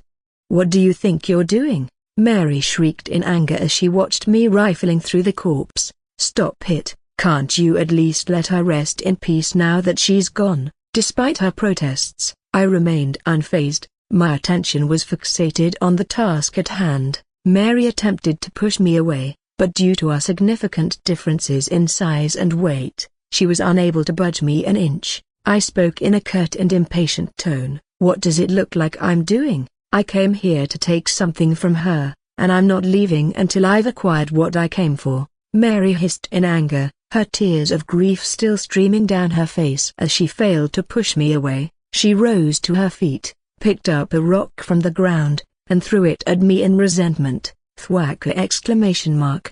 The rock struck the side of my face, but I remained stoically focused on my task, ignoring her outburst. I could sense the depth of the rage, and it was understandable. She was angrier with herself for being so weak that I had been able to capture her and use her in such a cruel manner so easily. She was helpless as she watched the person closest to her fall victim to my machinations because she was weak enough to get captured.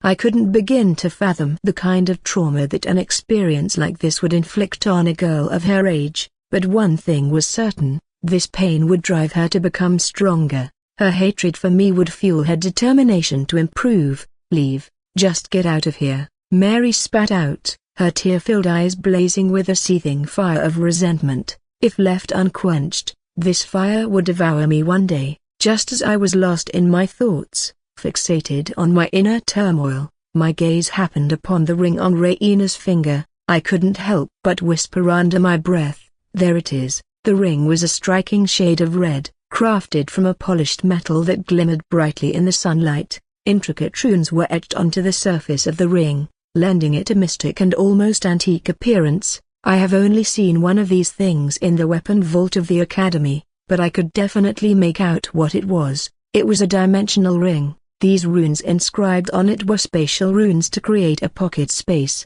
Good. I smiled while taking the ring off the dead body's hand and putting it on my ring finger. Nodding, I got up and imbued mana into the ring. The runes on the ring shone brightly as I sensed the items kept within its dimensional storage. There, amidst a variety of several different items ranging from different types of alchemy potions to blood bags, I found a single golden egg. Focusing on it, I tried to draw it out using my willpower. Shinger. Almost instantly, the ring shone brighter, and a reddish-golden egg, around the size of a human head, appeared in my hand out of thin air. Yup, this was definitely it. I quickly put it back in the ring before turning around and walking away. "I'll kill you." Right then, a hostile yet very familiar voice rang in my ears. I turned around to look at the orange-haired girl as she knelt on the ground, crying while gritting her teeth in anger and looking at me with fury.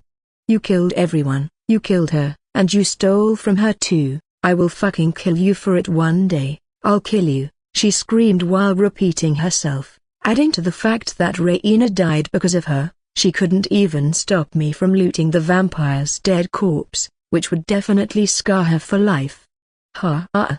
I heaved a long sigh as I listened to her repeating her threats to kill me one day. As I thought, I couldn't leave without putting out this fire completely. If I leave even a spark, I will be devoured in the future. With no other choice, I let out another sigh before slowly approaching Mary's kneeling figure. "Fine." Seeing me coming back, Mary's eyes shook, but before she could open her mouth to speak, I whipped out my edit pen from my smart bracelet. I pointed it at the orange-haired girl's clothes and started waving the pen in the air as if I was writing something on an invisible paper.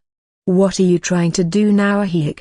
Instantly, Mary's body dropped flat to the ground as if a ton of weight was put on her, letting out a surprised squeak. Just like I did with those children earlier, I made her clothes heavy to pin her to the ground. "WH, what are you doing? Help, someone help, please!" Mary screamed as terror replaced the rage in her eyes. "You said you won't kill me, you promised her, at least keep your word. I'm a human, you can't kill me. No, help, please, anyone, PLAMNGHH. Upon arriving before her, I took out a handkerchief from my slacks pockets and stuffed it in her mouth. Shinger!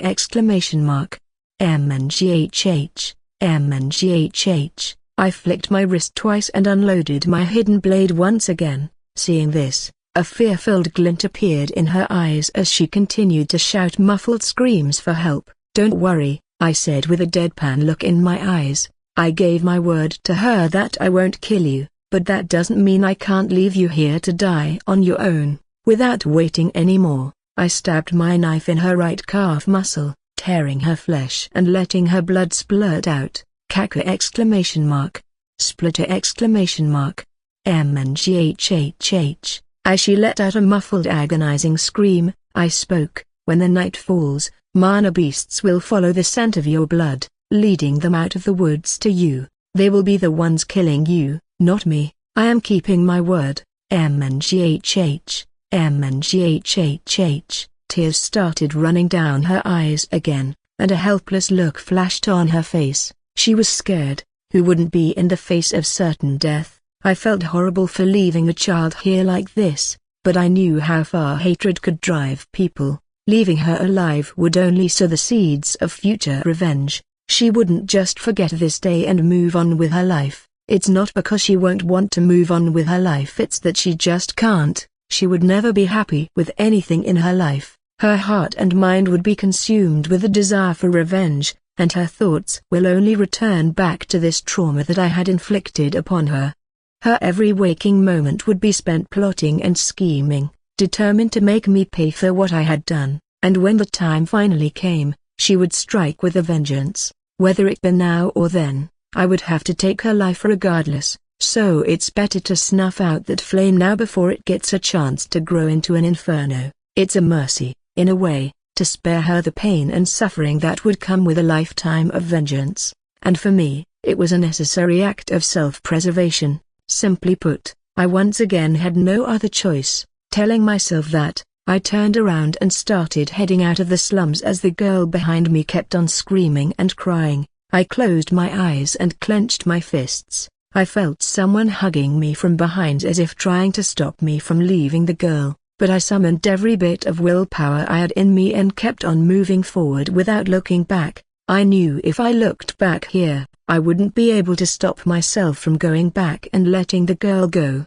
so I steeled my heart and kept my eyes in front of me. With my voice barely above a whisper, I said, "I'm sorry." As I walked through the slums, I noticed that every door and window was tightly shut. It was evident that explosions and loud noises were all too common in this part of town. Given that the slums were situated on the outskirts of a dense forest that was home to various ferocious mana beasts, it was understandable.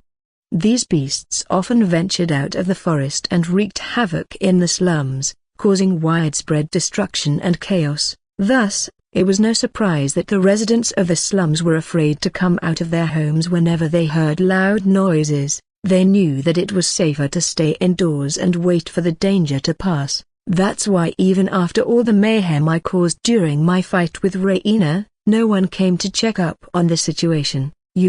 Of course, there were still at least some people who were brave enough to step outside their houses. Suddenly, I heard a timid voice behind me. I turned to see a young woman, her eyes filled with anxiety. "Excuse me," she meekly said. "We heard some noises coming from the forest. A broken bar. Do you know anything about it since you're coming from there? Was it mana beasts?" I nodded grimly. Yes, it was. They attacked the houses near the edge of the forest. Her eyes widened with concern. "Are people hurt?" "Yes," I replied. "Many are injured, but the situation is under control now. However, I would still advise you all not to go near the forest for some time." I see." She hesitated before asking, "What about that one woman who lived there, and the children who were always with her?" "I'm sorry," I said softly. "They didn't make it." "Did you know them? Were they someone close to you?" The woman looked devastated. "No, I didn't.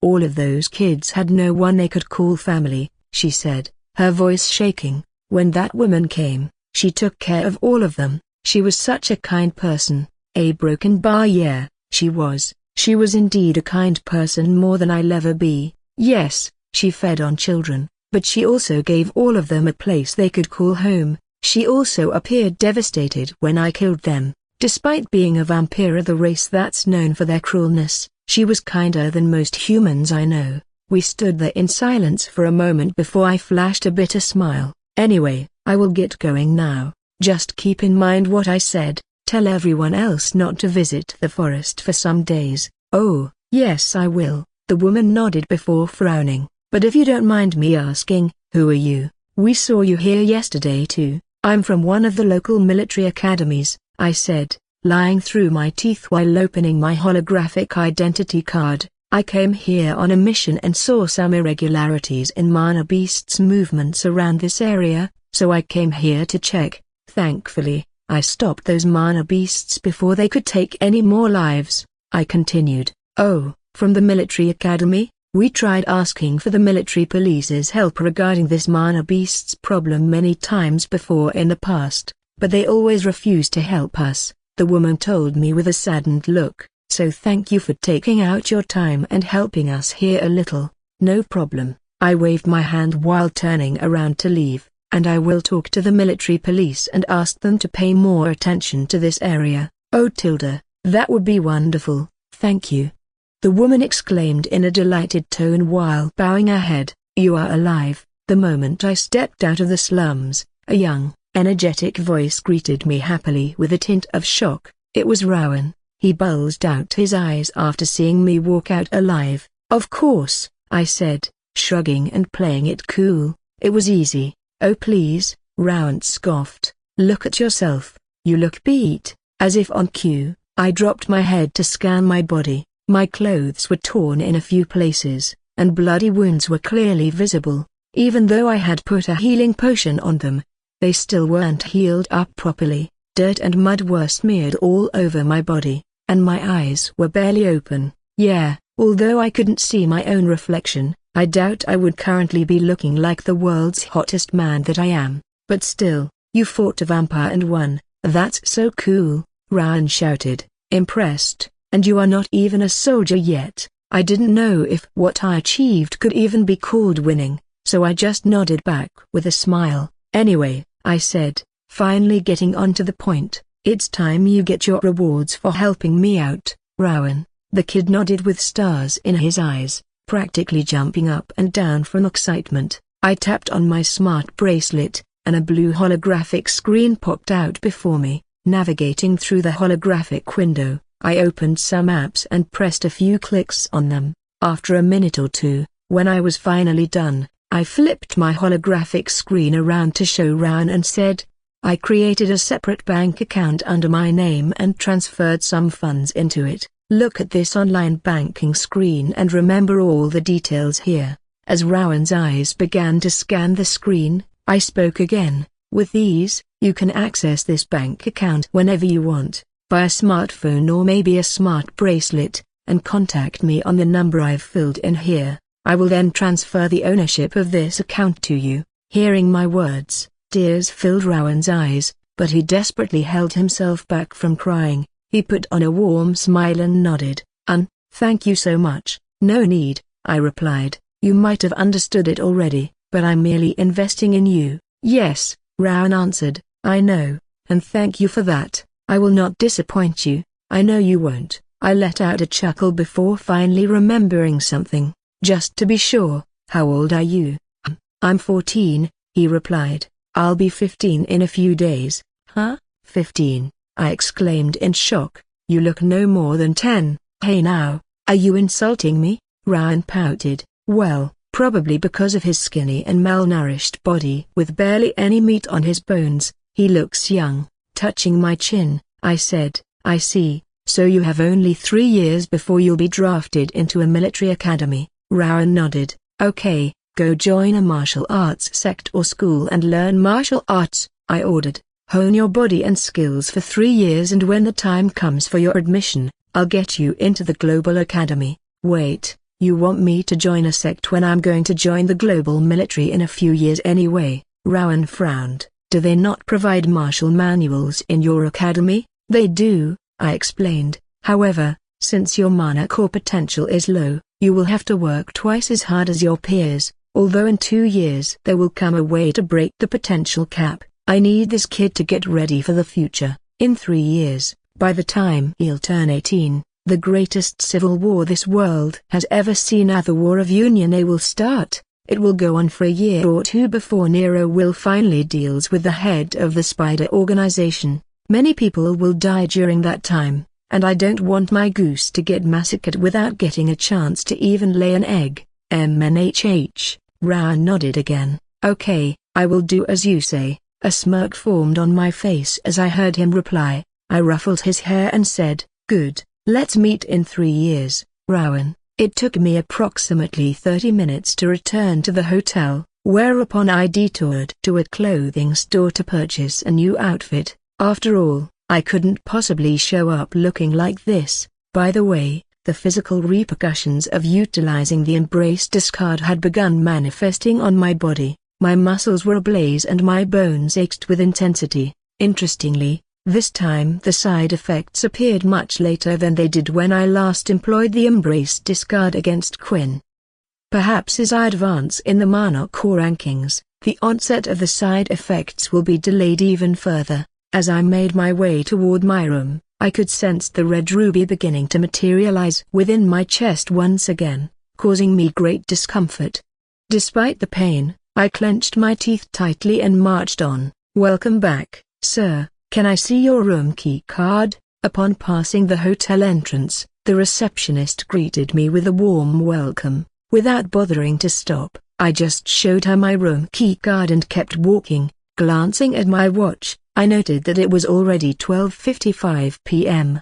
As I recall, today's itinerary included a brunch at 1 p.m. in the dining hall. Then we are set to visit the Elven Market, followed by some sightseeing with Drake and Emma. That means if I quicken my pace and reach my room swiftly, I can evade any chance encounters with my classmates. All I wanted was to sink into my cozy hotel bed and slumber. After that, I would need to start preparing for what will happen tomorrow. Tomorrow during the masquerade dance event, a few cadets will uncover the true identity of a vampire assassin. Then the vampire assassin will attack everyone present in the ballroom, resulting in a massacre. Although I could skip out on today's sightseeing and shopping excursion with my classmates, attending tomorrow's masquerade party will be mandatory for everyone. Not only that, but once inside the ballroom hall, we would be unable to leave without presenting our invitation cards to the guards, which Drake and Emma will have with them. In short, once I go there, I would need to have a plan ready to keep myself safe from the destruction that the vampire assassin will cause. Taking the lift, I got to the floor where my room was and quickly headed for it. But before I could take even a few steps out of the lift's door, I saw a bunch of 3 girls ganging up on a blonde-haired teen in the corridor. Yes, it was Grace, and for some reason, these 3 maidens had her surrounded. "Look at yourself, bitch, you acted so high and mighty before, but you were just a liar, ha ha ha." One of the girls surrounding the blonde beauty barked while pulling her hair. Another girl joined in on cue like a typical bully's lackey. "Yeah, what happened to that haughty attitude of yours, huh, you traitor?" The third girl smirked, unmistakably the leader of the other 2 girls, and grabbed Grace tightly by her neck. She ran her fingers through her fiery red hair before crossing her arms. "Remember when I spilled my drink on you that one time by accident? You made me apologize to you by kneeling in front of the whole class. No one objected because of your popularity, but look what happened to you now. No one is by your side. You are all alone. You only have yourself to blame." Thwacka! As soon as she finished talking, the red-headed girl thrashed her foot into Grace's belly. Kyuk! The force of the kick made Grace cough violently and fall down on her knees. She clutched her stomach to shield herself from any further attack as the first girl pulled her head up by her hair. "How come Nero allowed a traitor like you to join this trip anyway?"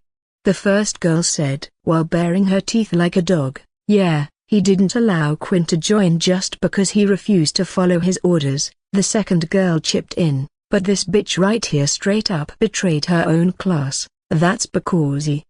Before the redhead girl could answer the second girl, I stepped in. "That's because having a traitor among your ranks is a common occurrence in warfare," I explained as the heads of the girls turned to look at me. As their expressions shifted to either concern about being caught bullying a fellow cadet or surprised at how I snuck up behind them, I continued. "She was punished in the VR by getting her head decapitated." I walked up in front of them, unfazed by their confused looks. Quinn, on the other hand, failed to follow his duty as a soldier and received no punishment for it. "Lucas?"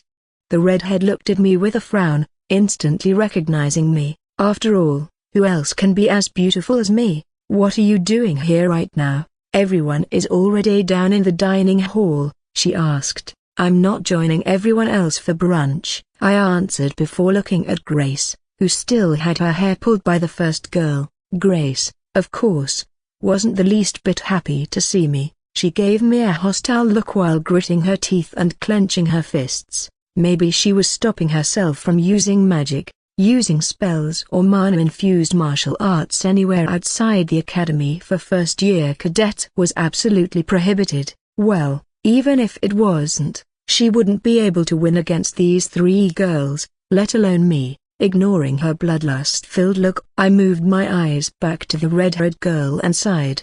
"Enough about me, what are you 3 doing here? Bullying a girl in an open corridor right in front of the lift. Do you guys want to get caught?" I asked. "So what?" she replied while averting her eyes before quickly establishing eye contact again as if she had rediscovered her confidence. "Remember, she also falsely accused you of assaulting her. Do not bring my name into this," I said, "and leave before I report this incident to the cadet council." The redhead girl gave me a taken aback look. "You are taking her side, even after she tried to set you up?" "Taking her side?" I furrowed my brows into a frown. "Oh, number. I just need you to leave us alone because I want to have a personal chat with her.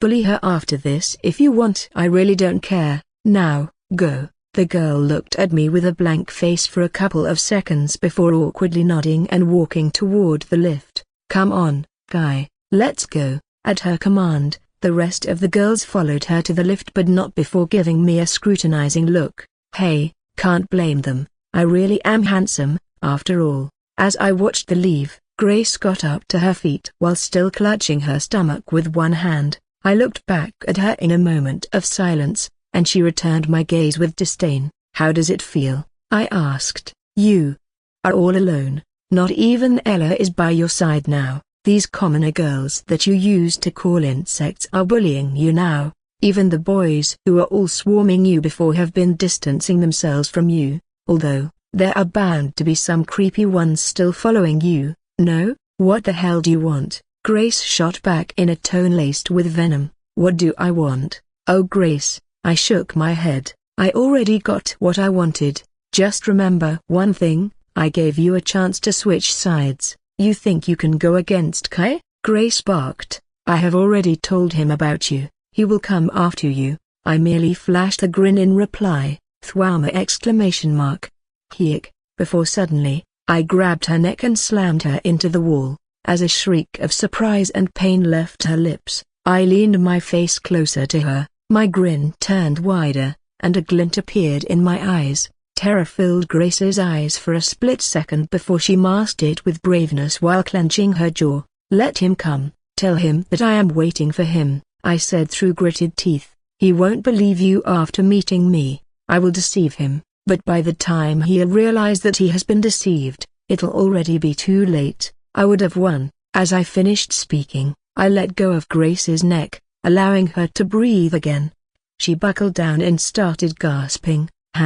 After rendering her in that state, I turned around and started walking off. My offer stands until King's tournament.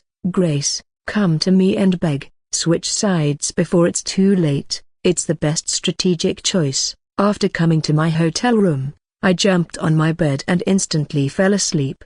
Arghh. When I woke up from my slumber after around 3 hours, a dull ache pounded my skull relentlessly, causing me to groan in irritation. Soon, I realized it wasn't just my head that was aching in pain but my whole body, especially my chest. As I unbuttoned my new shirt, which I had purchased earlier today on my way to the hotel, I discovered the familiar red ruby engraved on my chest once again. Each time I shed my armor for using Embrace Discard, the ruby in my chest would break, instantly boosting all of my stats. Once the effect of the Embrace Discard wears off, my status returns to normal, and the ruby will appear back on my chest. But this process of my status returning to normal and the ruby reappearing on my chest is always accompanied by agonizing pain. However, this time the pain came a little later and was somewhat more tolerable than before. Maybe as my mana core increases in rank over time, I will feel less and less pain. Maybe that's the reason Nero was shown to experience no pain in the novel while using this feature of the armor. Arghh.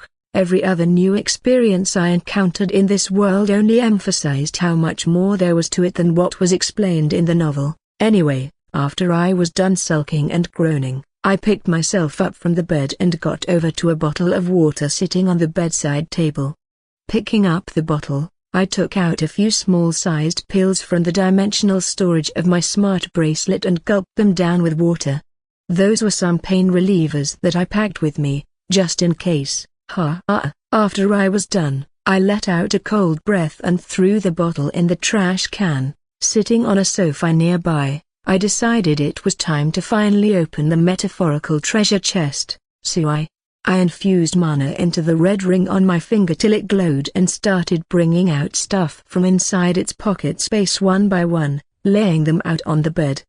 After taking out most of the things, I let out a disappointed sigh. A few thousand worths of physical money, 6 bottles of mid-grade mana potions, some canned food, and some blood bags. To me, these items were all mostly worthless trinkets. However, the ring itself was a valuable asset. When imbuing mana into an enchanted object that features dimensional storage, one can gauge the object's storage capacity. I estimated that this particular ring on my finger could hold up to 20 cubic feet of items. For reference, the smart bracelet provided by the Academy boasts a storage capacity 80 times greater than that of this ring. Anyway, there was still some stuff remaining in the ring's pocket space, so when I imbued mana into the ring again, a pair of daggers materialized in my hand. I arched an eyebrow and inspected the daggers, taking one in each hand. As I held them up, I felt their weight and balance in my hands. The blades were curved and etched with intricate runes, giving them a malevolent feel. Despite this, they were well crafted, with sturdy metal blades and quality leather-wrapped grips. Are these dark magic runes? I thought out loud to myself. They were indeed dark magic runes. By the way, since I possessed fire and light affinity, I could feel the magic power of opposite affinities near me. For example, I would feel very slightly uncomfortable if something or someone has a water and darkness affinity near me. It's a weird feeling, but that's the best I could describe it. According to some of the early mana theory classes I attended in the academy, it's the same for everyone. As my curiosity rose, I opened the dagger's status screen. Item: Dark Twin Daggers, Relic, Rank, Legendary. Description: These twin daggers are unlike any others, for they have been enchanted with powerful runes that can enhance the user's dark magic spells. One strike from these blades can cast soul poison, a lethal venom that corrupts the victim's soul and renders any ordinary healing magic useless against its effects. Stroking my chin, I put the daggers away, visibly impressed. They were good. Unfortunately, I don't use daggers, so I don't see a reason to get hyped up about them. Maybe I'll give them to Quinn or sell them to someone who uses daggers. Besides, why would I be excited about a legendary grade item when I was about to open a mythical grade item? Yeah, it was finally time to take out the thing I almost risked my life for. Sensei Negation, the mythical beast egg. In the Chronicles of Legendary Heroes novel, every living being had a predetermined growth potential, except for vampires. For example, a human born with the potential to only reach up to Sensei Negation A superscript 1 iron to 8 Sensei Negation A superscript O rank was destined to be stuck there for the remainder of his life, no matter how hard he may try to achieve a breakthrough. Of course, later in the story, a genius alchemist, who at the time was a third-year cadet in Ethereal Academy, made a potion that could make anyone upgrade their potential to mid-ranks, gold, diamond, platinum. It was a revolution, but until before then, breaking one's mana core potential was impossible and unheard of. This was also true for mana beasts, as they too had a limit to how strong they could become, in contrast to humans, elves, and dwarves who trained to use mana arts. Mana beasts were animals that evolved from mana. As a result, not only could they rapidly grow their mana cores, but they were also stronger than other species at the same stage. For instance, a mana beast at the 8 Sensei Negation A superscript 1 Silver 8 Sensei Negation A superscript O stage would require at least 2 fighters at the same stage, or 1 at the 8 Sensei Negation A superscript 1 Gold 8 Sensei Negation A superscript O stage to defeat it. In summary, mana beasts are inherently more powerful than other species, even when they are at the same stage. That's why the wisdom of some elves from the past is reflected in the saying, "While we intelligent beings steal mana, beasts are granted to use it by the heavens." This saying acknowledges the natural ability of mana beasts to use mana without having to acquire it through training or study as humans, elves, and dwarves do. However, in the end, they are still just beasts, unintelligent, wild animals who just mutate as a side effect of mana appearing in the world.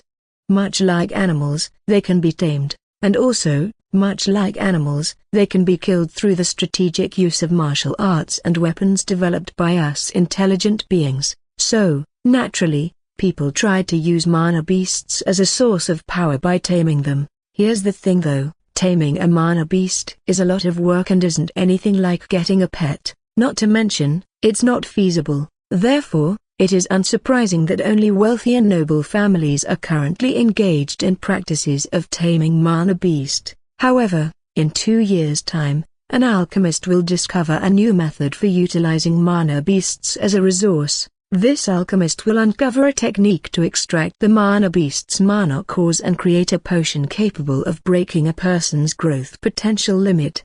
Yes, that's how he would create the limit breaker potion. Unfortunately, the limit breaker potion would be extremely challenging to obtain since it required a diamond rank or higher mana beast's mana core as a component. Moreover, the potion could only elevate an individual's potential to mid-ranks after hunting a high-ranking mana beast, making it an unfeasible solution. Still, it was the best and, not to mention, the only solution anyone had for breaking through their mana core potential, so it became a hit. As I mentioned before, it was a revolution, or that would have been the case if 4 years after this revolutionary incident, a new and more efficient way to break through one's potential wouldn't have surfaced. In the year 2729, when the world was readying itself to attack the vampire territory and end the centuries-long war in one final struggle, William Snoth, one of the main lead of the novel, revealed a groundbreaking secret that shook the whole world. He revealed that he possessed a gift called beast taming. Just like its name suggests, he had the power to tame mana beasts. He told the world that he grew up taming mana beasts of different ranks and kinds. One day, he chanced upon a mythical beast egg in the woods near his home estate. The egg looked old and stale, so he felt like it wouldn't hatch. For some reason, the 12-year-old William thought something that no one in this world ever thought of trying. He put his hand on the egg and channeled his own mana into it. He had no logical explanation as to why he did that. He just felt like he had to do it, as if his inner voice was urging him to take that action. He took the egg home with him and kept repeating his actions, supplying the mythical beast egg with his mana every day. After a few months, the egg hatched. As it cracked open, a black cat came out of it. For reasons unknown, William felt attached to the black cat the moment he laid eyes on her. Even though he had yet to tame her, he felt as if a part of his soul was connected to her. Unbeknownst to him, the black cat also felt the same for him. Over time, William started experiencing some changes within his body and mana core. His mana core felt stronger the more the black cat grew up. Over time, he realized his mana core and his soul were synced with the black cat. He realized he could grow his mana core up to the mythical rank while previously he was destined to remain stuck at the diamond stage all his life. He also felt his body beginning to manifest the affinity for dark magic despite the fact that previously he only possessed light magic affinity. Although he couldn't normally use dark magic, he found that he was able to do it after tapping into a unique form he later dubbed the beast mode. When William revealed this truth to the public, the world was ushered into an era of beast cultivation. But right now, 6 years before all of this knowledge became public, I am the only one aside from William who possessed this knowledge. Suia. My smart bracelet glowed, and a huge, reddish golden egg materialized in my hands. Carefully, I placed the egg on the center table in front of me and took a deep breath. It took William months to make his beast egg hatch by supplying it with mana daily till the point of mana exhaustion. It's worth noting that William was a kid back then, and his mana control wasn't exactly good. Most of the mana he poured out ended up mixing back into the atmosphere instead of getting absorbed by the egg. Coupled with the fact that his egg was stale and his mana pool was small, it was evident why it took him so long. According to my guess, I think it should only take me about 2 months at most to make this egg hatch. Although I was not in any kind of hurry, I still wanted the mana beast inside the egg to be born quickly because sitting back and waiting patiently was not one of my strong suits. Also, I was excited to know what kind of mana beast would come out of this egg. Oh yes, even I didn't know what kind of mana beast was in the egg. The fate of this egg was never revealed. In the novel, when for some reason, Raina went on a rampage in Silversrine City and started killing a lot of people, the central government had to get involved. They commanded the Western continent to help them and defeat one of the 7 fully healed and dangerous abyssal vampire kings. The West had no choice but to comply with that order, so the Morningstar family are the overlords of the Western continent. Dispatched 2 battalions, around 2,000 soldiers, to take down one single former vampire king. Since the head of the house, Reynold Morningstar, was out on a trip to the eastern continent, the attack force was led by none other than the future head of the house, Adele Morningstar, Lucas' twin brother. After 2 continuous days of long-fought battle, the vampire king fell and Adele took whatever was in Raina's possession along with this egg. Since mythical beasts' eggs take a very long time to hatch naturally, Adele thought that it would never hatch and threw it in his storage. After that, the egg was never mentioned since. By the end of the story, Adele was killed. A broken bar. I think? Yeah, no, he was definitely killed at Broken Bar. Maybe? Arghh Broken Bar. I can't remember. Whatever happened to my near-perfect memory? Yeah, okay, I remember now. He wasn't killed, but he was assassinated by someone in his academy. A broken bar. Whoa, I'm having trouble remembering stuff now. This had never happened to me before in my previous life. Maybe I just have too much stress here. Speaking of remembering things, there is also the matter of the false memories that someone planted in Lucas' head. I have to get to the bottom of that too. Then there are also some unexpected variables that I haven't solved yet. Arghh, there are just so many things to think about. I hate it. I absolutely hate it when I have to use my brain. Can't a man just enjoy his life? Why couldn't I have been born again in a harem fantasy world? I would have trash-talked a harem fantasy novel if I'd known trash-talking authors can get you killed and reborn in their stories. Or why can't Joe have written a harem fantasy novel instead of creating this war-filled world to begin with? It would have been a hit even with his mediocre writing. Arghh, I'm so frustrated. How a broken bar. But then again, I would have gotten bored pretty soon if it was a harem fantasy. At some messed up corner of my heart, I'm thankful I was reborn in this adventurous world. There are so many mysteries popping up and things going on here every day that I'm never ever bored, and I barely have time to get my mind some rest. This was the thrill that I had longed for in my past life. A broken bar. Foo. Returning back from my thoughts, I eyed the egg in front of me. Okay, let's get started. I stretched my neck and placed my hands on the reddish golden egg in front of me on the low center table. Since it was as big as the size of a human head, it wasn't fully covered even when I grabbed it with both my hands. Inhaling deeply, I felt the cool air filling my lungs, and as I exhaled, I focused on the area around my solar plexus, where my mana core was located.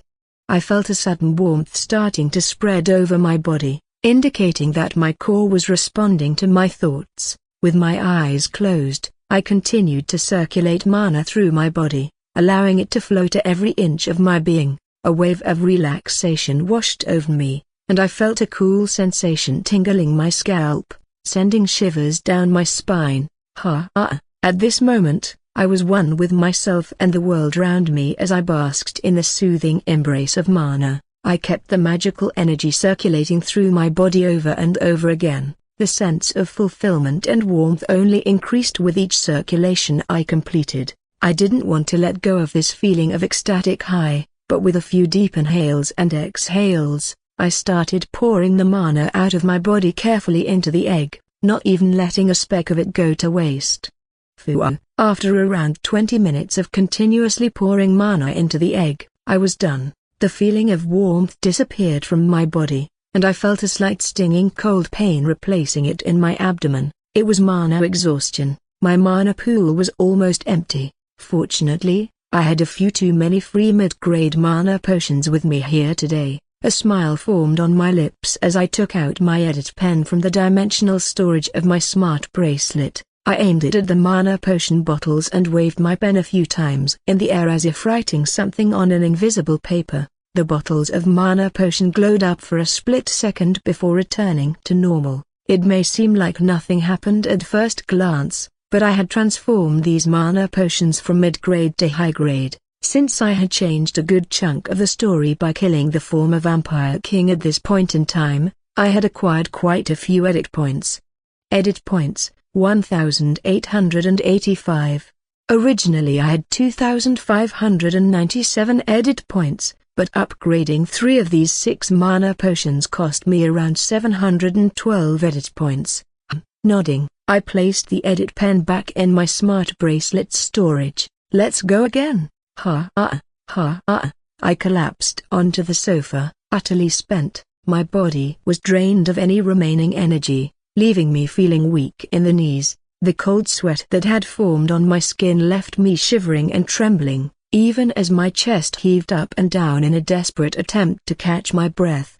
Each gasp was a struggle, my lungs burning with the effort of drawing in air. I felt like I had been pushed to the brink of my limits and then beyond. I've been repeating the process of drawing mana from the atmosphere into my core and pouring it all empty in the egg. After the 4th time, I was at my limits. Let's stop this here for today, I said to myself, catching my breath a little. I looked at the clock, and it was around 5:15 p.m. The second day of the trip was coming to an end already. After drinking the last bottle of mana potion to get some energy, I got up and walked over to the bathroom. Clicker. Opening the door, I strode over to the sink and stood there, my footsteps echoing against the tiled floor. As I arrived in front of the mirror on the wall, I leaned forward and gripped the edge of the sink tightly, using it to support my weight. As I glanced up into the mirror, a face that I had grown all too familiar with by now looked back at me. Dark baggy circles were present under my eyes, and my face was contorted with exhaustion. All the events that transpired earlier flooded my mind like scenes from a movie playing on repeat. Every moment, every action, and every word spoken replayed in my head as if etched permanently in my memory. Suddenly the realization that I had left a child to die settled in. Along with it came a wave of guilt. I had really abandoned a child to die just because she could have become a threat to me in the future. I did that so easily. I killed a human, a broken bar. I killed a child, a broken bar, so easily. A broken bar. What's wrong with me? As I looked back into my eyes, I felt disgusted. My stomach churned as I gripped the edge of the sink tighter. I knew I was wrong, but I also knew it was the only efficient way. I could have enslaved her by forcing her to do my bidding, but doing so would only stoke the flames of revenge burning within her heart. But still, she was just a child, a broken bar. I briefly considered going back to save her, but the reality of her death quickly set in. How was I so sure that she was dead? She was one of the children I had marked to track, and I could see a blue thread extending from my hand to her. However, that thread was no longer visible to me. I couldn't activate the mark on her. I knew that there were only two ways for the mark to disappear: either the marked individual died, or I deactivated the mark myself. As I had definitely not deactivated it, her death was the only explanation. The mana beasts had killed her. No, I had killed her. I closed my eyes and steeled my heart once again. Opening them, I looked back at the reflection, still feeling disgusted. It was the only way, I told myself repeatedly. Come on, you disgusting fucker, I yelled at myself in the mirror, staring intently. Come on, you can't let this stop you. You have to keep on moving forward. Much more blood will be spilled, many more lives will be lost. This is just the beginning. You can't falter now, not until you reach the end. You can only move forward, so move. It really was the only way. It was either me or her, and I chose myself. Even if I have to kill the world, I can't stop moving forward now. I will have to end this story or I'll be killed in the destruction of this world. I would gladly choose my life over anyone else's. After calming down by talking to myself, I took in a few deep breaths again and splashed my face with cold tap water. As I felt my head cool down, I returned to my bed, finally deciding to end this stupid day by sleeping early. All my tasks at hand were cleared. Now all that remains is to prepare myself for the massacre tomorrow.